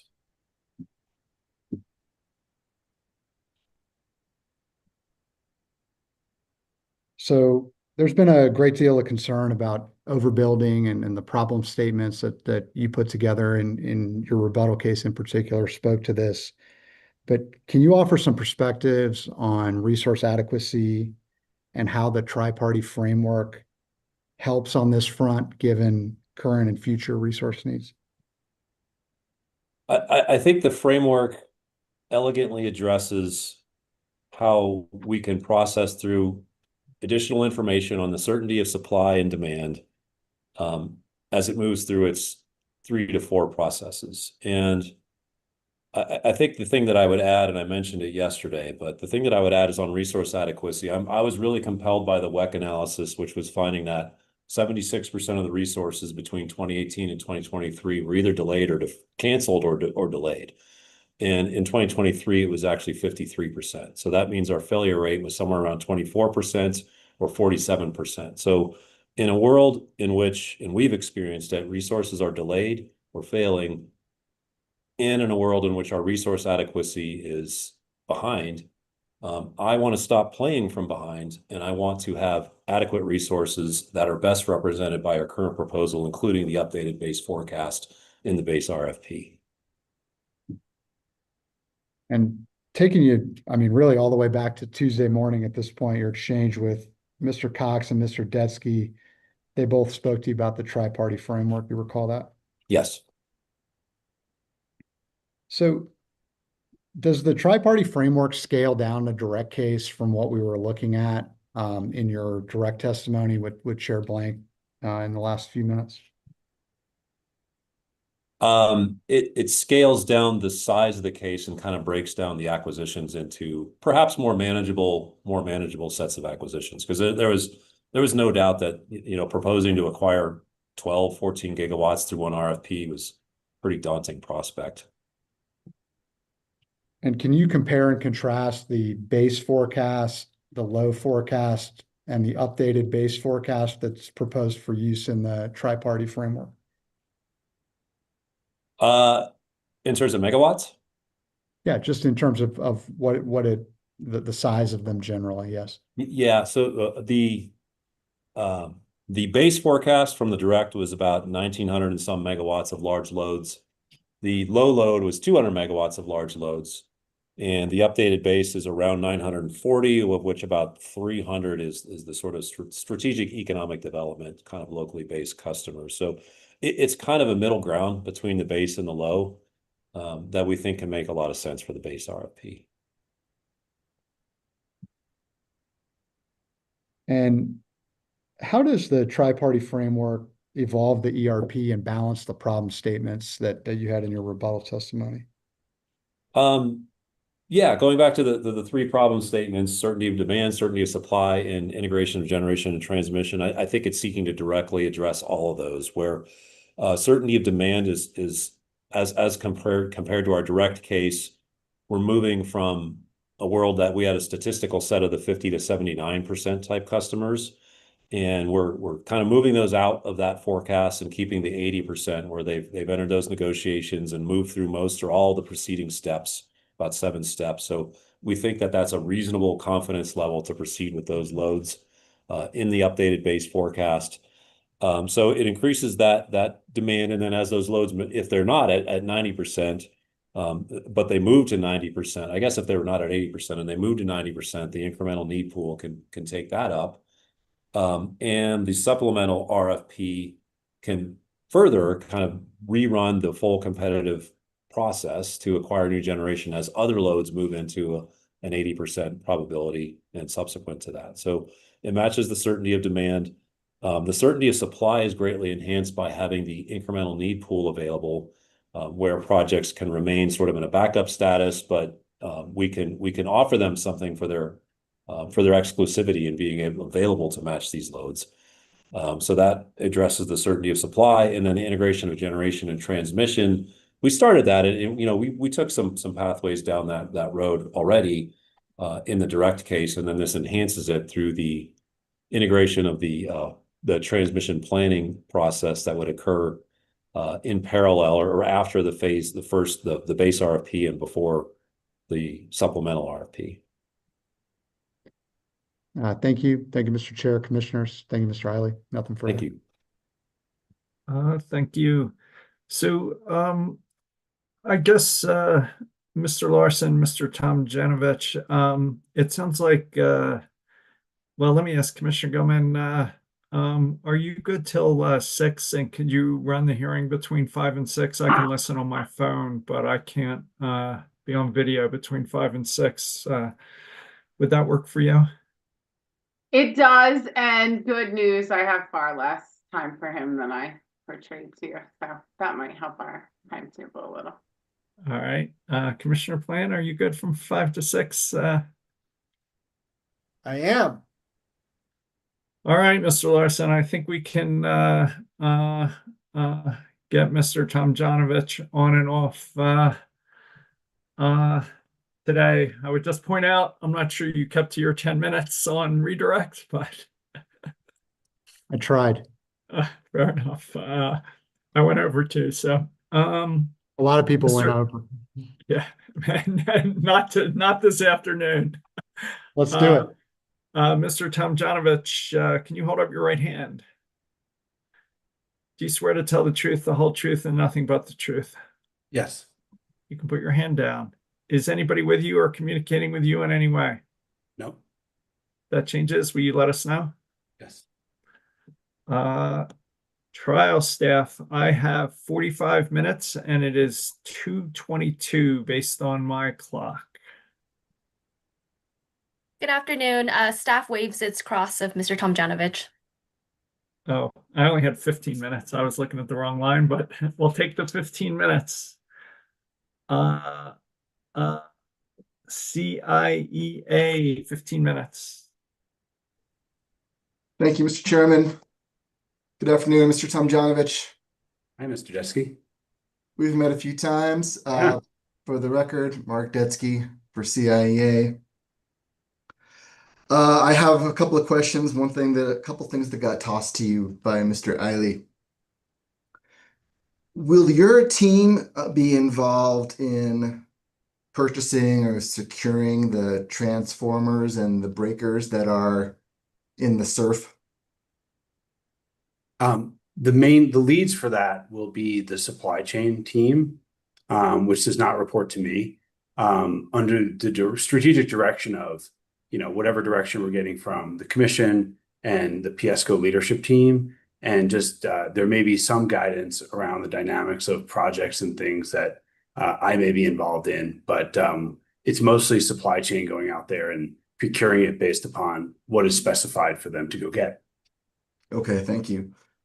Will your team also be involved in developing and submitting public service company-owned bids into the RFP?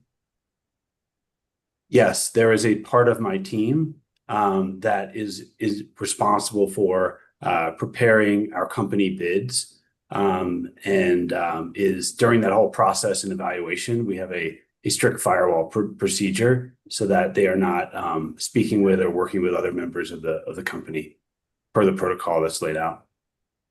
So, am I understanding correctly? Then the team developing the public service owned bids is not going to have the information on what public service is paying for the transformers and the breakers? In general, that team through their process. So there's a difference between, I think, maybe the SRRF as imposed and what we normally do. So that team in general will go out, and our best practice is to go out and secure the supplies and the pricing in general prior to when we're submitting our bids. So they will be going through that process and to be determined how the SRF looks or whether there is some overlap with that. But our goal is to ensure we have the supply to be able to deliver on the bids that are put in and if they get accepted. So could that end up being like you're doing twice the work you need to? And let me explain what I mean. Like you have some part of your team that's going out there and using the surf money and placing those orders. And then you might have other people on your team that are kind of competing with those people who are doing the surf orders, and then your team's trying to put in orders to develop your bids, and you might be working at cross purposes with each other. I think there would hopefully be, depending on the direction that we get for this, alignment around that. I mean, I always thought the SRF as being a mechanism by which we would ensure that there would be enough supply if supply chains got tight. So we would be understanding the company need, any other need that may present itself in the state, and as part of our ability to serve existing and incremental customers, and just through a process that we have not determined yet, right sizing what needs to be procured. But we would want to make sure likely that we are ensuring like what projects and equipment are allocated to each. So we probably wouldn't, like if we're looking at, let's say, 2 CTs, we probably wouldn't necessarily double buy those CTs. We'd figure out a way to really figure out and organize that while still meeting the intention of the SRRF. And I appreciate that, because I think what I'm driving at is if the SRF had a bit more transparency to it, in other words, it's available to all bidders in some respect, you could potentially avoid inefficiencies if public service is perhaps competing against itself to try and get these slots. Because do you understand the point? Yeah, no, and Mr. Deske, I read, I don't know if it was your rebuttal or sure rebuttal, but in that you noted, especially on the transformer and breaker side, let's say we select 20 projects that are both PPAs and company owned, could we basically procure for that set? I definitely think that's something that we are open to and would alleviate the issues of maybe some of the IPPs that are bidding in and create that, prevent that collaboration coordination issue. So, we reviewed that, and I think that's something that might make a lot of sense.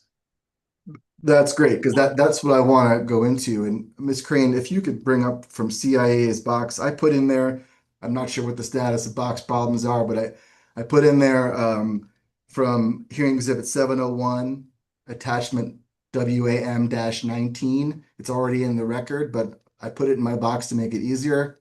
It may become harder, I don't know.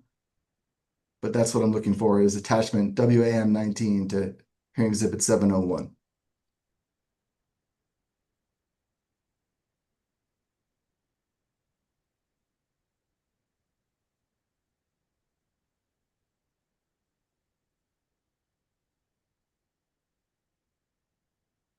Sorry, what attachment number was it? Is it 19? 19.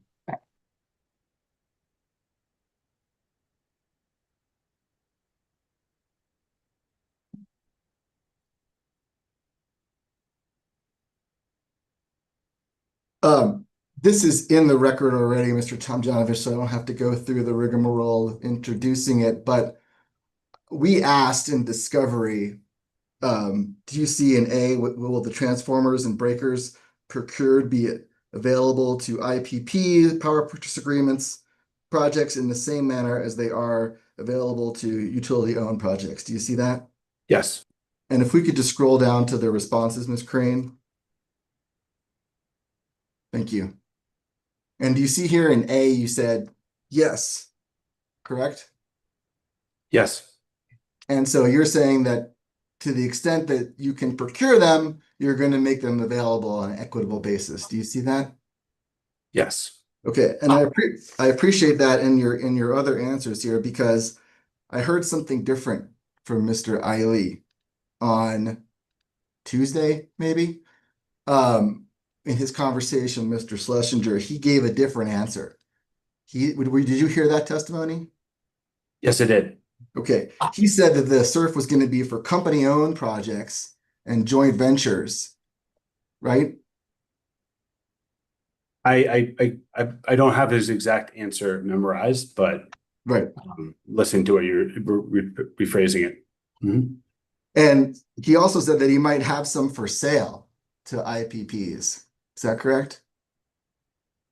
If that is what he said, I just don't recollect it exactly. But yes. Well, let's just assume, and I don't have the transcript yet, so I'm not doing it exactly right. I'm paraphrasing.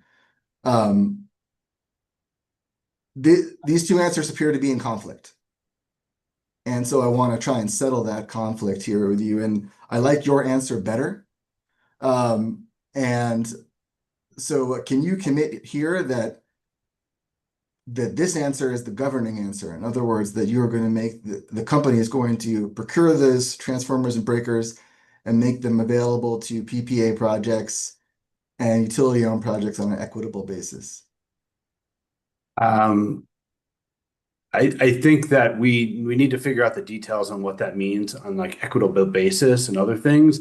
And there may be that the companies that win, like the IPPs or PPAs that win, may actually have to pay for that equipment because we're procuring it in lieu of them.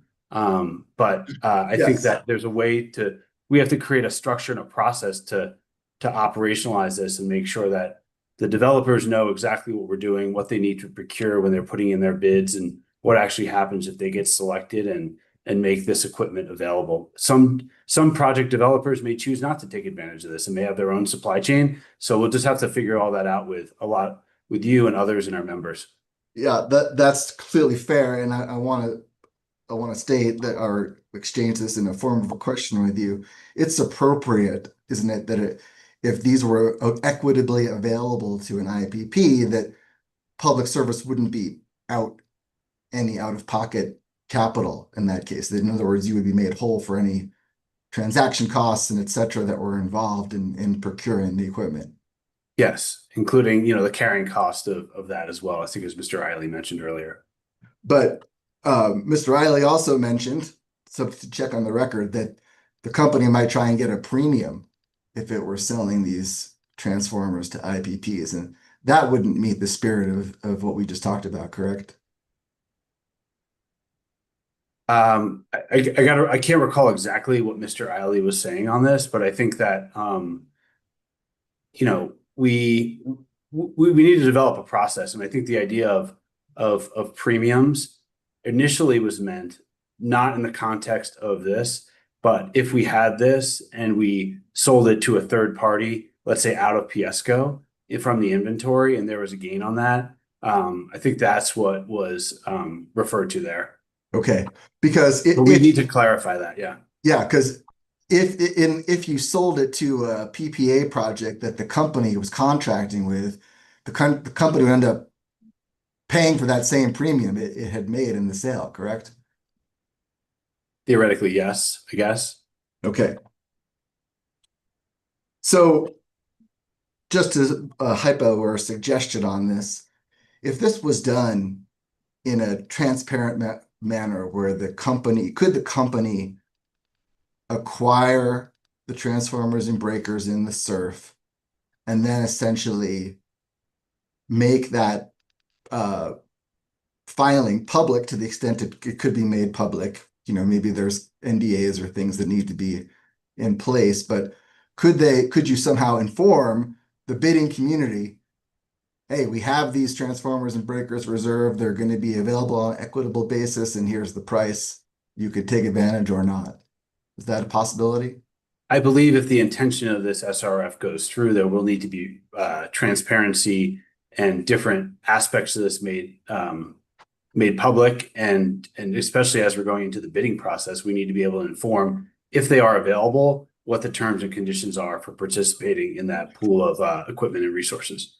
Okay, thank you. That's helpful. Want to switch topics here? One final topic here with you to discuss. In your rebuttal testimony, which we can turn to if you could take this down, Ms. Crane, thank you.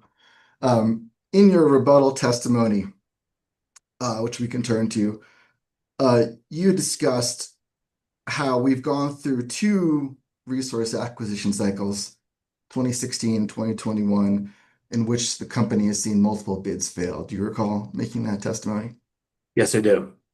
But isn't it correct that the CEP really saw a step change in project failures as compared to the prior ERP? Is that a fair characterization? Currently, yes, there are more quantitatively projects that were not able to move forward from 2016, I think 2019, and then whatever you're calling it, 2023 or 24. Yep. Right. And Mr. Eiley, I believe, conversing with one of the commissioners, this called that the economic conditions for the generation market brutal. Did you hear that testimony? Yes.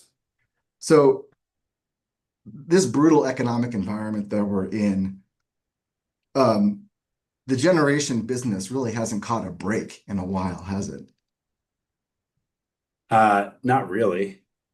Right.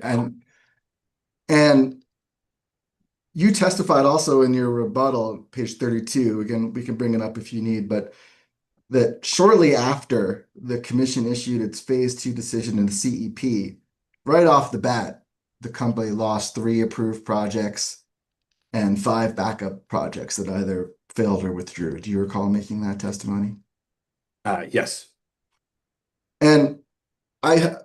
Eiley referred this discussion to you as well, so I wanted to bring it up with you.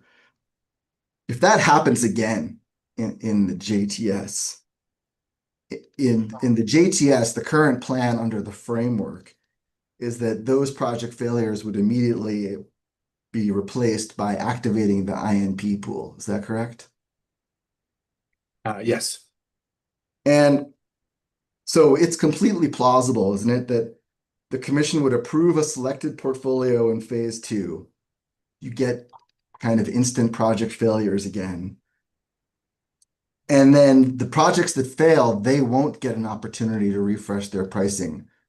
But the INP pool would get the opportunity to refresh pricing. Isn't that correct? As currently mapped out, yes. And the one thing I would say is, the framework that Mr. Eiley and Mr. Larson introduced around tariff relief is in response to other feedback that I think helps to lay out, a lot of the issues that we had with those bids was, it's not just pricing, but now if you're seeing tariff changes, and I think that has a mechanism in there for the type of relief that wasn't present before. So I don't think that just if it is, let's say, tariff related, you would not theoretically see as many projects dropping out because they knew what the mechanism was, they knew what would be happening. But that's still subject to review and approval and socialization. So that's helpful because I don't think this is exactly spelled out in the framework. You're saying that in that situation, were those project failures to be tariff related, that the projects that were in the approved portfolio, they would have the opportunity to avail themselves of the tariff relief mechanism? I would say not project failures, right? The idea of the tariff relief mechanism is to provide a way for price adjustments in the issue that the stated and known tariffs have changed upwards. So you wouldn't necessarily have a project saying I'm failing. They would maybe take advantage of that mechanism for the price adjustment and remain an active project that can get constructed if that was reviewed, approved, and implemented. So, so it's not that maybe failure was the wrong word, but the winning project, if you will, could say, I need a refresh opportunity now based on the tariff changes, and here they are. Before it'd say, okay, I failed. We have to work through the mechanics of timing and all of that, and whether that mechanism is available prior to the PPAs being signed or that, and that's something that will need to be worked through as we develop all that mechanism. And how do you propose we work through that together, the IPP industry and the company? Mr. Eiley and others on the regulatory side know more of the procedural aspects of me, but by introducing that exhibit, we're able to walk through it and get feedback and say, this is a mechanism that we think this works and see if it gets accepted. And I'm sorry, what exhibit are you referring to? Exhibit that Mr. Larson and Mr. Eiley introduced at the end of Mr. Larson's cross of Mr. Eiley with taking staff's proposal and ideas for a tariff relief structure and laying it out in a structure. Oh, okay. This is 131, I believe the number he gave it. That's correct. I believe so. And this is not a question for you, Mr. Tom Jonovic, but I assume the company is going to make that available to parties and maybe throw an email out there. We already did. Oh, great. Okay. So You're going to want to wrap up soon, Mr. Detsky, if you would. yes, I will. Last couple of questions here. In your rebuttal testimony, you discussed, Mr. Tom Jonovic, the reasons why you feel confident that competitive tension would exist in the INP pool when the price refresh happens. Do you recall that? I do. And one of those two factors was that the INP projects had already kind of performed favorably in the RFP, correct? And so they already had been through that initial competition, correct? Yes. And another reason was the fact that the INP projects that are activated or the pool would get a simultaneous price refresh among more bids than needed to be activated would create competitive tension and encourage these cost submissions. Is that correct? Yes. Okay. Thank you. That's all the questions I have. Thank you. Let's see. I got Kosasia 15 minutes and it's 2:41. Thank you, Mr. Chair. Good afternoon, Mr. Tom Jonovic. Good afternoon. Did I say that correctly? It's okay. It's all good. Thank you. Okay, so I'm going to ask you questions today mostly about the CFFD, the Carbon Free Future Development Proposal. I'd like you to have your rebuttal testimony handy in case you need to refresh your own recollection. My hope is to not pull that up on the screen if we don't have to keep things moving quickly.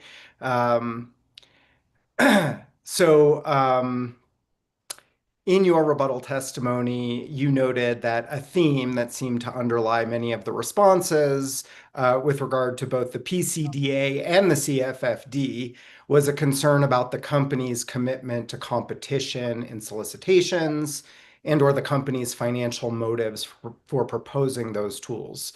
Do you recall that? Yes. Okay. And I understand the company probably disagrees with that, but I'm just trying to kind of get at what the intervener concern is and to make sure that you are understanding that. So would you agree with me that, at least in part, the intervener concern encapsulated by that statement is that the concern that the company could favor its own CFFD projects versus those that might be proposed from IPPs? That is a concern that has been raised by other parties. Right. And ultimately, it's going to be the advisory board that'll make recommendations for which CFFD projects should go forward, correct? Correct. And you're aware, I believe, that Mr. Turner, the witness that COSA-SIA and AEU sponsored on this issue, he recommended to include an IPP representative on that advisory board. Correct? Sorry, I don't recall the name of the person who did that, but I know there was some testimony that asked for an IPP representative. You may have to pull it up to show me for certain. But I don't think we need to pull it up, but for your future reference, it's hearing exhibit 2201. Okay. And would you agree that that recommendation to have an IPP representative on the board is intended to address, at least in part, that theme that we just talked about regarding intervener concerns about company commitment to competition? Not necessarily. Okay, actually, let's go ahead and pull up hearing exhibit 2201. Thank you, Ms. Crane, I believe. And I did, just FYI, for everyone, get a notification from my IT department that Box.com was having major problems today due to their server being down. But thank you. Can we go to page 28, line 19?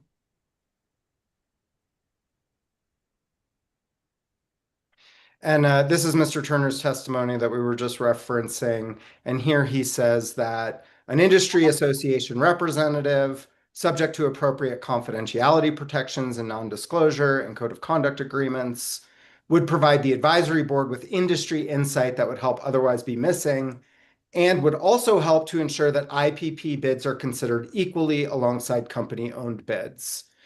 So given that statement, would you agree with me that Mr. Turner's recommendation is at least in part intended to address the concern about competitive issues? Yes, in part. Okay. But the company does not agree to add an industry association representative to the advisory board, right?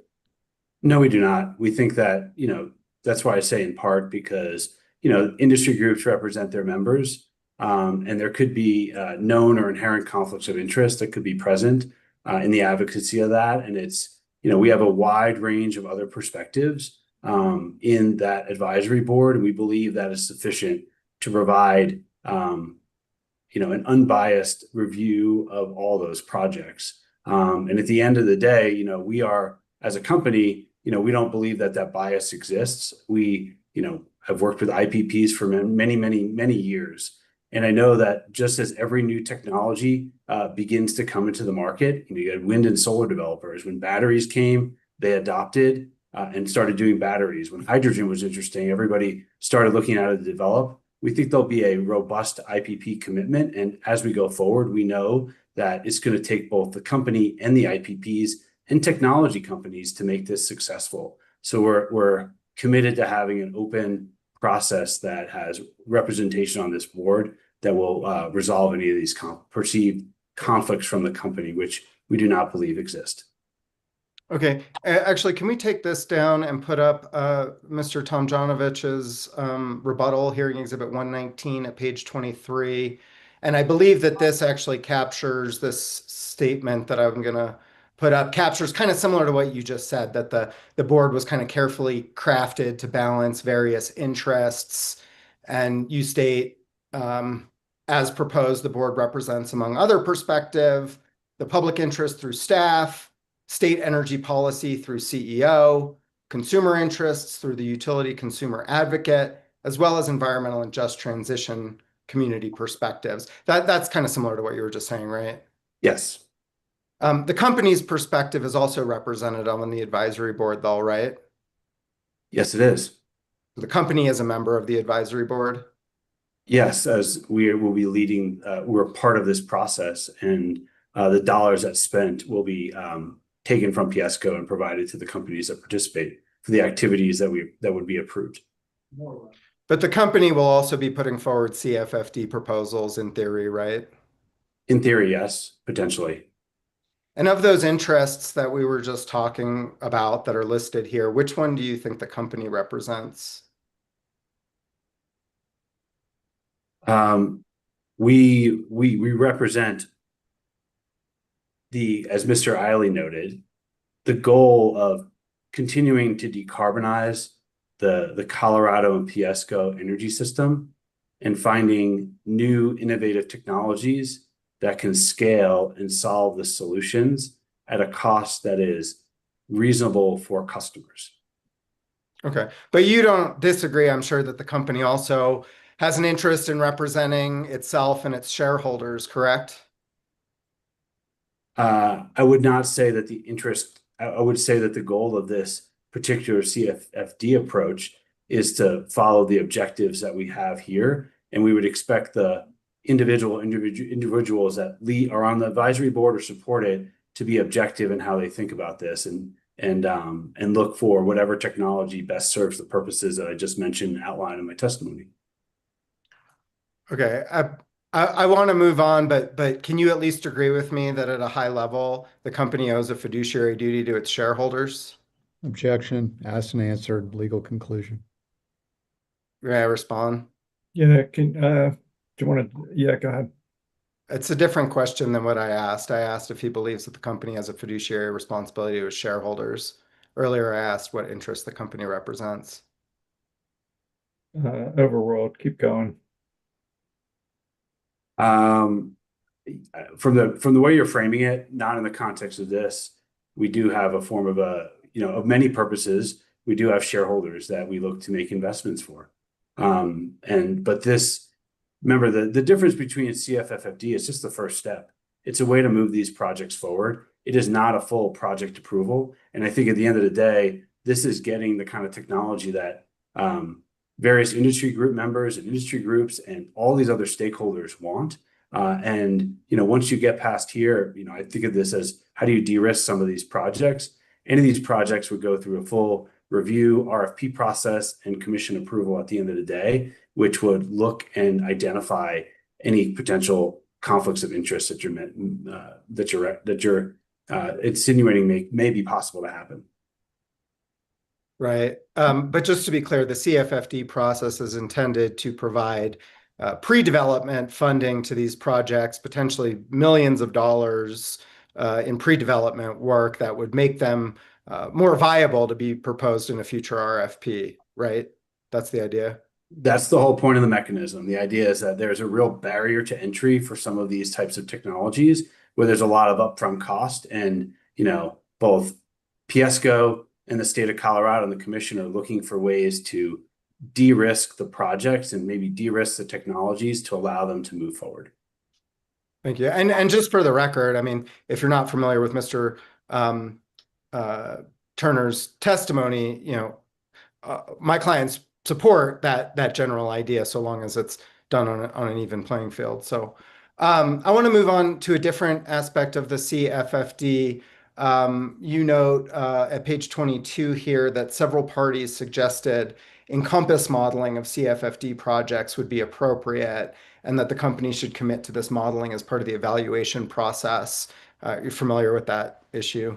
Yes. And we can take this down, I think. Would you agree that the basis of some of these recommendations, at least, was to ensure that CFFD projects move forward would have at least a decent chance of leading to a cost-effective resource to be bid into the system in the future? Yes. Okay. And wouldn't you agree that at the very least, encompass modeling could help prevent spending money on early development for technology that would be very likely to be uneconomical in the long term? I'm not sure about that. I mean, by answering that we're not using encompass modeling, it doesn't mean that we're not going to be, trying to understand levelized cost of energy and the use cases for this. But whenever anything goes into encompass, there are a bunch of different parameters, and some of the technologies we see may not know exactly how they may be operated. And I'll refer to the commission's approval of the Form Energy battery demonstration. In that case, we're doing that smaller demonstration because it's a 100-hour battery, and we're not quite certain how we're going to operate that. Are we going to dispatch it every few days part of the time? Are we going to wait for these renewable droughts and dispatch it? So that's where a commitment to encompass, there may not be necessarily enough information to do this, but there will be a requirement for all of the bidders to provide capital cost, O&M, things that we can look at in terms of a levelized cost. And I see the advisory group and the third-party technical advisor taking a look at and providing scrutiny on those assumptions and sort of paying a lot of attention, beating them up a little bit to make sure that they are valid before we go forward. But it's more of a nuance of a compass modeling may not be appropriate just given some of the things that we may see. Okay. I think you may have just kind of shortened up some of my questions here. So just to be clear, you're opposing encompass modeling, but you are agreeing that the tires need to be kicked on costs pretty significantly, and that's a role for the advisory board. Yeah, I mean, my team who also looks at technology, that is the first question. I think that advisory board, new technologies come in, and they often give you a very rosy number. Digging in, really understanding what's real or not, that is a clear requirement before funding takes place. Wouldn't you agree that the IPP community tends to have relevant information regarding generation costs of new technologies and trends?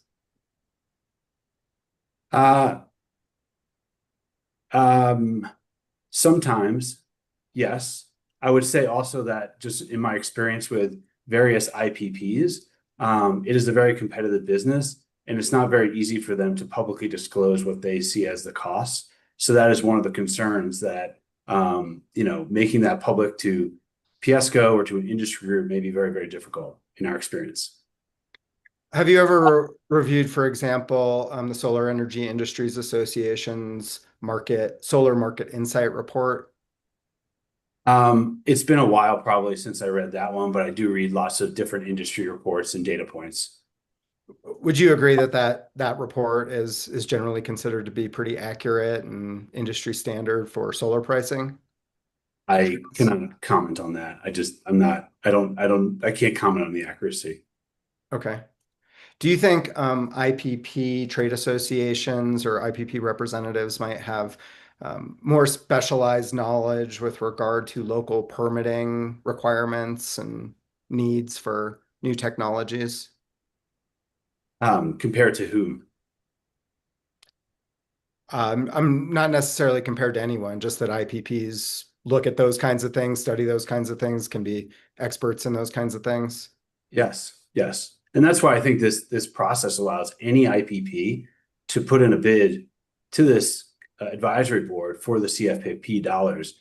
And that is where we'll look at it and say, all right, developer X came in with this proposal, and they'll be able to lay out the numbers, how the permitting regime may work, and answer the diligence questions that the advisory board may have on an application basis. Right. But to be clear, Mr. Turner's recommendation is not to have any IPP developers who would be submitting bids on the advisory board. It's to have an IPP trade organization representative to help evaluate the veracity of the pricing, right? Yes. What I was saying is that an IPP has an opportunity to put in a bid, and the advisory committee will evaluate that bid as any bid comes in. And during that process, they'll have the individual responsibility to show the diligence they've taken among all the aspects and displaying the expertise that you just outlined. Right. And the company also will be submitting bids to the CFFD, correct? Potentially, yes. Potentially. Okay. Sorry, give me just one quick second here. Yeah, if you could wrap up, Mr. Schlesinger, we're sort of getting at time. That's okay. I can be done. Thank you. Thank you. Chairman Plank, do you think we could take a 5-minute break? Yeah, let's take a 5-minute break. That'd be good. 3:02.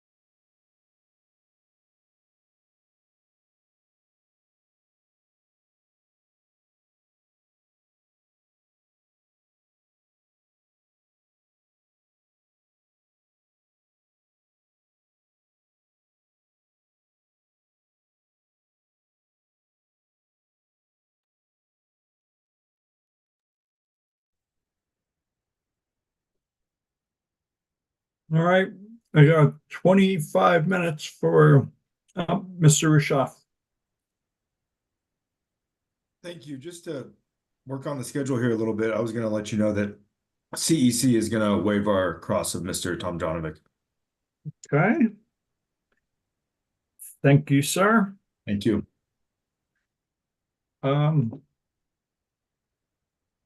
CC for CA, I have 25 minutes and it is 3:02.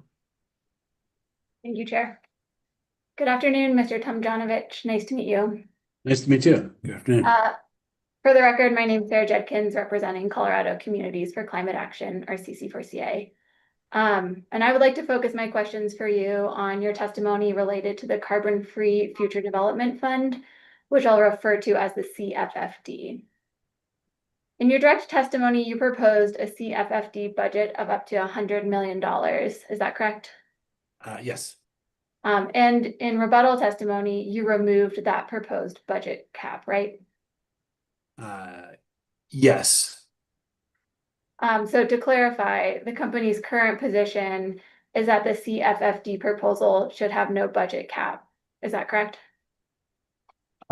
We switched things from being like a determined period one time to a rolling basis. Therefore, we sort of said over time there may not be a cap, but depending on the requirements, like we would be open to some form of a cap on what we are spending, commensurate with like a duration of a program. Thank you. And what kind of duration do you expect for the CFFD? Like how many rolling solicitations? I don't think we have determined that yet. And I think that, part of the initial thing is to get that group together, understand those objectives. We talked about every 6 months, but I'm not recalling that there was a time lag there. And part of that is just because, carbon-free technology evolves over time. And this is not a 1 year or 3 year or 5 year thing. To get to, the carbon-free goals the company has and the aspirations of the state of Colorado, there may be new and emerging technologies over time that will need to be considered and funded through a mechanism like this. All right, thank you. But just to clarify, no matter if this CFFD solicitations run for 3 years or 10 years, there is no budget cap that the company has currently proposed, right? Currently, we said no cap, but are open to understanding what a dollar figure will be. And who do you suggest will set that dollar figure? Are you looking for guidance from the commission, or will that be coming in a subsequent proposal? Yeah, it may come in the subsequent proposal based on feedback. Whether it's 100 million or it doesn't have a cap, I think that we could go with 100. There was some objection to placing that number, so we removed the cap to give it more flexibility, but are on the rolling basis, but are open to, comments, and we can come up with some other ideas. Thank you. And in your direct testimony, you propose that to be eligible for CFFD funding, a project must have an in-service date no later than 10 years following the RFI issuance. Does that ring a bell? Yes. Great. And in your rebuttal testimony, you proposed a modification to this requirement, right? Can you refer me to the modification that you're referring to? Yeah, hearing exhibit 119, your rebuttal testimony, page 22. And, my understanding of the modification is that the company will request that projects responding to the CFFD solicitation provide a clear roadmap to participating in a phase 2 solicitation within 10 years of contracting. But please correct me if I misunderstood that. Yes, so you're saying the distinction is that needs to be in service versus 10 years versus being in participating in the phase 2. Yes, you're correct. There's a slight distinction there. Yes. Yeah, sorry, go ahead. No, there's a bit of a distinction there in terms of the readiness. Yeah. And can you explain the rationale for changing this proposal? New technology could potentially take time. When you look at the process that we go through, and let's say, give you an example of, maybe not a perfect example, of a project that needs to, test the let's say geothermal, testing the geology in the area to understand how that is, developing a project proposal, getting all the permits, other types of approvals, participating in RFP process. Some of that just may take more time. There are some longer lead time materials that are out there, some battery technologies and other things that may have longer lead times. And I think that gives a little bit more flexibility versus having to have something placed in service in 10 years, which by the time you do the initial work and figure all your CFFD deliverables and then go through a process of bidding in, and you may be off cycle of an RFP and getting approval process and then construction, it could just go outside that window. So we think that it's prudent to have some flexibility in this project that still provides kind of a commitment that they can be in service within a certain period of time. Okay. And this modification though, right, won't provide any certainty as to when a particular project would be in service, right? No, I mean, that's what I think the applications that come in for this funding will be able to determine. There's lots of technologies that are out there that have different kind of from start to finish in service dates. So I think that's what we'll learn. And as I mentioned in previous questions, like that's part of the diligence process of this committee and the external expert is to really understand whether or not it can be delivered within a reasonable time frame. Here in my rebuttal, it is that like 10 years participate in an RFP in phase 2 and within that 10-year period. So that's all part of the assessment process. Thank you. And the company has proposed that it would recover costs for the CFFD through the Electric Commodity Adjustment, or ECA. Is that right? Yes. And so public service isn't proposing to contribute any funding to the CFFD that is not recovered from customers, right? Yes. And can you briefly explain on what types of activities recipients of CFFD funding may use that funding?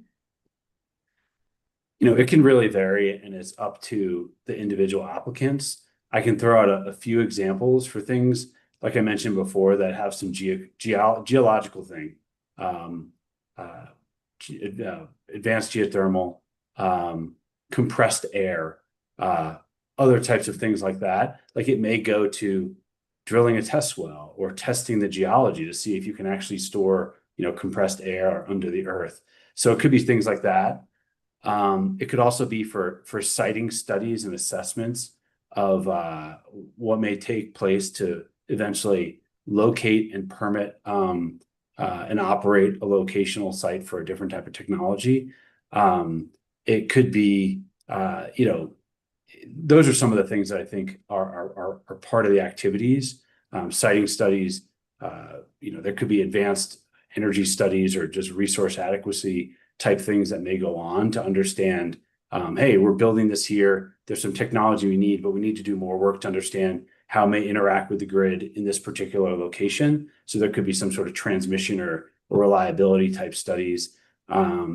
So it's pretty wide ranging, I think, in terms of what could be proposed, because as I've gone to different types of technology, there's the point of this is to how do you fund this early stage, mostly de-risking the project. So what would it take for that technology to de-risk? Do I have a location that could be permitted, and how am I sure? Do I have the right geology? Is there another technical barrier that I need to understand in the state of Colorado, that location, that I need to get the dollars to study through? So, and it could also be small scale demonstrations. So besides project de-risking, it could be technology de-risking. So it could be a new type of long duration storage. We talked about curtailment earlier, that wants to test something out at a very small scale to both see how it operates on our grid. Well, maybe it works. I think we've got to look at technology maturity, but like, how does it work on our grid? And is that particular type of battery and how it operates going to create value?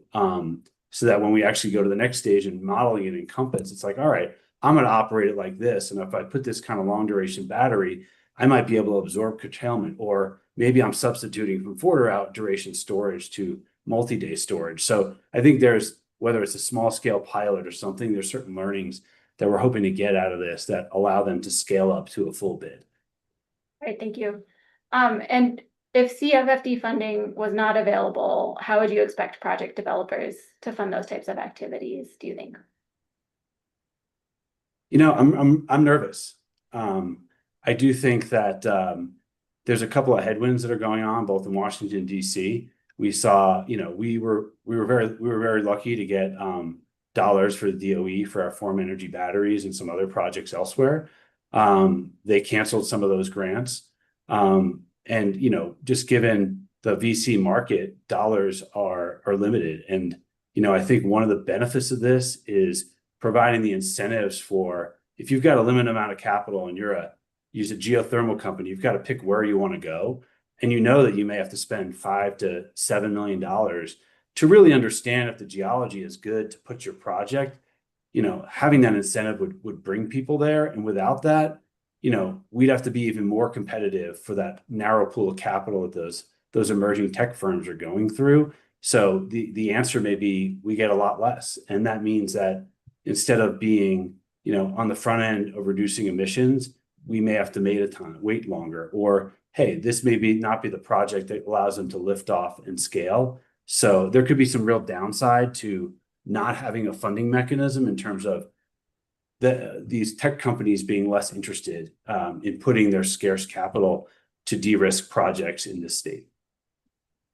And has Public Service or Xcel Energy invested in any third-party companies that might be eligible to respond to the CFFD solicitation?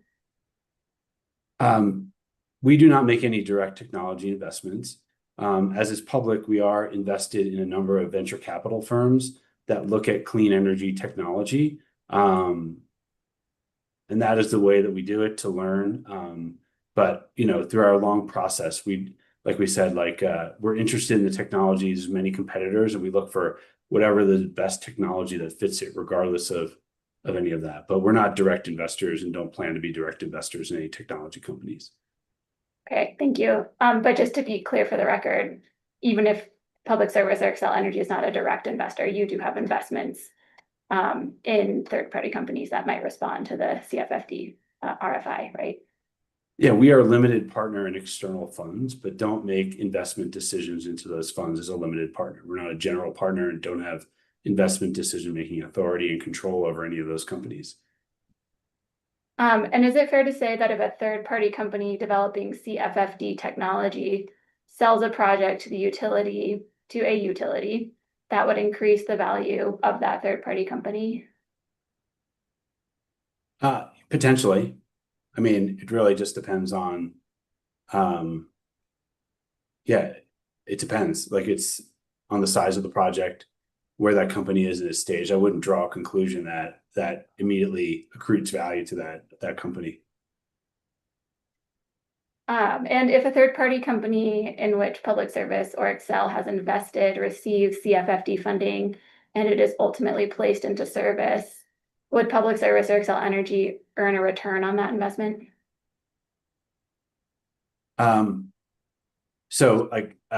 We would earn based on that investment, putting it in our rate base if it was approved. Yes, that's the question that you're asking. Thank you. And is it possible that Public Service or Xcel Energy would earn a return if that third-party company in which it ultimately invested was sold or went public? The company itself, not the project. Objection, speculation. I'll move on. And under your proposal, ratepayers won't have an opportunity to earn a financial return on their investment if CFFD projects are ultimately placed into service, right?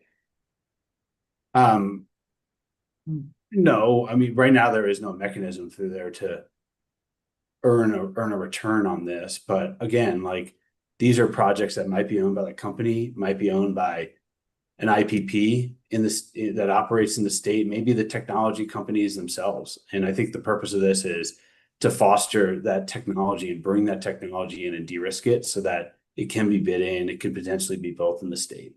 So it's in the customer's best interest to do this kind of activity. And there's not really like a windfall for that's really meant to be captured by them. I'd like to turn to the advisory board and picking up from where Mr. Schlesinger left off. So just to level set, Public Service has proposed the following membership for the advisory board: 1 member each from Public Service, staff, UCA, the Energy Office, OJT, the Environmental Community, Hayden, and Pueblo, plus a non-voting technical advisor, right? Yes, you ran through it quickly, but I believe that's correct. And is it fair to say that only two of those proposed 8 voting members, UCA and potentially a member from the environmental community, broadly represent customers of public service? Yeah, as well as the company too. Right, but the Yes. company, as discussed with Mr. Schlesinger, also has other interests, correct? Potentially, not in the case of this. I mean, we're looking for solutions that are in the best interest of our customers here. So, yeah. And also discussed with Mr. Schlesinger, the company doesn't believe the advisory board should be expanded, right? No, I think that we have a good, we think it's a right-sized board. And when things get too big and too many decision makers, it gets more unwieldy. So I think we picked a group that represents the vast interests of the Colorado communities and stakeholders to be a part of this, and trusting that group to make decisions that are in the best interest of Piesco and its customers. And publicly traded companies can respond to the CFFD RFI, right? Yes. Either they're eligible. They might. Yeah. As an IPP, like some IPPs are publicly traded companies. Some technology companies, assuming that most tech companies may not be publicly traded at the time they bid in, but it could be like a subsidiary of a company may have a new technology that they're looking to get to move forward.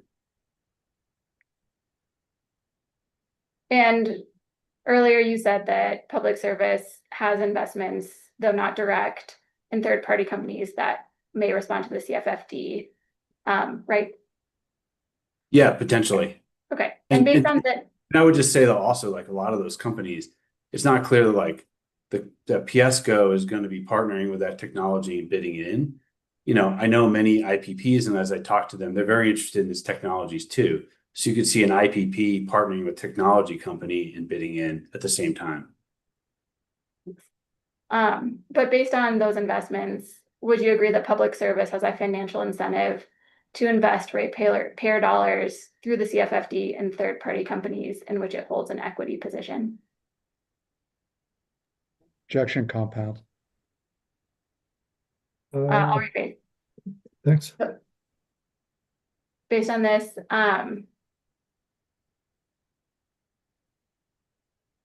based on that you just said that public service holds investments in third-party companies, would you agree that the company, public service, I'll say public service to differentiate from other third-party companies, has a financial incentive to invest ratepayer dollars through the CFFD in those companies? I just want to clarify, we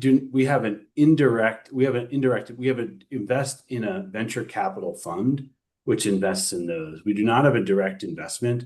We do not have control. So I think that there's a difference here by saying that we don't have a direct financial interest. We invest in venture capital funds and they decide to do that. We do that primarily for the learnings. We want to learn about carbon-free tech.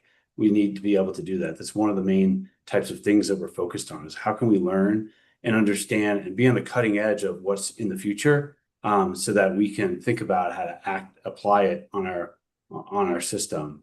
And we think that's very valuable for us. Thanks. Let's talk about moving to advisory panel members. Those individuals might also hold a financial interest or equity in third-party companies that can respond to the CFFD solicitation, right? We don't know who is coming from all of these organizations and what there would be, but I assume as part of the charter that there would be a very strict conflicts kind of requirement and disclosure policy as part of decision making, and that would be clear. I don't know how that will be evaluated, but I think that's one of the first parts of the charter of this organization, is determine how that might look. Could we please pull up hearing exhibit 2001 attachment MAL-7?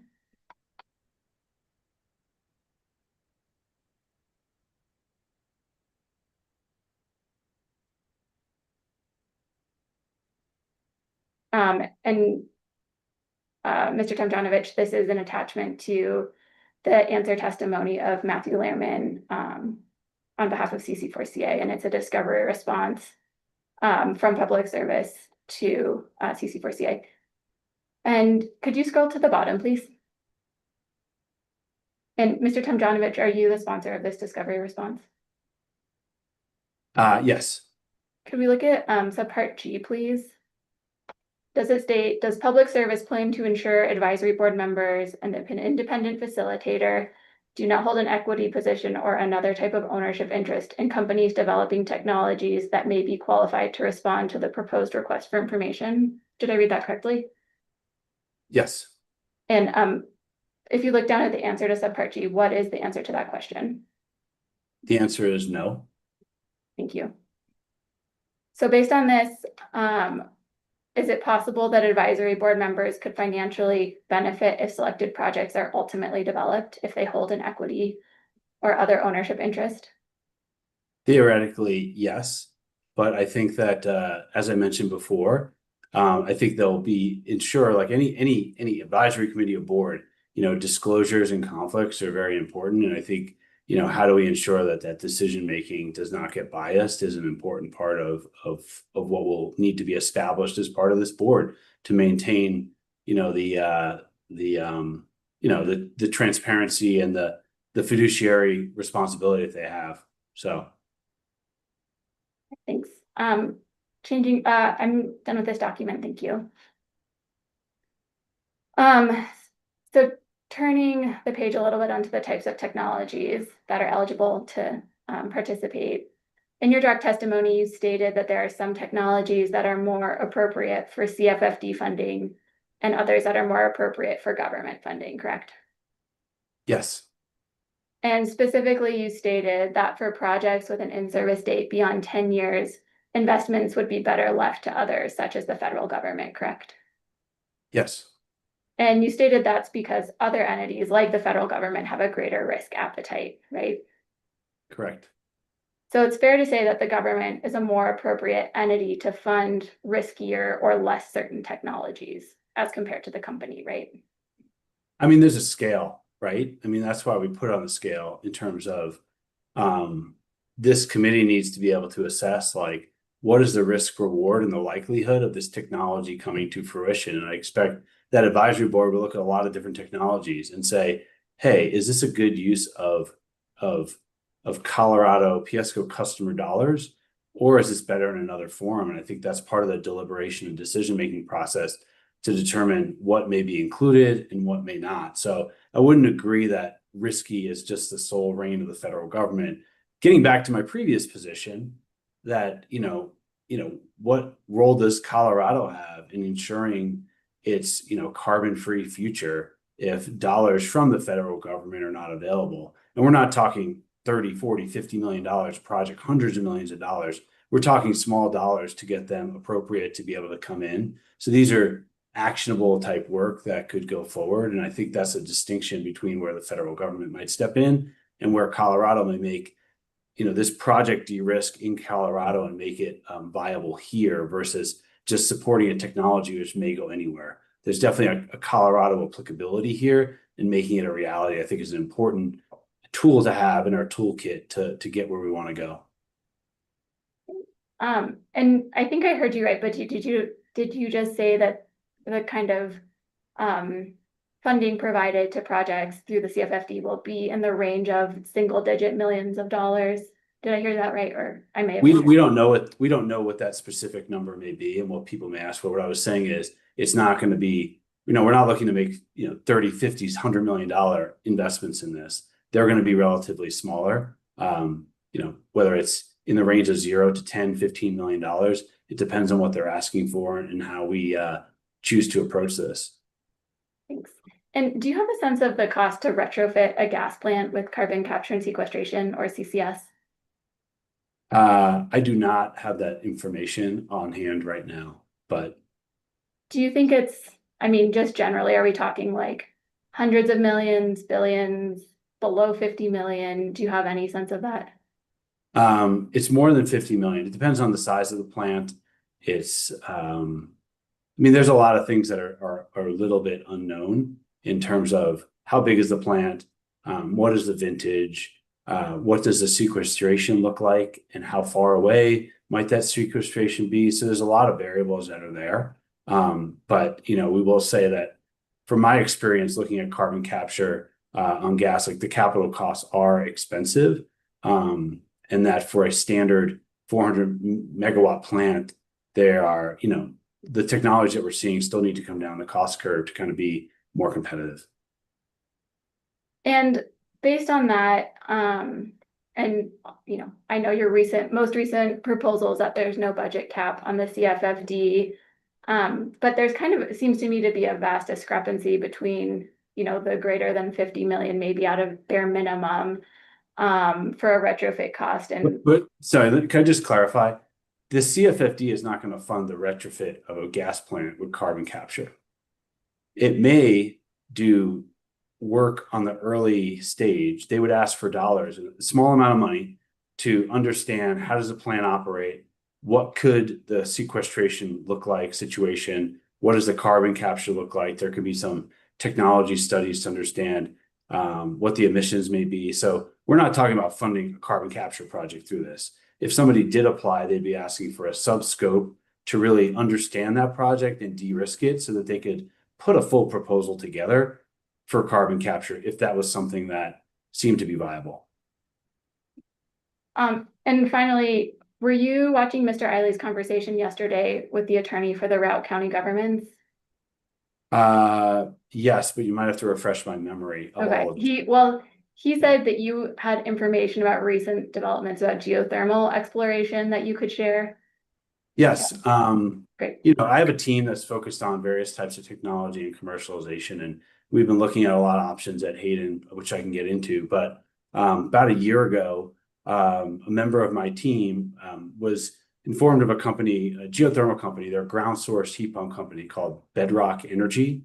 And at the time, the city of Hayden was looking to, and I don't know all the details, develop a commercial park and new commercial park and connect it with ground source heat pump, geothermal.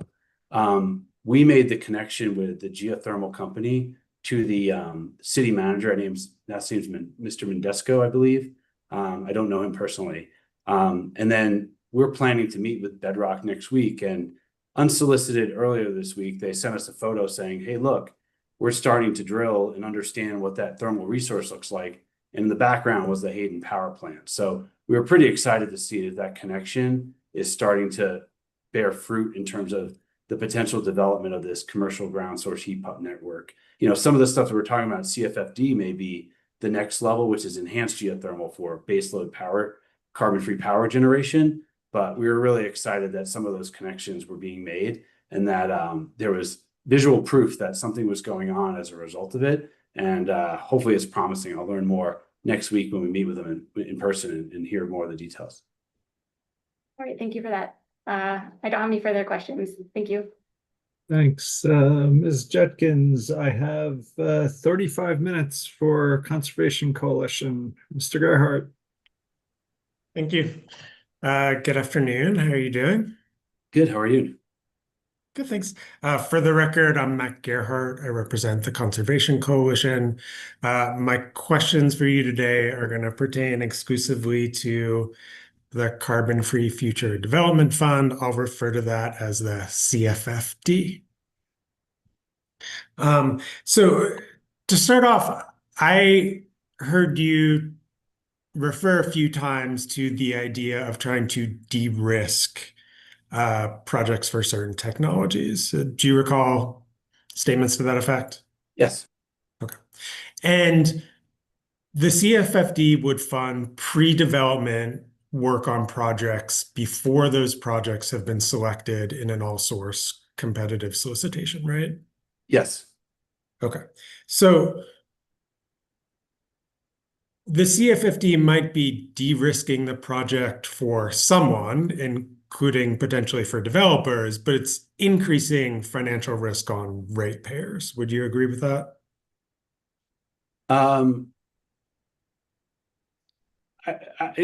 Please explain how you just decide on the increasing the financial risk for customers. Sure. Well, you're saying that one of the goals is to de-risk projects, right? Okay. Yes. But presumably there's no free lunch, right? So you're de-risking that project by placing that risk onto someone. And my understanding is the someone is ratepayers. So I'm asking, do you agree with that?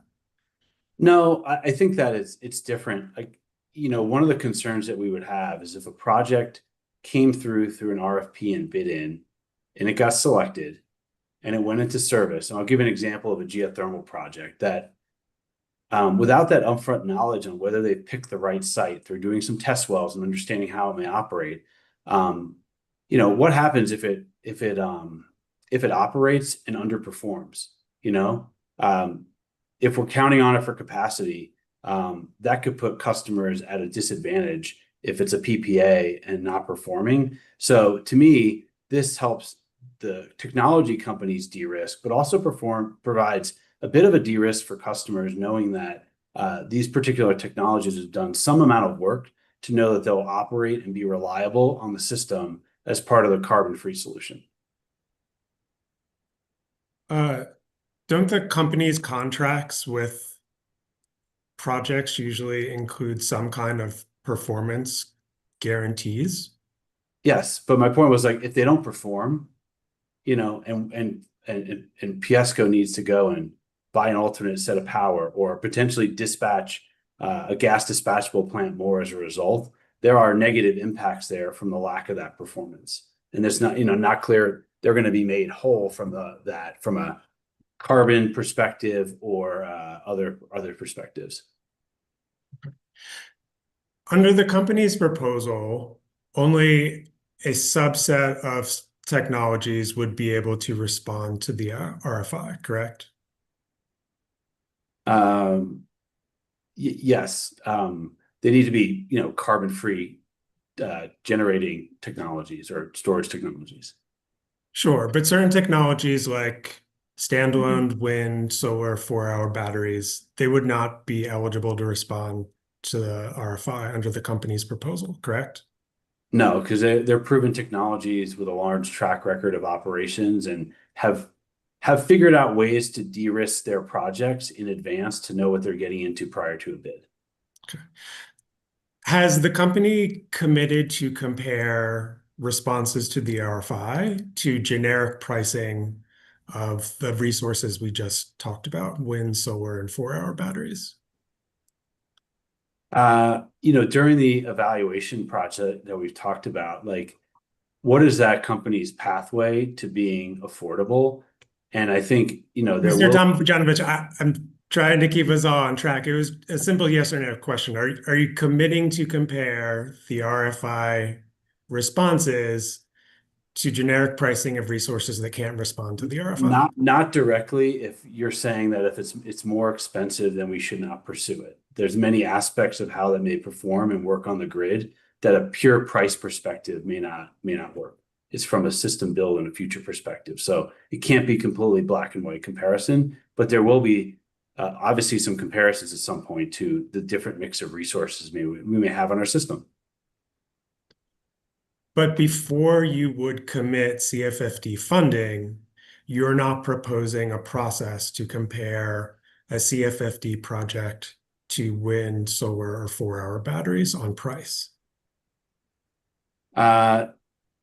Not a process that may eliminate it from the start. There's a bunch of variables that would go into how the advisory board decides, and it needs to be affordable for customers, and that just has various meanings and connotations, and how it adds to reliability and the whole build out of the system. So, yeah. What I'm trying to understand is, how can the advisory board determine the affordability of projects if you're not comparing them against other established technologies on price? What is the mechanism for assessing affordability? We will be looking at the relative LCOEs, but we won't be necessarily excluding something at this earlier stage if they show a pathway to being affordable, given all of its variables. What does pathway to being affordable mean? Just look at our wind, solar, and battery industry over the years, right? It started off really, really expensive, and they've come down to an area where it's some of the cheapest energy, especially in Colorado with our solar and wind resources. Batteries have come down. So you need to look at like what an early stage will be, and it may be more expensive like those resources, but we may need them. They may have attributes to our system and hitting carbon free by providing baseload carbon free gen that may require a premium versus other types of build out. So it's all in the context of multiple variables and how they think they could scale over time to be competitive with these other technologies. Is it your understanding that every generating technology has had its costs come down over time?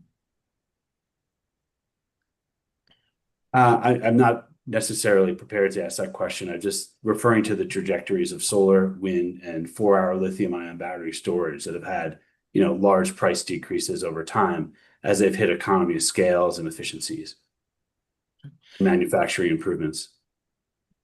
So We still guarantee, but we're hopeful. That's what we gotta. That's what we need to be. That's what we need. So sure, but let's take an example of compressed air storage, which my understanding is that would be eligible to bid into the CFFD, correct? Correct. Okay. So are you making the assumption that because wind, solar, and 4-hour batteries have declined in price, that compressed air storage will experience a similar decline and become cost competitive in the future? I'm making a general statement that some carbon-free technologies may have the ability to, at scale, come down in cost dramatically. I can't make any comment with regard to compressed air or any real specific technologies without understanding where they are and seeing their cost roadmaps and how they may achieve that. What I'm trying to get at is if a bunch of projects, including compressed air storage, bid into the CFFD, how exactly is the advisory committee going to determine whether that will be cost competitive when it bids into an RFP in the next 10 years? I mean, we have our committee members, and then we'll have the information from the company. And we have experts within the company as well that can take a look at the roadmaps.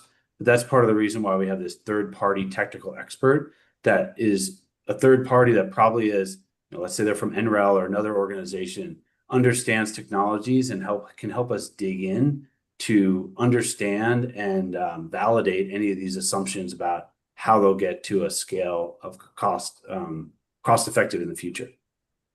Okay. When you were developing the concept for the CFFD, did you consider any alternatives to fund innovative technologies? I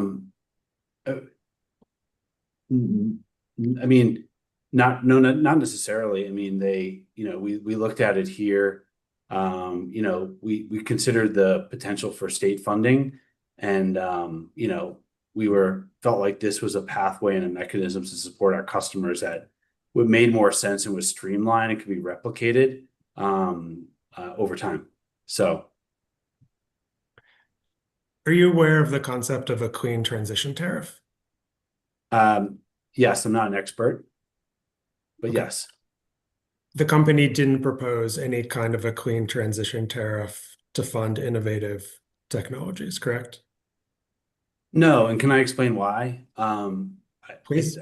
I think that from what I've seen from clean energy tariffs, is that they're generally, you have like a new load that's coming on like a data center, and they're interested in greening up their technology. So they're going to pay that premium of what an existing technology will be and what that delta may be, the above market cost, let's call it. That's a little bit limiting. I mean, I think what we're doing as part of this whole resource plan is, we need to decarbonize our entire system. That means that all PSCo customers need to decarbonize. And at least what I've seen on clean energy tariffs, it's really limited to like new load or specific large loads that are willing to pay a premium in the interim. So I see them as being very different from each other. And this carbon-free tech development fund is really meant to, find solutions for the broader system and deliver that for everybody, not just finding a solution for one particular large load and their aspirations to decarbonize. So that doesn't mean we can't have a clean transition tariff for certain customers, but I think the CFFD serves a broader purpose in enabling the carbon-free future that we're trying to hit. But you don't have any mechanism available today whereby a data center developer that was willing to pay more to fund clean firm technology could do so, do you? I am not a rate expert and familiar, but I do know that like as we have conversations with various, let's just call them large load, not just data centers, we often talk about new technologies and their interest in taking on more of that cost of that new technology, just like you're seeing everywhere. And that might be part of a piece of a puzzle. So we always have those conversations with them. What are you thinking? Would you be willing to do this? We obviously have nothing that's committed to yet, and we'll still do it. But again, I think the CFFP is like more of a broader solution to establishing our goals. And it's not necessarily that they're like, you can't have one and the other. I think you need to potentially have both. Okay, but just to be clear, if you say you could potentially have both, one of those pieces being the clean transition tariff, the company hasn't accepted any of the intervener recommendations to propose a clean transition tariff, right? I'm not an expert on that area, so I can't answer that question. Okay. Okay. I just know the clean energy tension, there's a difference in the purpose between the two, and that's why we propose this and support it. Okay, thank you. Could we please pull up hearing exhibit 119 and scroll to page 22, please?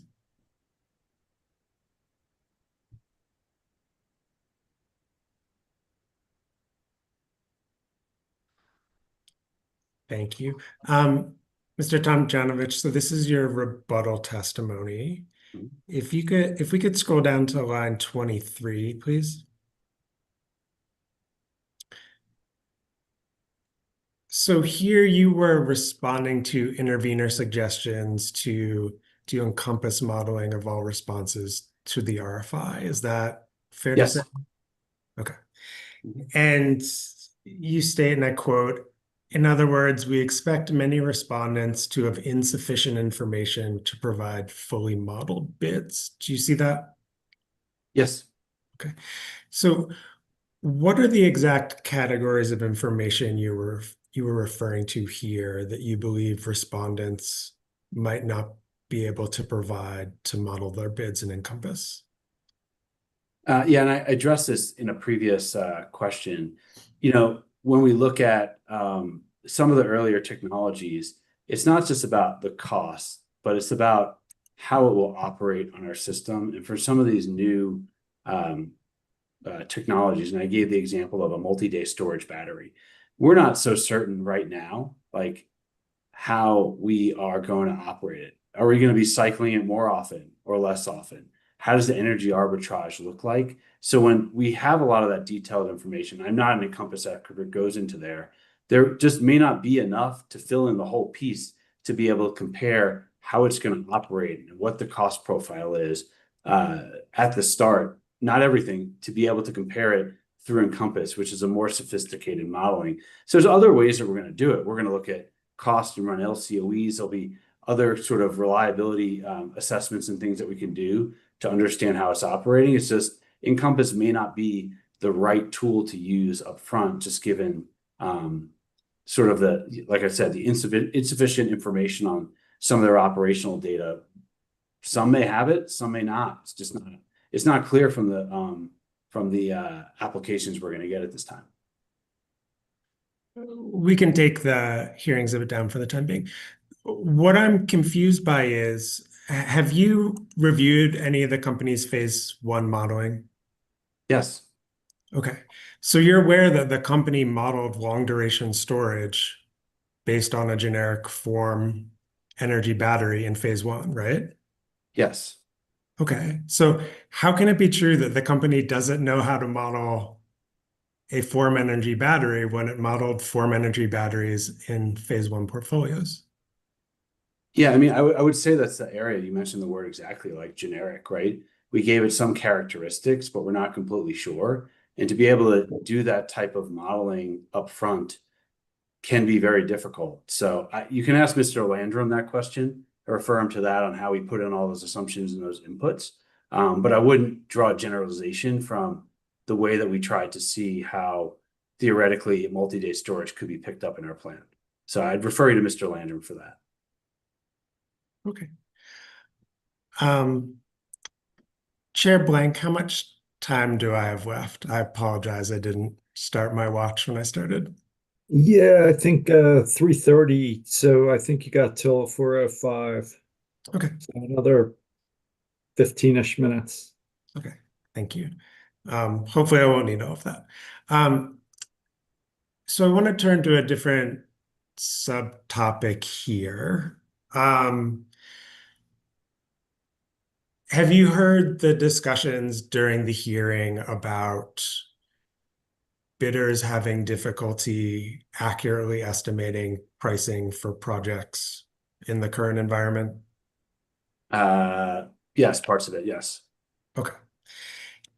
I live the tariff ups and downs every day, so I'm very familiar with what's going on. Great. And I believe I heard you tell Ms. Judkins that the company's concept for the C50 is that projects should have a pathway to bidding into an RFP within 10 years. Is that accurate? Yes. Okay. So when bidders respond to the RFI, they would provide, among other things, pricing information, capital costs, O&M costs, et cetera. Yeah. Mm-hmm. Okay. So where I'm going with this is the goal is to have that project bid into an RFP in 10 years. But what guarantees are there that the pricing 10 years from the RFI response will be the same or even similar to the pricing in the RFI response? There are no guarantees. But I think that as part of this process, depending on how people bid in, there could be ways to create milestone payments for some of the things that are going on for these projects and understand, hey, are things going the way that they said? And if not, ability to potentially reassess in some ways if the technology is not performing or there's something else material that's going on that we have concern about.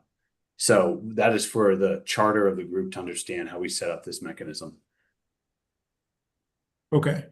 But in terms of what the company is seeking commission approval for now, has the company proposed any mechanisms to protect against this risk that the price bid into a future RFP might be significantly higher than the price in the RFI response? No, and I would say that's probably an impossible mechanism given the technology we're seeing to be able to create. Okay.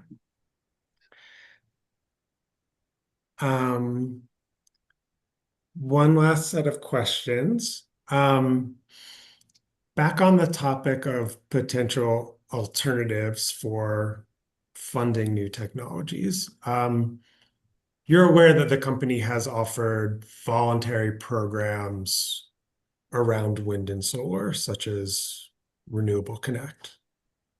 Yes. Okay. And the company also has community solar garden programs? Yes. Okay. Has the company considered developing any kind of comparable voluntary program to fund clean firm technologies? Not that I am aware of. However, to your other point, we are always looking for that new large load that is potentially willing, if they were to come to the state that might be willing to do that. And that's something that we will always take a look at too. Okay. Mr. Chair, let me look at my notes for a minute. I believe I might be done. All right.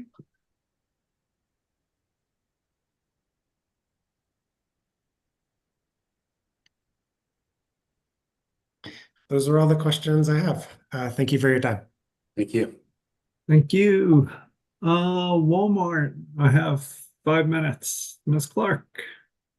Yes, thank you. Good afternoon. Yeah. For the record, my name is Julie Clark, and I'll be asking you questions on behalf of Walmart. I have a few questions relating to the incremental need pool that I'll refer to as the INP. Are you familiar with the tri-party framework, which is Exhibit 2606, Attachment SJD9? Yes, I am. If you have specific questions, I may need to pull that up, but yes. Okay. I'm trying to understand what portions of your testimony relating to the pre-construction development asset, or PCDA, remain applicable after the tri-party framework. In your direct testimony, you discussed the company's request for a $100 million budget for the PCDA, correct? I don't. Can you refer to that, please? Sure. It's Hearing Exhibit 103, page 46.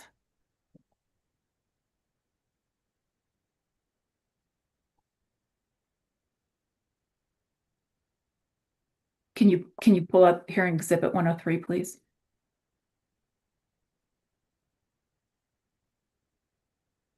So I just like to have it in front. Yep. Sure. And starts at line 3, I believe. Yes. Is the company requesting approval of a budget for any portion of the INP? Whether the INP is approved with a target budget or not remains as part of this whole filing. I mean, I think that is a number that was put out there initially, but in some of the rebuttals and surrebuttals, you'll see that we've sort of limited the amount that each project could potentially get from the PCDA. It's like up to $3 million, or even bidding it in up to $3 million or $10,000, I think, a megawatt. So I think that budget sits out there, but I think we've looked at it and created a mechanism that's probably lower cost, but we haven't kind of determined if that 100 million is more or less based upon our revised proposal in this bidding concept. Okay, so is the company requesting pre-approval for a budget for the INP? Yes or no?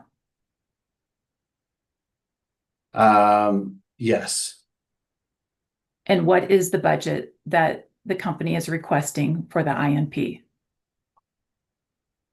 I believe the number here is $100 million, but the structure of it has changed. And I don't believe that we have put in since that tri-party agreement came, I don't think we've adjusted a budget based upon the new parameters. So it could go down as a result of that. But right now, the number being proposed is up to $100 million.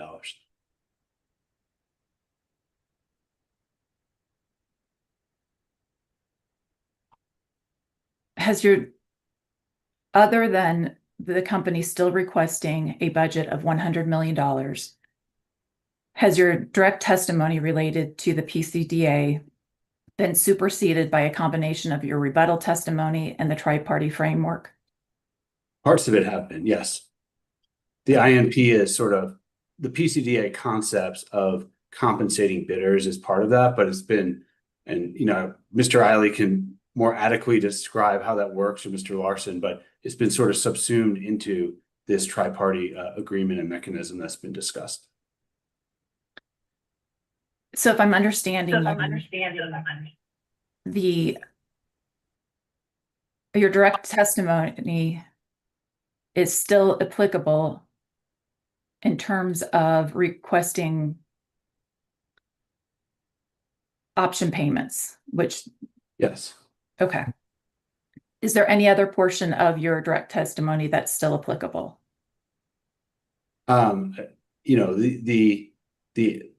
The direct testimony is about the PCDA. There's been this tri-party agreement that's been floated. It's not clear what option the commission may choose. So, all these, they're sort of alternatives, even though we've we've said we agree with the shift to the tri-party agreement. But we do believe that in order to keep these projects valid, I mean, the idea behind the PCDA and these option payments to keep prior going is a part of this that we believe needs to be kept to ensure that those projects stay on track if we need them, or if their projects fail, if there's incremental load, a variety of different reasons. So, the mechanism in here stays alive, even though the broader structure around it may have been changed or superseded by other elements.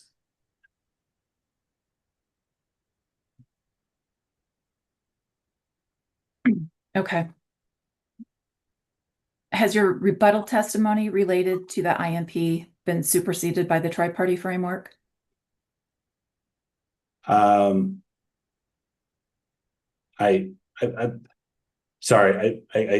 procedurally, I'm not an expert in how all that gets superseded. So I'd assume like we have proposed this tri-party agreement out there as an alternative. So I think that's what we're requesting is under consideration, which pulls in aspects of what is in my testimony from the PCDA. Okay, would it be fair to say that your rebuttal testimony regarding the INP still applies, except to the extent that it is inconsistent with the tri-party framework, in which case the tri-party framework would govern?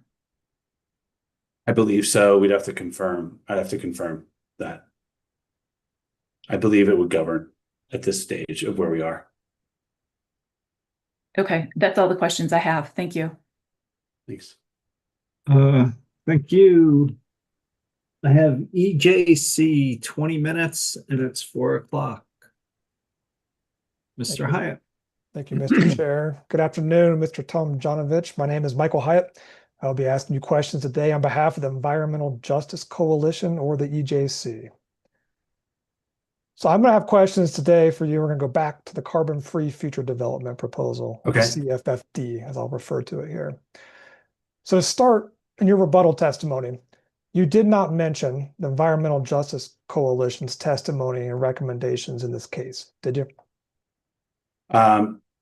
You'll have to refresh me on what I referred to and what I didn't. I mean, I read it, but I think aspects of a lot of testimony are incorporated in here. I don't recall it specifically. Yeah, well, I don't think you did refer to it. I guess I'm just asking for confirmation. Okay.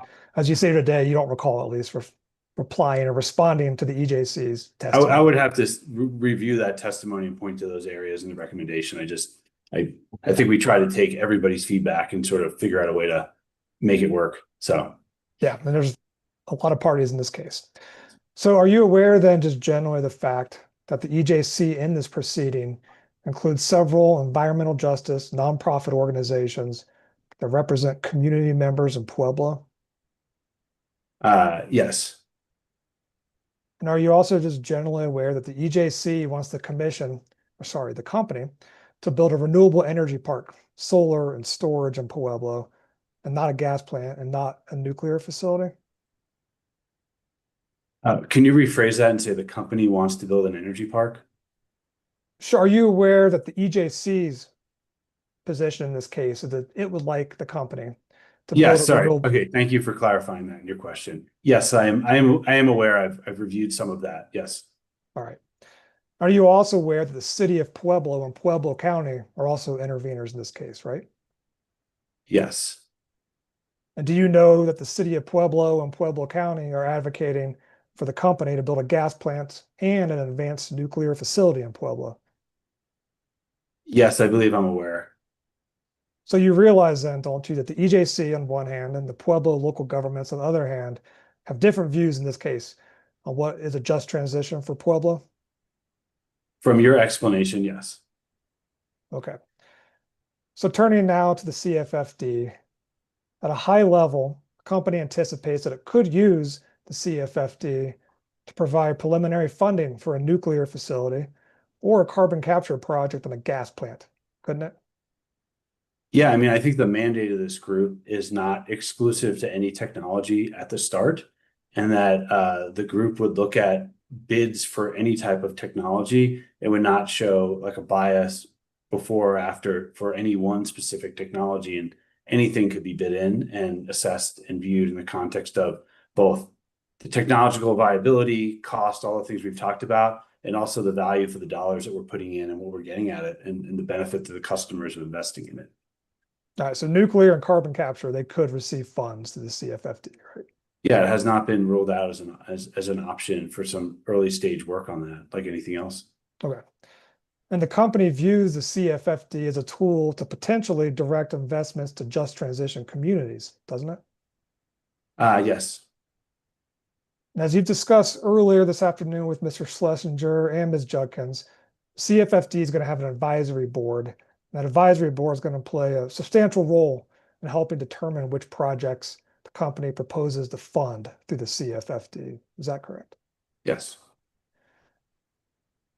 And you talked with Ms. Judkins about the composition of the advisory board. So isn't it the case that the advisory board would include one member each from the Hayden and the Pueblo communities? Yes. Do you recall explaining in your rebuttal testimony that those members from the Hayden and Pueblo communities would be a local government representative, such as a county commissioner? I- yes, I believe that part. Yeah. Okay. So under the company's proposal, then Pueblo County would likely have a representative on the advisory board, wouldn't it? Yeah, I mean, can you refer to this section? Because I'm not sure if this is in my rebuttal or my original testimony or something like that. I'd like to just pull that up, please. Sure. If we could pull up Exhibit 119, which is Mr. Tomjanovic's rebuttal testimony.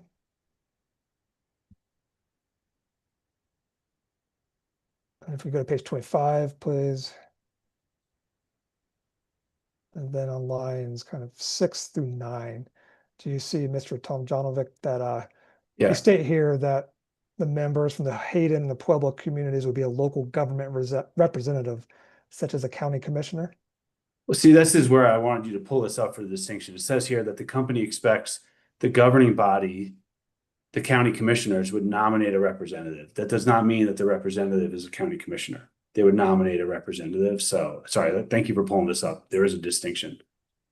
Okay, so the Pueblo County would nominate their community representative on the advisory board. Is that accurate? Yes, as proposed. All right, and unless Pueblo County happened to nominate one of the EJC organizations, none of the EJC organizations would be part of this advisory board, would they? I don't know how they would choose their representative, so I can't speculate on that. Do you think it's likely that Pueblo County would represent a member of the Environmental Justice Coalition to be its representative on the advisory board? Objection, speculation. Can you rephrase, Mr. Hyatt?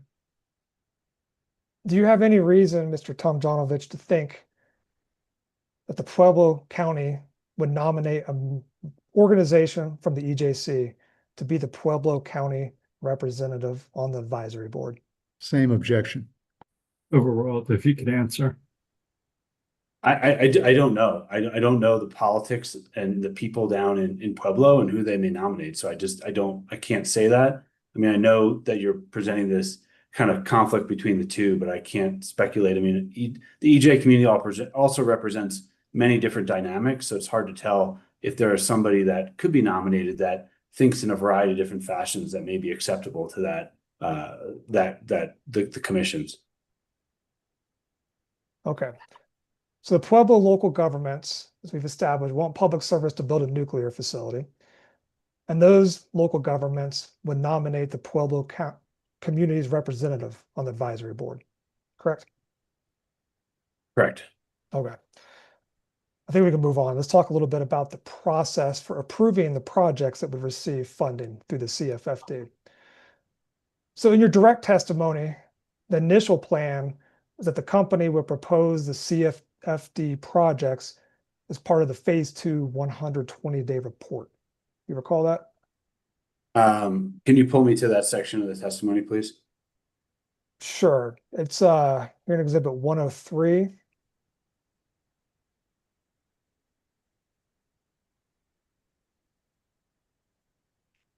If we could go to page 55, please. I think on lines 4 to 7. Can you see there, Mr. Tomjanovic, that under the initial proposal, the company would propose the CFFD projects that they wanted to fund as part of the phase 2 120-day report. Is that what you testified initially? Yes, yes. Okay. And under that initial process, the parties would have had the opportunity to respond to the specific CFFD proposals and their 120-day report comments, presumably, wouldn't they? Yes, the one thing that, and think about it is what we were talking about before. In the initial testimony, this was almost like a one-off. Now we've presented it as a rolling process. So, the finality of it that you may see here may not actually exist in reality, because it would be, I think we suggested a 6-month process for things to come in. So, there may be a couple of things that come here, but it would not necessarily be final. Yeah, I think you anticipated where I'm going next. So this was the initial proposal, and now this has been changed in your rebuttal testimony when you propose a rolling solicitation process. Would you agree? Yes. All right. So if we could go back now, please, to hearing exhibit 119, which is the rebuttal testimony. I know I'm making you go back and forth to docs, but Oh, that's all right. This hopefully should be the last document to pull up. So if we could go to page 17 now, please.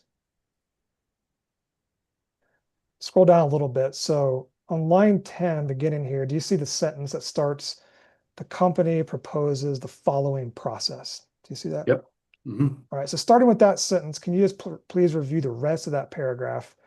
If I have some questions about this, and just let me know when you're finished. Yep, I'm done. Okay. I know that. So under this new rolling solicitation process, the company and the advisory board may or would issue a report every 6 months that proposes projects to fund through the CFFD. Is that correct? There would be a semi-annual meeting, and if there were any projects selected, they would be moved forward. Yes. Okay. And when the company issues that semi-annual report, and if it does make a proposal in that report, the commission would then have 30 days to review the report and indicate whether it does not support funding any of the proposed projects. Is that correct? Correct. And if the commission does not affirmatively disapprove that proposed funding or take any other action within 30 days, those proposals would be approved by operation of law, right? Correct. And then, as you also say here, after the company disperses the funding, it would be subject to a prudency review after the fact as part of the annual ECA annual prudence review, right? Yes. So there is no opportunity here, is there, for parties that are not on the advisory board to comment on or oppose a CFFD proposal before the company disperses the funding for the project, is there? There is nothing in this particular format that gives that ability. But as I go back to the purpose of this is for early stage pre-development dollars. In the case that you're bringing up of nuclear, like this is not assuming that we're going to be building a nuclear plant in anywhere in Colorado. This is just preliminary activities that somebody may submit, and it would be weighed and understood whether that makes sense. Okay, and if the advisory board decided that it did make sense to provide preliminary funding for a nuclear facility in Pueblo, the parties and the community members who did not support building that type of facility in their community, they're not going to have an opportunity, are they, to oppose a proposal before that funding is made, are they? Well, I would just say, like in the case of nuclear, well, we don't see this as like building a nuclear plant or doing substantial work. It might be someone may propose a siting study to see the suitability of that land. There are many, many steps after there that would have public input, commission input, company input in order to do this. So I would say in that case, it's a very, very long process, and there would be many ways to get input before anything substantial is ever approved. So I think there'll be plenty of opportunities. Okay, I agree that the process for building and permitting a nuclear facility would be long and onerous. But my question is, as far as the CFFD and that preliminary funding, If the advisory board recommends providing just the preliminary funding for a nuclear facility in Pueblo, parties who are not on the advisory board are going to have no opportunity to oppose that proposal, to issue comments to this commission before that funding is given to that facility, right? Objection, asked and answered, compound. Overruled. If you could answer it. As currently proposed, at this very early stage of it all, there's not a mechanism in there. But part of this whole process is to get things moving and have a flexible, nimble process to get projects started and not have to pull every single one of these dollars to a full proceeding that can take a very long time and slow down the ability to get these projects going so they can be ready to actually bid into a future RFP. So. Thank you. That's all the questions I have for you. Thank you, Mr. Hyatt. I have Mr. Bonas, 10 minutes, and it's 4:13. Thank you, Chair. Good afternoon, Mr. Tomjanovich. Good afternoon. I don't think we have met. I'm David Banas. I represent the Colorado Energy Office. And I don't know if anyone's asked you this yet. Were you watching all of Mr. Eiley's testimony? Yes, but it was a long bit of testimony, so you may have to refresh my brain a little bit. Okay. Maybe not everything, yeah. All right. Well, Remember, you're under oath, Mr. Tom. There's a lot to memorize. I'm hoping he's not asking me that question. You're not under oath, Chair. All right. So Mr. Eiley punted a couple clarifying questions I was trying to get after him. So I'm just going to ask you a few of those. Okay. But set the stage.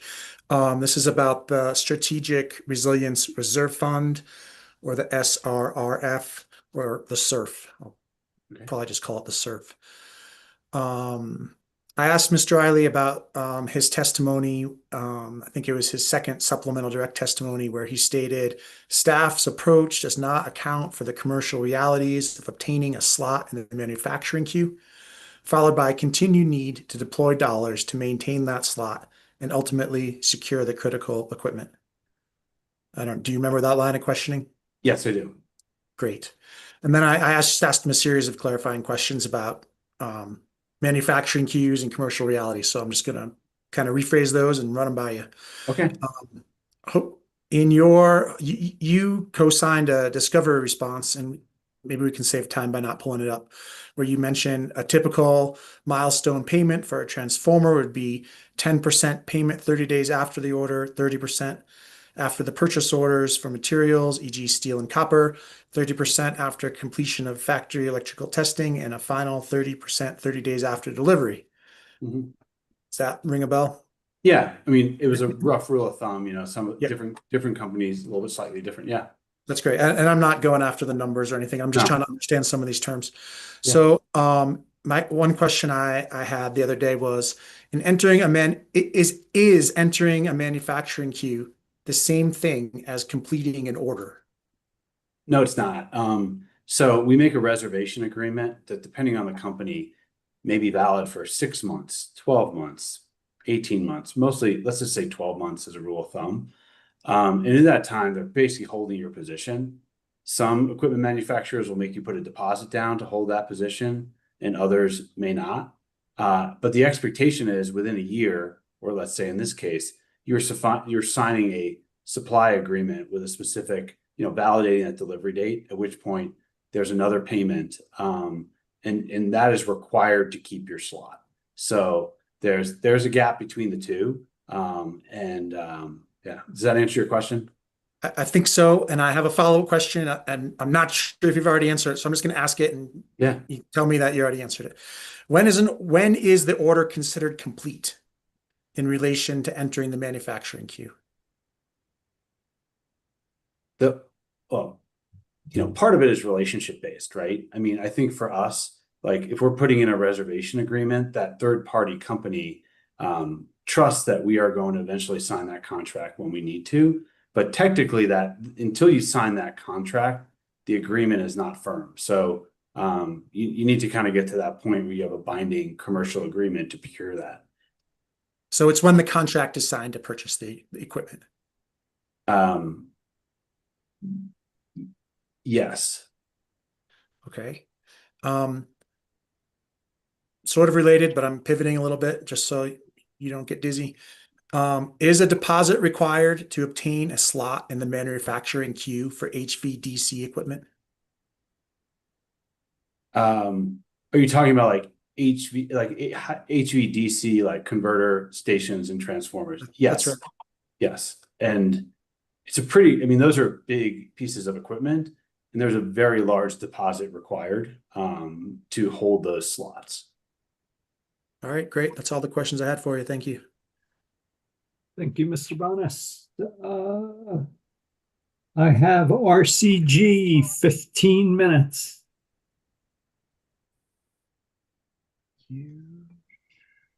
Mr. Dittman. Thank you so much. Good afternoon, Mr. Tim. I'm going to struggle with this, so I apologize. Tom Janovich. It's all right. It's good. Not Close perfect, enough? but yeah. All right. Yeah. All right. Well, thanks for that. My name is Brandon Dittman. I'm an attorney who represents the town of Hayden, Routt County, sometimes referred to as the Routt County government. And I don't think we've ever met before, so it's nice to meet you. Nice to meet you. I just have a few questions for you. I don't think we'll take the whole 15 minutes, but I wanted to start by looking at your direct testimony, which is Exhibit 103.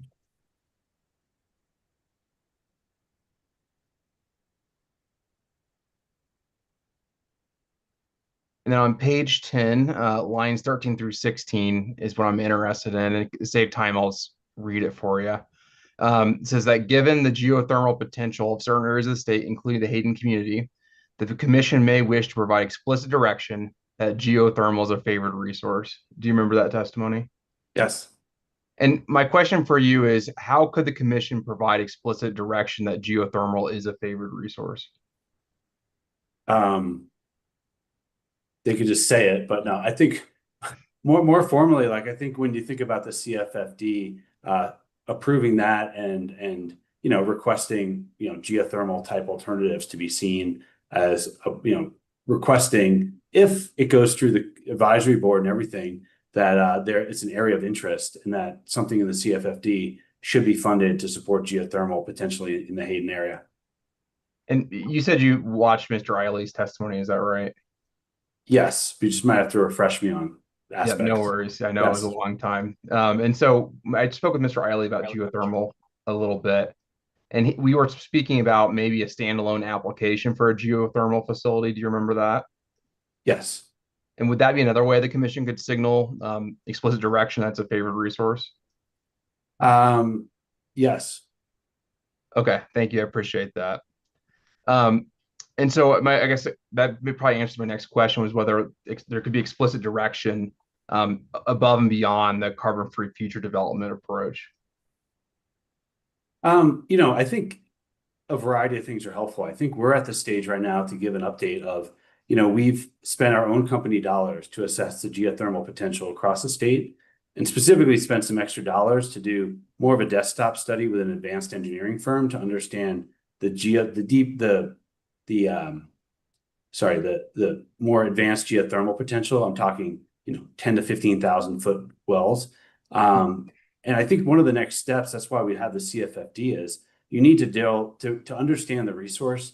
You need the dollars to drill the test wells, to see how strong the resource is and whether there is a viable project. So I think that the ability to move forward with that is subject to review of that scope, is a good next step to really dive deep into that resource and understand whether or not a full-scale project is technically and economically viable. Yeah, thank you for that. And something you said that it's the first time I've heard it, is that you've already done a study of feasibility for the entire state. Is that right?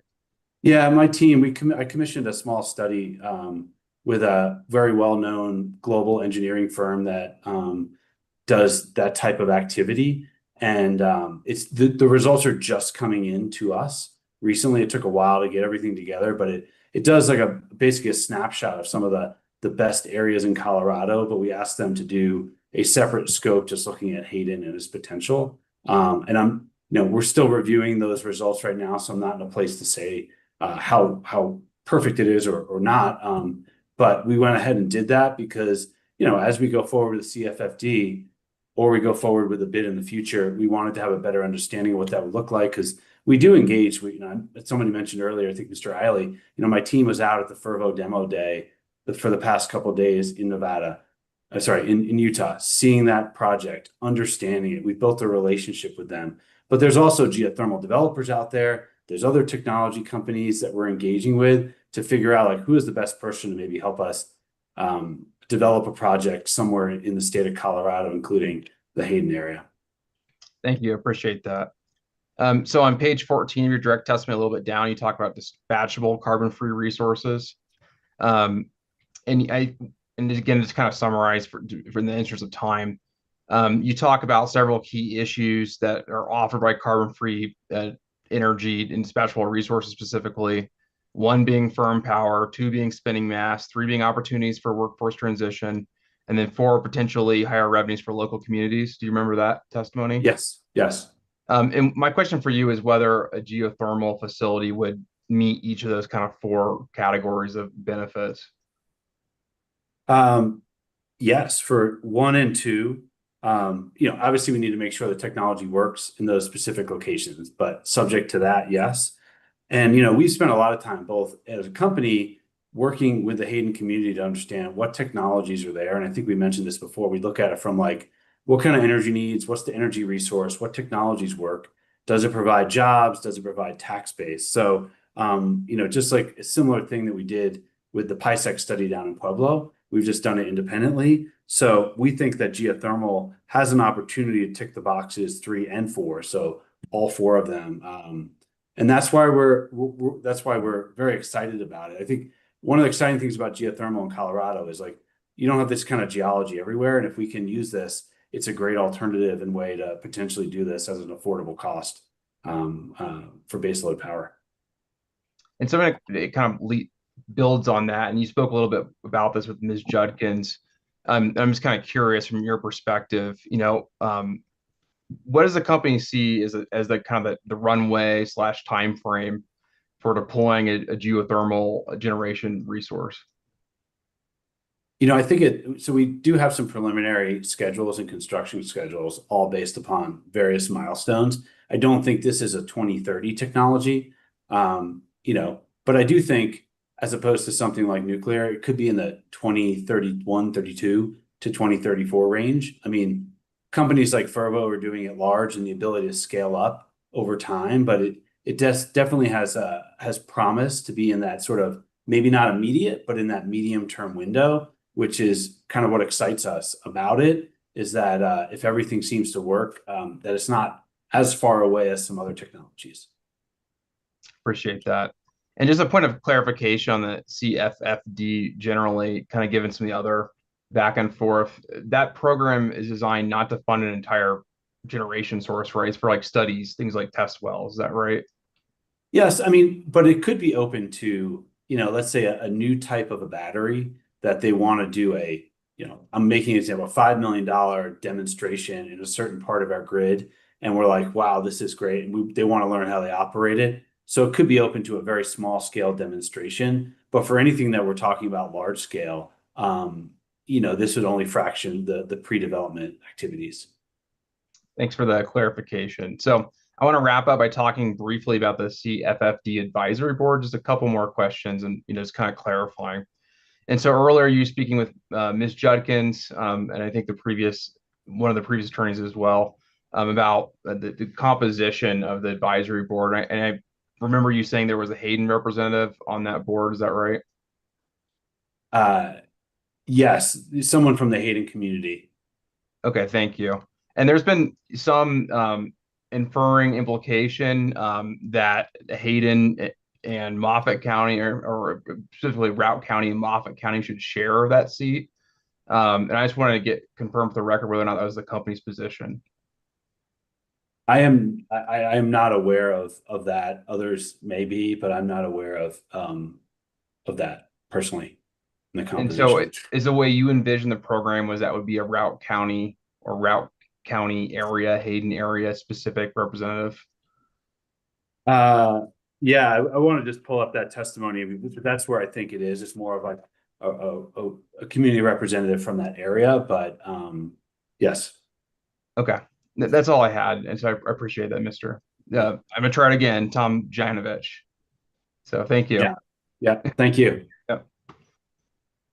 Thank you. I have last cross-examination, 20 minutes from WRA, Mr. Barrasso, 427.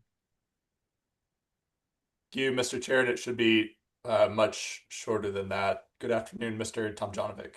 Good afternoon. And I don't think that we've met before. For the record, my name is Parks Broso, and I represent WRA and SWEEP in this proceeding. Nice to meet you. Nice to meet you. And Mr. Tomjanovic, I've got, surprise, surprise, just a few questions for you on the carbon-free future development portfolio. And I would like to talk with you about how the Commission and the parties would assess the projects that are presented through the CFFD. So, first of all, at this point in time, has the company developed or provided a draft RFI? No. And I was a little unclear from your rebuttal testimony, but is your proposal now that the company will be issuing an RFI sometime in 2026, which would initiate the CFFD solicitation process? Yes, I think, well, the first step is getting approval for it and then getting the advisory board together to sort of determine the charter objectives. And then from that would come, part of that, the development of this RFI that could go out and start to accept proposals. Okay, and so the advisory board will be, to some extent, developing that RFI. Will that draft RFI document then be presented to the commission for its approval? I don't believe I don't know if I explicitly say that in my testimony, that it would be reviewed in advance. And I didn't see it in your testimony either. Do you have a position on whether? Yeah, I mean, I think that for this RFI, and we have it, like, I think that once we establish this advisory committee and develop the RFI, I think that advisory committee is the one that reviews the RFI for its sufficiency and sends it out. I mean, the RFI is really just asking questions and for data. It's not an analytical tool, but it's a framework for that. And we've done some RFIs in the past as a company, and it's really just gathering information and what that project would look like. We've done it in the past mostly for companies and technologies, not necessarily soliciting for a specific project, but that's how we would work on it and design and take input from the other members of the advisory board. Okay, so it's your position that after the advisory board or advisory committee has developed it, it would not need to be approved by the commission before it's issued? No. And have you or has the company developed any framework or metrics that it would be using to evaluate proposals that respond to the RFI? We have not completed that yet. Before issuing the RFI, will the company be developing any frameworks or metrics that would be used to evaluate project proposals that respond? Yeah, with the advisory board, I think we need to come up with a set of evaluation criteria that we're all aligned on and use that to review and score or evaluate the projects. Thank you. And so same question as the draft RFI document, will that common set of scoring or metrics or evaluation criteria, is that something that you'd be presenting to the commission for approval? I don't think that's in the proposal so far. And regarding responses to the RFI, would the company be providing the full set of responses to the commission and to the parties? Upon request, obviously, the commission can see all those proposals. Maybe not while we're making the decisions, but as part of like the, hey, here's who we selected, and then maybe here's these other proposals. Can you describe who you mean by the other parties? Sure. So to start, the parties that are in this proceeding. Yeah. I think it depends on I think it depends on like some of the confidentiality concerns. I mean, there may be technology companies and developers, independent IPPs, or the company that is putting forward proposals. And there may be, sensitive information in there or commercially sensitive information about what people may be proposing. So I think we would need to really be thinking about that closely before it went to a broader audience about the details of all of those proposals. But it's, something we can consider. And so is what you're discussing either applying some level of confidentiality or highly confidentiality to those responses and then providing them to the parties? Yes, or it could be some form of like a summary of everything that was submitted without sending like a full application that may have all these different details in it to all the parties. And just going back to your earlier answer, what exactly was the timing that you were suggesting for either to the commission or more broadly to the parties? What would be the timing for providing those RFI responses? Yeah, I mean, I think that as I just discussed, this new process has every 6 months, there's a submission to the commission where they can weigh in and let them know, I think it was 30 days, whether they object to anything. That could be a format where it's like, hey, here are the ones that were approved. And then here's either the full application or a summary of everything else that was submitted within that round as an information to them. Regardless of whether there's a full thing, there'd probably be some summary of what was considered and not approved. And maybe it also explains the rationale why it was not approved, whether it was not ready or something else, incomplete, et cetera. The idea is to be, transparent to the commission about that. And I think there's also a prudency review about those particular projects. But as we go forward with this, there's probably other information they're going to want to see. Great, thank you. And going back to the advisory board, I think you discussed that it will be coming together, it'll be convening to develop a charter before really getting up and running. Is that right? Yes. And we may start to develop the RFI in parallel with this charter so that we can really get off and running. But obviously there'll be some review of that with this with the advisory board. Great. And same question as earlier, is the charter something that would be presented to the commission, and is it something that the commission would need to approve?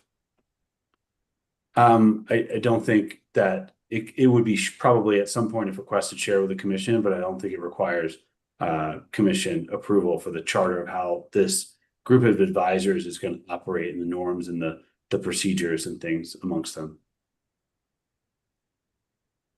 Okay, and we discussed this a little bit earlier, but I think in your testimony you mentioned that advisory board members could sign non-disclosure agreements to review confidential information that's provided through the course of the CFFD process. Does that sound right?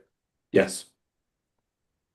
And relatedly, would other parties to this proceeding, for example, be able to sign similar NDAs to review that information if or when it's provided? It's something we have to think about. There may be just my experience with a lot of these technology companies and others developing the project. There is a lot of competition between, let's say, types of long duration storage, and they probably want to protect their information and keep their competitive and technological advantages. So, I think when we went through the foreign battery approval, there were certain things that were marked confidential or highly confidential and proprietary that we need to be really mindful of, that commission and staff may be able to review. But a very large group of other stake participants in this thing, it may discourage some of those technology companies from participating, depending on how widespread some of their information would be. So it's something that we need to consider, whether it's viable or not. Okay, so your answer to maybe try to summarize is, sitting here today, you're not sure whether parties who are not on the advisory board would be able to review that information even under seal. Yes, I would need to really understand from a legal perspective. We're working with those tech companies before commenting on whether that's viable or not. Okay. Just one question, because it piqued my interest when you were speaking with Mr. Dittman. You discussed the geothermal potential study that the company's currently conducting. Yes.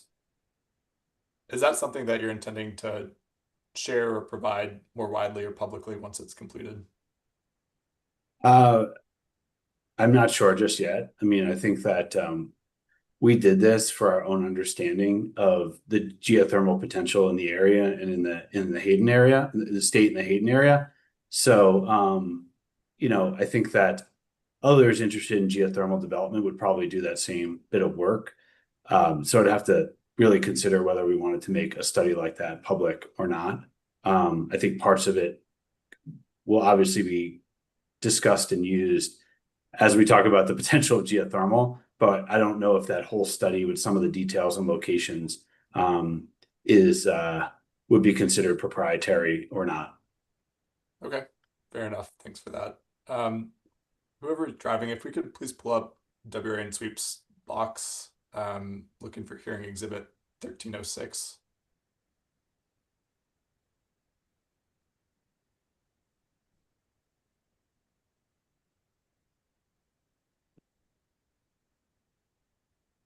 And this is the company's response to discovery request WRA Sweep 13-1. If we could please scroll to the bottom here, Mr. Tomjanovic, you'll see that you were the sponsor of this response. Yes. Great, thank you.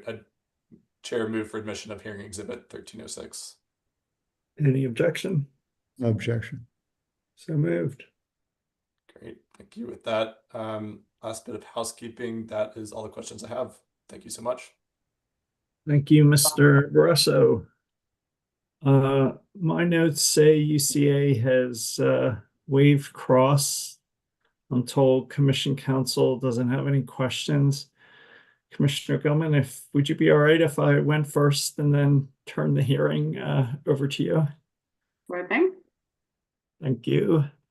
Just a few questions. Based on Mr. Eiley's oral testimony, PSCO has assumed constant pricing for natural gas combustion turbines between the direct testimony filing in October 24 and the rebuttal testimony filing in early June 2025. And I can pull up those documents and show you.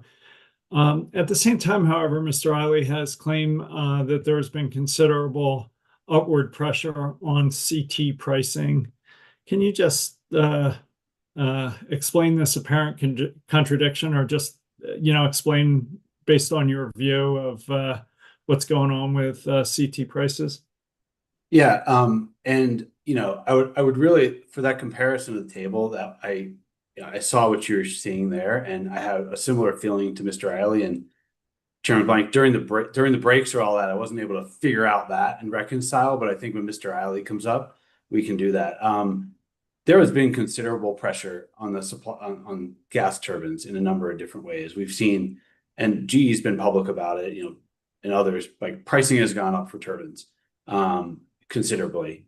And that is putting upward price pressure on our projects. And outside of the projects in Colorado that were approved at the last one, we have other projects under development in various stages throughout our service territories. And we've seen the costs go up, partly because of the turbine price increases. But another thing you're really seeing is like the EPC costs and the construction costs. With a lot of the next wave of gas build out, the number of skilled workforces and engineers and all the stuff that are familiar with building gas. I mean, so many of that workforce shifted to renewables that we are seeing large price escalation in terms of labor and the availability of labor, where they live, and bringing them to locations. So I would say, even with a turbine, you still need to ensure that you can lock down an EPC to actually construct it. And that has been really competitive. So it's not just getting the turbine. Those price pressures have really increased a lot because those workers are in demand, and we need welders everywhere, and there's only a certain amount of welders, and their rates have gone up. So I would say those things have really compounded to increase those prices. And I think I've seen some numbers even from NextEra that's saying their new builds of combined cycles are like $2,300 a kW. Was one of their numbers they cited. So we've seen dramatic price escalation across the board, partly through the turbines, and then you're also adding tariffs on, where even though you may get some things that are domestically sourced or non-domestically sourced, those tariff costs as you're bidding in a project and executing on it have also put some price pressure on, depending on sources of origin and even subcomponents and things like that. So yeah, it's gotten expensive. But it looks like you haven't raised the price from October to May. Yeah, and yeah. Mr. Chair, can I step in on that? I apologize. Yeah, please. We have folks looking at that over here. Oh, and okay. I believe there's an error in that table, and Mr. Lander will be prepared to discuss it tomorrow. I'm sorry to interject, but we haven't. I should have let you interject before. What's that? I should have let you interject before. Yeah. Well, we just are we're determining it now, and Mr. Lander will be prepared to discuss it tomorrow. Fair enough. Chairman Blank, I saw that number too, and I'm like, yeah, it's not the same anymore. So I didn't have time. Like I said, I didn't have time to dig into why it was not higher. Earlier today, Mr. Eiley quoted a public comment from the NextEra CEO that suggested new CTs would take 7 years to build. I'm not sure exactly from when. However, I've heard public statements from GE Vernova that said CT slots were available in 2028. If Piesco were to order a CT today and place security down today, can you help us understand when that CT could be delivered? Yeah, so we have been very active in that market and have good relationships with CT vendors, and have actually acquired a number of them just because they said, hey, we got a couple slots. Do you want them? And we just grab them, even though they're not tied to a specific project within our company. Where we're seeing now is we have some slots that are throughout the year, 2028. So right now, if we went out, there's maybe a couple slots at each vendor at the end of December of 28, most likely early first quarter of 29. So, I can't even remember what month we're in right now, but let's just say, and then from then, it's like 18 months to construct it from delivery. It's a much longer time frame than we've heard in the past. So if I was to order a turbine right now and get it delivered at the end of 28, early 29, I would be looking at a maybe mid-year 2030, but most likely 2031 in service date.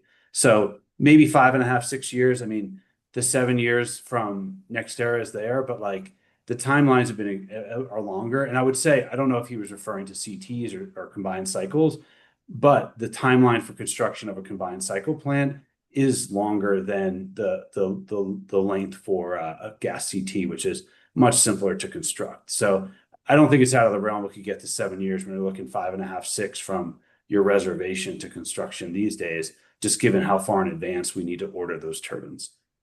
Okay, thanks. Is that helpful? Yeah, thanks for clarifying that.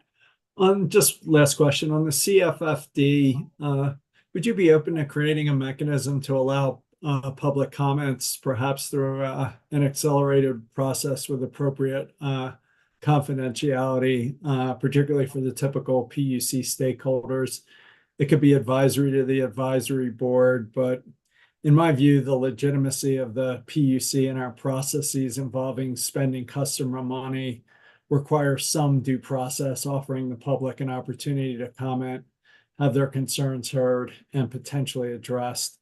So I'm not trying to delay you. I'm not trying to shift whoever's was making the decision. Yeah. But it's just for basic legitimacy. I think you gotta offer people the opportunity to comment, and even for the most highly confidential stuff, PPA terms, construction costs, it's been resolved who has access to confidentiality. So if you could just think about that, I think you'll help the legitimacy of this whole effort. So, that's good feedback, and I think as long as it doesn't slow down the process, and then like I mentioned, a lot of these technology companies very proprietary. We want to make sure that it's not dissuading them from participating, just depending on what that is. But I think we could figure out a solution that works. And just so you know, we have highly confidential PPA pricing, and it hasn't chilled out that process. So we have well-established ways of dealing with that. I know you do, yeah. Some of these tech companies are a little like anxious about everything. I know. Thank you, Commissioner Gilman. I hereby turn this over to you. I'm going to be listening on my phone, but I'm going to shut off my computer. Yeah, well, thank you for your time, and thank you for your flexibility in accommodating me by the end of the day today. I really appreciate that. So thank you all. Yeah, our pleasure. Commissioner Gilman. Do you think, hi guys, do you think if we're gonna go like another half hour, we could take a quick break before we finish it off? Or unless your questions are. Commissioner Gilman. Oh, I meant Commissioner Gilman. Unless you're gonna be like 5 minutes, but I wouldn't mind a short break if we're gonna go. Mr. Larson, what's your current estimate on redirect? I'm wary after the last estimate I gave. 10 minutes. Okay. It's been 5 years. I haven't figured out how to estimate. I refuse. Yeah, I'm not, and as you know, Okay. I'm not good at it either. Let's take a 5-minute break, Harriet. Thank you. We'll come back at 5:52. Okay, that'll work. 5:52, 4:52. Yeah, that one. 4:52. Okay. Okay. Thank you. That was a bit longer.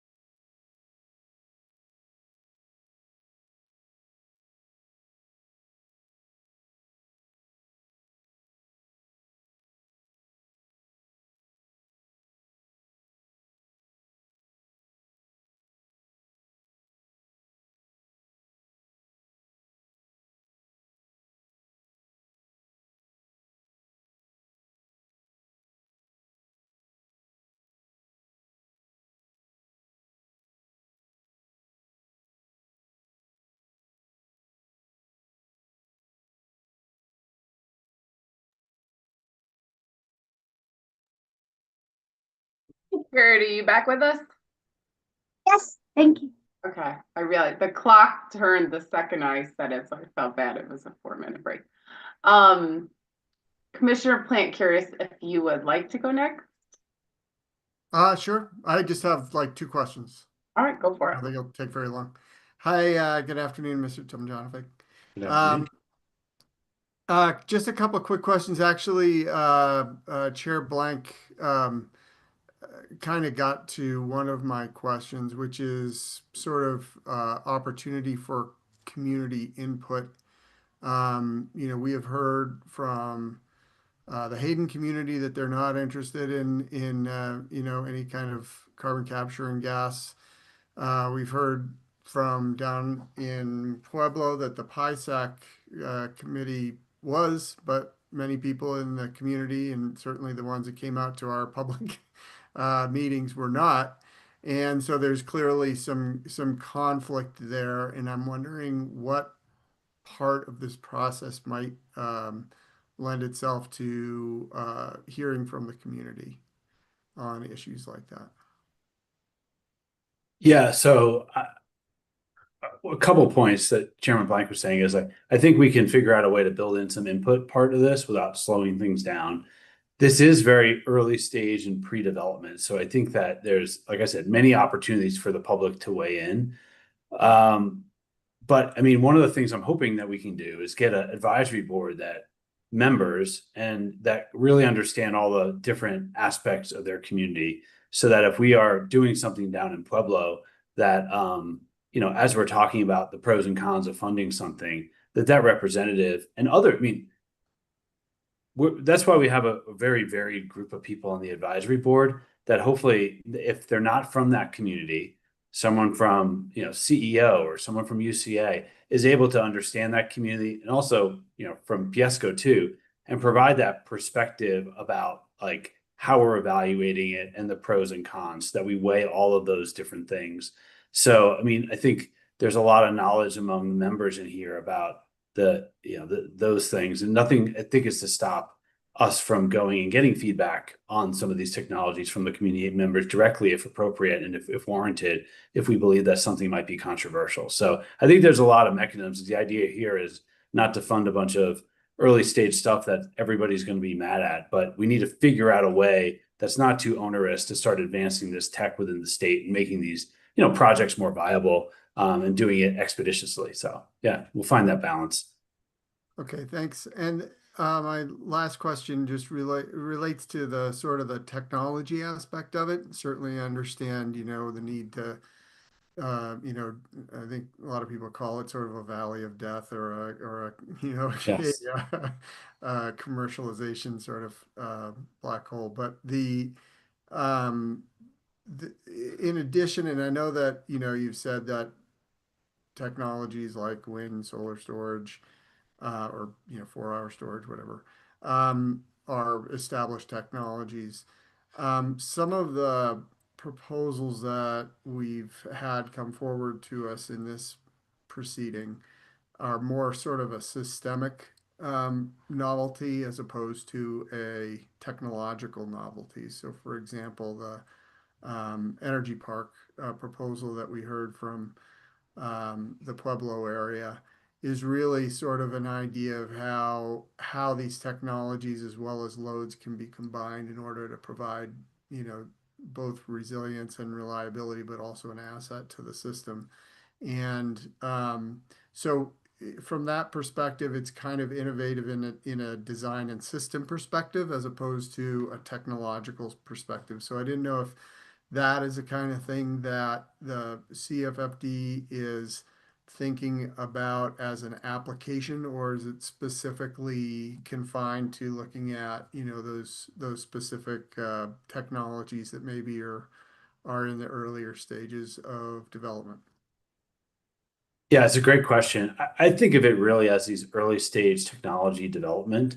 And there have been many combinations of wind, solar, and others, and there's a validity to putting it all together in places and controlling it from one location. But what I think we're trying to do is find that next set of technologies that allow us to operate our system. If you believe that like wind, solar, and 4-hour storage alone is not enough to kind of have that reliability we may need. It's finding those other technologies that work with wind energy, solar on the margin to find that reliability, avoid those times when they were lacking renewables. And I think things like long duration storage and some of the baseload carbon-free tech that we talked about, like geothermal, are very promising to design a system that has all those aspects and reliability and can serve, any type of load, from intermittent load to, high load factor load. So, and I like to think of energy parks as being like, yeah, you got this new battery there, a couple different types of batteries. So I think you can be very innovative with this new tech too, and have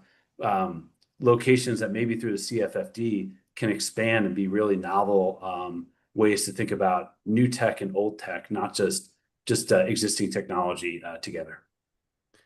Great, thank you. Those were the only questions I had. Thanks. Thanks, Commissioner Plant. Well, good afternoon. Afternoon. Just two questions to start us off. Flashback from the 2021 ERP CEP. So the first question is, I understand from Mr. Eiley that the company has reserved gas CTs related to that ERP. And I was curious if you could tell me when the company took action to reserve those gas CTs.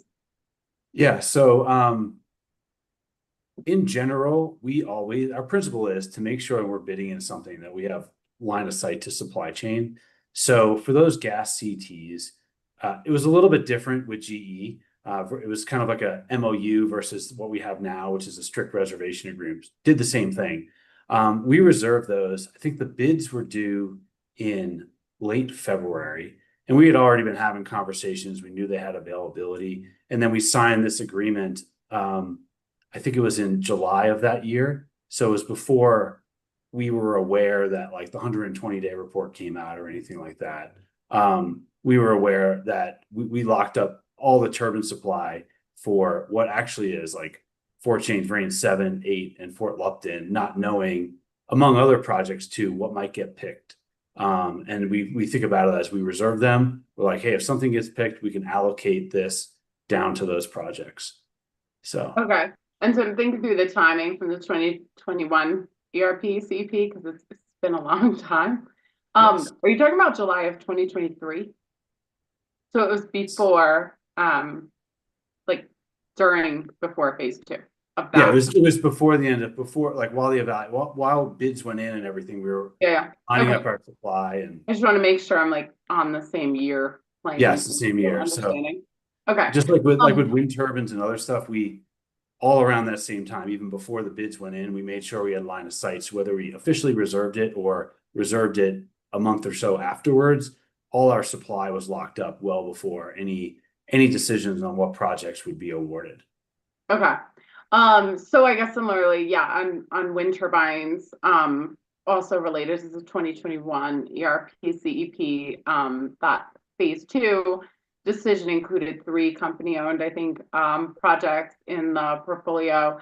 Just curious, at what point the company took action to reserve those wind turbine kind of main. Yeah, we had a long relationship with Vestas, so the formal agreements were in like, if the bids were due in February, end of February, I think we signed those in like March of that year. So we were ready to sign them, put the bids in, and sign those reservation. But we already had like the documents all there. I mean, that was one of the things that we made sure we had when we put in the bids. We wanted to know exactly what the pricing was. So we like to tie all that stuff very specifically to when we're bidding, so that we have line of sight into that and not subject to fluctuations in the prices of major equipment. Sure, reduces your risk of the price changes later. Mm-hmm. Okay, and again, March 2023. March 2023. Okay. Yes. It's been so many years. It's easy. It's been many years. And then, I think the phase 2 was approved, in modified maybe January or something of 24. So. Yeah. Okay. Okay, now a few questions on the CFFD for you. If CFFD projects, if the idea of helping them develop and kind of commercialize is for eventually a system benefit, right? Of like getting more diverse technology able to solve some of these problems. I'm trying to understand why a provision where public service has the first right of refusal helps to achieve that end if the ask is for ratepayers to basically fund de-risking those efforts. So why, so can you repeat, so why you want to know why we have that? Why is it appropriate for a public service company to get the first right of refusal on those projects if it's the ask is for ratepayer funding to be used to de-risk the initial development? You know, it depends on the situation, but oftentimes if we're funding something, let's say a technology company has something, and we're pretty familiar with how it may operate. And note, like one of the things about CFFD is like, and new tech is like, we may not want to own it the first time, right? There's different risks and operational things. Sometimes it may be more appropriate, we feel more comfortable. Sometimes it may be in the form of a PPA. But if we've been, you know, developing that project or funding that project and we've gotten to know it, you know, we may be able to buy that project and, you know, deliver it, construct it at a lower cost than it might come through a PPA. We may not know who they're selling that project to. It may be an owner that is not as familiar with operating that type of technology, and there may be some risk. So it's more to just have an option there that if the project is developed and it's going to change hands, that you know, we have an option to take a look at it and see if ownership's in the best interest of customers and the company. Would part of the determination on if company ownership is in the best interest of customers be who would provide kind of the best price to develop the technology? And is that obscured if the company has different kind of contractual options than other bidders? No, I don't think so. I think that you know, we may look at it and say it's just you know, through whatever way we structure it through rate base, it might just be cheaper to take on that, you know, whether it's a build transfer or we're buying it and constructing it ourselves. It just may be a more cost-effective way than a third party owning it over a period of time. So it's kind of hard to say, and it's probably case by case on it, but I do think that it can, you know, if we think there's a benefit to the customers for us owning it, that's why we would do it. And the biggest reason would probably be because, you know, some form of cost effectiveness relative to a different structure. Okay. I think I understand pretty well, but for a CFFD project to actually be developed and constructed, it would have to be bid into an RFP, like a typical ERP, RFP, and be a selected resource. Absolutely. Yes. This is just early stage stuff. And then they need to get everything together and bid it into an RFP. It needs to be competitive, needs to get commission approval, everything that normally happens. This is just really to prepare them to be able to bid in that fashion. Okay. And then the CFFD, I think we've been over this already. There's no RFI filed in this proceeding yet. But I think there is the idea that there will be an RFI that is an actual document, and then informational updates. Do you anticipate those documents would be filed in this proceeding or somewhere else, or how do you think that would work? I am not the procedural expert, so I can't answer that question. I apologize, whether it's this or another proceeding. Okay.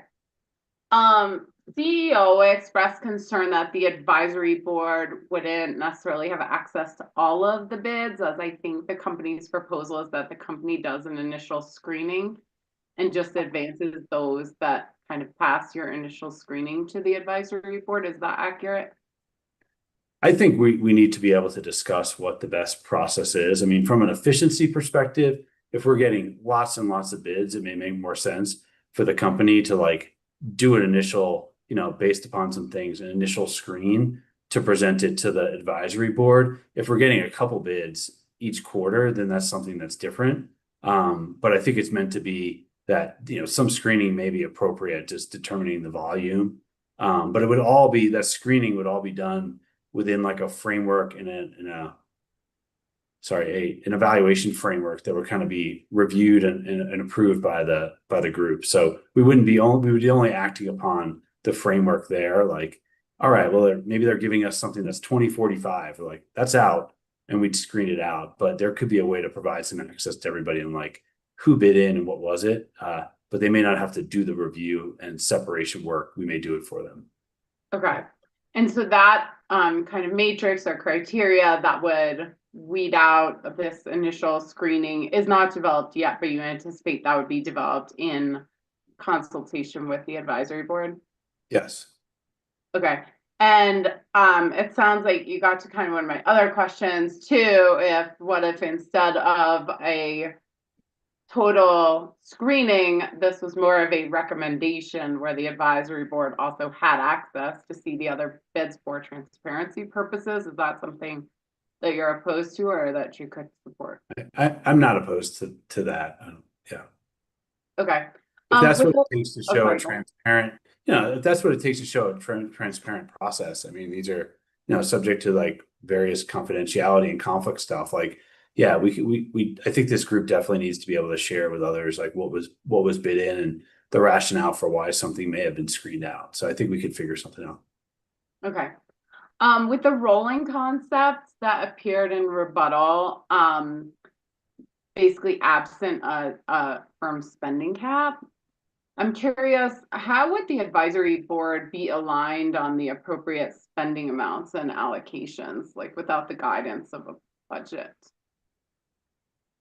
It's a good question. I mean, that's something that I think we need to figure out with the charter and the types of projects that we have and understanding, hey, are we going to fund, what are the goals of this? Are we, it's a mix of like, if you can fund, with $100 million, $25 million projects or $5-10 million projects, like what do we choose? And, we've had some experience internally with innovation projects, and like you have to really weigh the merits of them and what value add we're providing. So something like geothermal well drilling, yeah, maybe that's $10 million. And we're like, this is very value accretive. Our dollars go a long way to complete the scope, versus something else that we may say, no, this, we don't need to spend that much, but we're going to spend less. So I see it as being, even as we get these proposals in, us understanding the scope and saying, do we agree with what they asked for? Is this the right scope that we want to fund? Or do we want to even stage gate things and see how things are going? So I think there'll be a bit of a variability, but I think the group will have to think about like how many projects do we want to fund? And I think, with $100 million, I think we definitely want to fund, probably at least 10. And I think we'd have to think about how we allocate and do that as we set this thing up and as we look at the RFI responses. And then it's like, if it's rolling, we don't all want to spend it all in the first go, because we have to, continue to do this over time and take a look at the quality and how many we want to fund. Do we have a target for a year, or are we trying to spend this over 3 years or whatever? Those are some of the things that just need to be worked out. Okay. You discussed the geothermal study with Mr. Brosso. When do you expect to have the results of that geothermal study? The preliminary results are just starting to trickle in. So I could check with my team. Within the next couple of months, we should have something that I think with the vendor that would be near final or final. Did that test multiple locations or was all one location? It was sort of like a desktop, a lot of using their proprietary tech to understand geology. And it looked sort of everywhere in Colorado, and it identified, I'll use the word hotspots for geothermal, or promising areas. And then there was a little bit more work done, basically, similar study size, just doing more detailed work on the Hayden area to kind of point a little bit closer to some of the areas within route and the neighboring counties where there was the most promise. Okay, so this didn't include physical drilling? No physical drilling. Okay. I think you mentioned that you weren't sure if the results of that would be proprietary or not. Is that right? Yes, I have not reviewed. I know they're working on the final the drafts and they're starting to be shared. I have not reviewed it yet, so I can't really say the proprietary nature of it or not. Okay, so I was just curious related to that question. Who funded this study? The company funded the study. Is the company requested, or does the company expect to request cost recovery of the cost of the study from ratepayers? No. Okay. Those are my only questions, so I think we'll go to you, Mr. Larson. You're ready?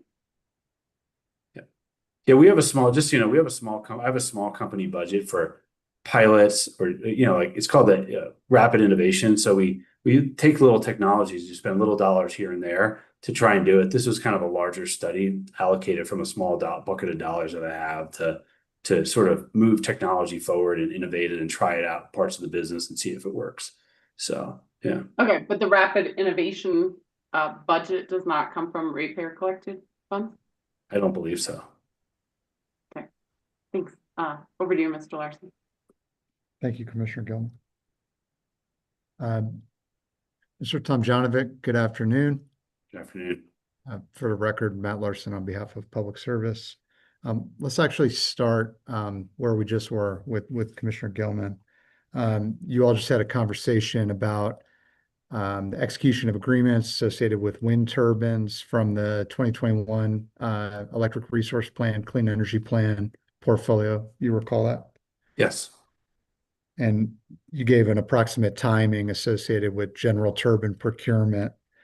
The Towner Wind project, was that one a little bit unique in terms of the timing of executing those agreements and delayed somewhat from the date that you gave?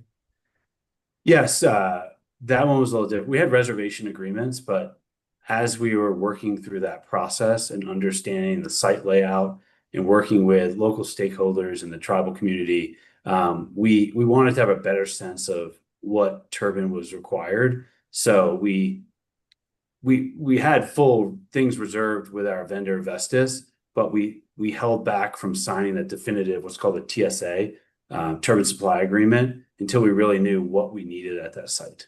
So it was only a couple months later based upon that. I mean, we still had to do work with others, but we had a sense of, what that layout would be and how it would be different and what we needed as we went through the process. Yeah, so that was kind of pushed into 2024, right? I think, I don't know. I'm trying to think when that was. It was. I think it was.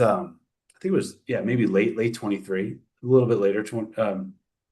Sorry, we reserved this stuff for Towner before the bids came in, and then So what I shared before was when we reserved things. Oh, I see. We didn't sign our turbine agreements until we had identified our projects, and then we quickly, signed those agreements. In 2024, once we knew what projects were awarded. So we had the line of sight to it. We just didn't place the final order until after we sort of understood a little bit more there. But we had the supply locked in. It just hadn't gotten allocated in the quantities to a project in the firm contract. Thank you. And then in terms of the initial screening, in terms of CFFD mechanics, just to clarify the discussion, so the charter developed by the advisory board would determine how bids kind of work through the CFFD process. Is that right? Yes, correct. And then in terms of the purpose of the right of first refusal, is the general purpose of that right of first refusal so that if there's going to be customer funding of some of these pre-development costs, Public Service has the ability to pursue that project on behalf of customers if it continues to mature and get further down the line? Yeah, and it could be in the best interest of customers, like I said, from a price perspective, to have company ownership among other features. And then you had a conversation with Mr. Schlesinger with respect to Encompass modeling within the context of CFF. Yes. Remember that? So once a project gets to an actual bid, does that bid go through Encompass modeling in a resource acquisition proceeding? Yeah, absolutely. I mean, like any other bid, it goes through the full Encompass run and, has to get selected just like any other bid and run through the process and how John Lander and team developed the portfolios. It's just not at the initial stage. Like when we're doing this, let's say 6 months from now that we're doing it may not be applicable to do a full Encompass run at that point, but Obviously, if we're deciding on doing a full-scale implementation of a 200 megawatt project, it needs to go through the same scrutiny as any other bid would. And then Ms. Clark, on behalf of Walmart, asked you some questions in terms of how your direct testimony, rebuttal testimony, tri-party framework all Yes. interacted. You recall those questions? I do. So in terms of the incremental need pool, the company would present a potential list of projects for incremental need pool offers in the 120-day report. Is that right? Yes. And then the commission approval of that list in whole or in part or as modified would determine the ultimate budget. Is that right? Yes, they would look at what each one of those projects had and understand like what each bidder was asking for, and it would have a kind of a cumulative and individual amount of what it would cost for that bid pool. So the incremental need pool budget is really determined by the commission as opposed to an express cap as you had in the initial proposal. Yes, I would say so. And then in terms of the relationship between, your testimony and the tri-party framework, let's sort of start at the beginning. So the PCDA process is subsumed into the incremental need pool. Is that right? Yes, that's what I was trying to articulate earlier. And then the tri-party framework and the mechanics for the incremental need pool there control as opposed to your rebuttal testimony. Is that right? Correct. Great. So moving to Ms. Judkins on behalf of CC4CA, I had a series of questions about, different types of opportunities and submissions into the CFFD. Do you recall that? I do. Is the purpose of the CFFD to drive new rate base opportunities for public service? No, it's to find emerging technology and support it so that it can be built and delivered and operating in Colorado as part of a carbon-free future. So is the purpose of the CFFD to make Colorado attractive for advanced technologies? Absolutely. And then last question, I'm actually going to meet my 10 minutes. I'm pleased to note. Do you think, so coming back to Ms. Judkins, some of the questions she asked, and also the exchange with Mr. Gerhardt on behalf of Conservation Coalition, do you think that wind, solar, and 4-hour lithium ion batteries can get public service to a net zero future? I'm not an expert on this, but I don't think so. I think you need other types of technologies, even if it's like medium and long duration storage and other carbon-free baseload tech, all working with each other to find a solution that is affordable, reliable, and carbon-free. And is CFFD a piece of that puzzle as we investigate what the technologies that might be available to do that? Yes, it encourages the type of carbon-free investments in the state that we're looking for, and kind of says like, yeah, we're open for business and come here and we'll support and de-risk your project. So you're more likely to develop and bid a project in here than otherwise. It allows us to be very competitive for those sites. Thank you for your time, Mr. Tomjanovic. I don't have anything further. Thanks.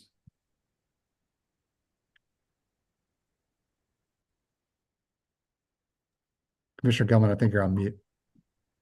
You're right. Sorry. Turned off one. I was also on mute when I first said it. I took you mobile because I had a window open and we just had a massive storm burst come through. Okay, thanks, Mr. Larson. And I believe not to be the last person to butcher this in the day, but Mr. Tomjanovic, you are. That was good. That was good. I mumbled it just so you wouldn't know where I messed up. With that, does anyone have anything we need to address before the end of the day? I have something briefly. So we also have a timing issue for Mr. Ming. Mr. Ming, I think, has a relatively short amount of cross-examination. I wanted to check with you all if you wanted to take him first in the morning as opposed to Mr. Landrum, so that there's not a breakup on Mr. Landrum's more extended time. So we could take him at 9 and then bring Mr. Landrum on after that for probably most of the rest of the day. Yeah, Ming has to go tomorrow, right? Yes. Yeah, Landrum looks like the better part of the day. So I think to be safe, I'll let the chairman know. We'll go with Ming first Excellent. at 9. Just to get that over and done with and then move on to Landrum. That sounds great. That was all that I had. Okay, perfect. Mr. Gerhard or someone else had their hand up? I was just going to ask about the order of witnesses, but Mr. Larson addressed that. So Okay. thank you. Okay. All right. So we will be back at 9 a.m. tomorrow, starting with Ming. Thank you. Enjoy your night. Have a nice evening.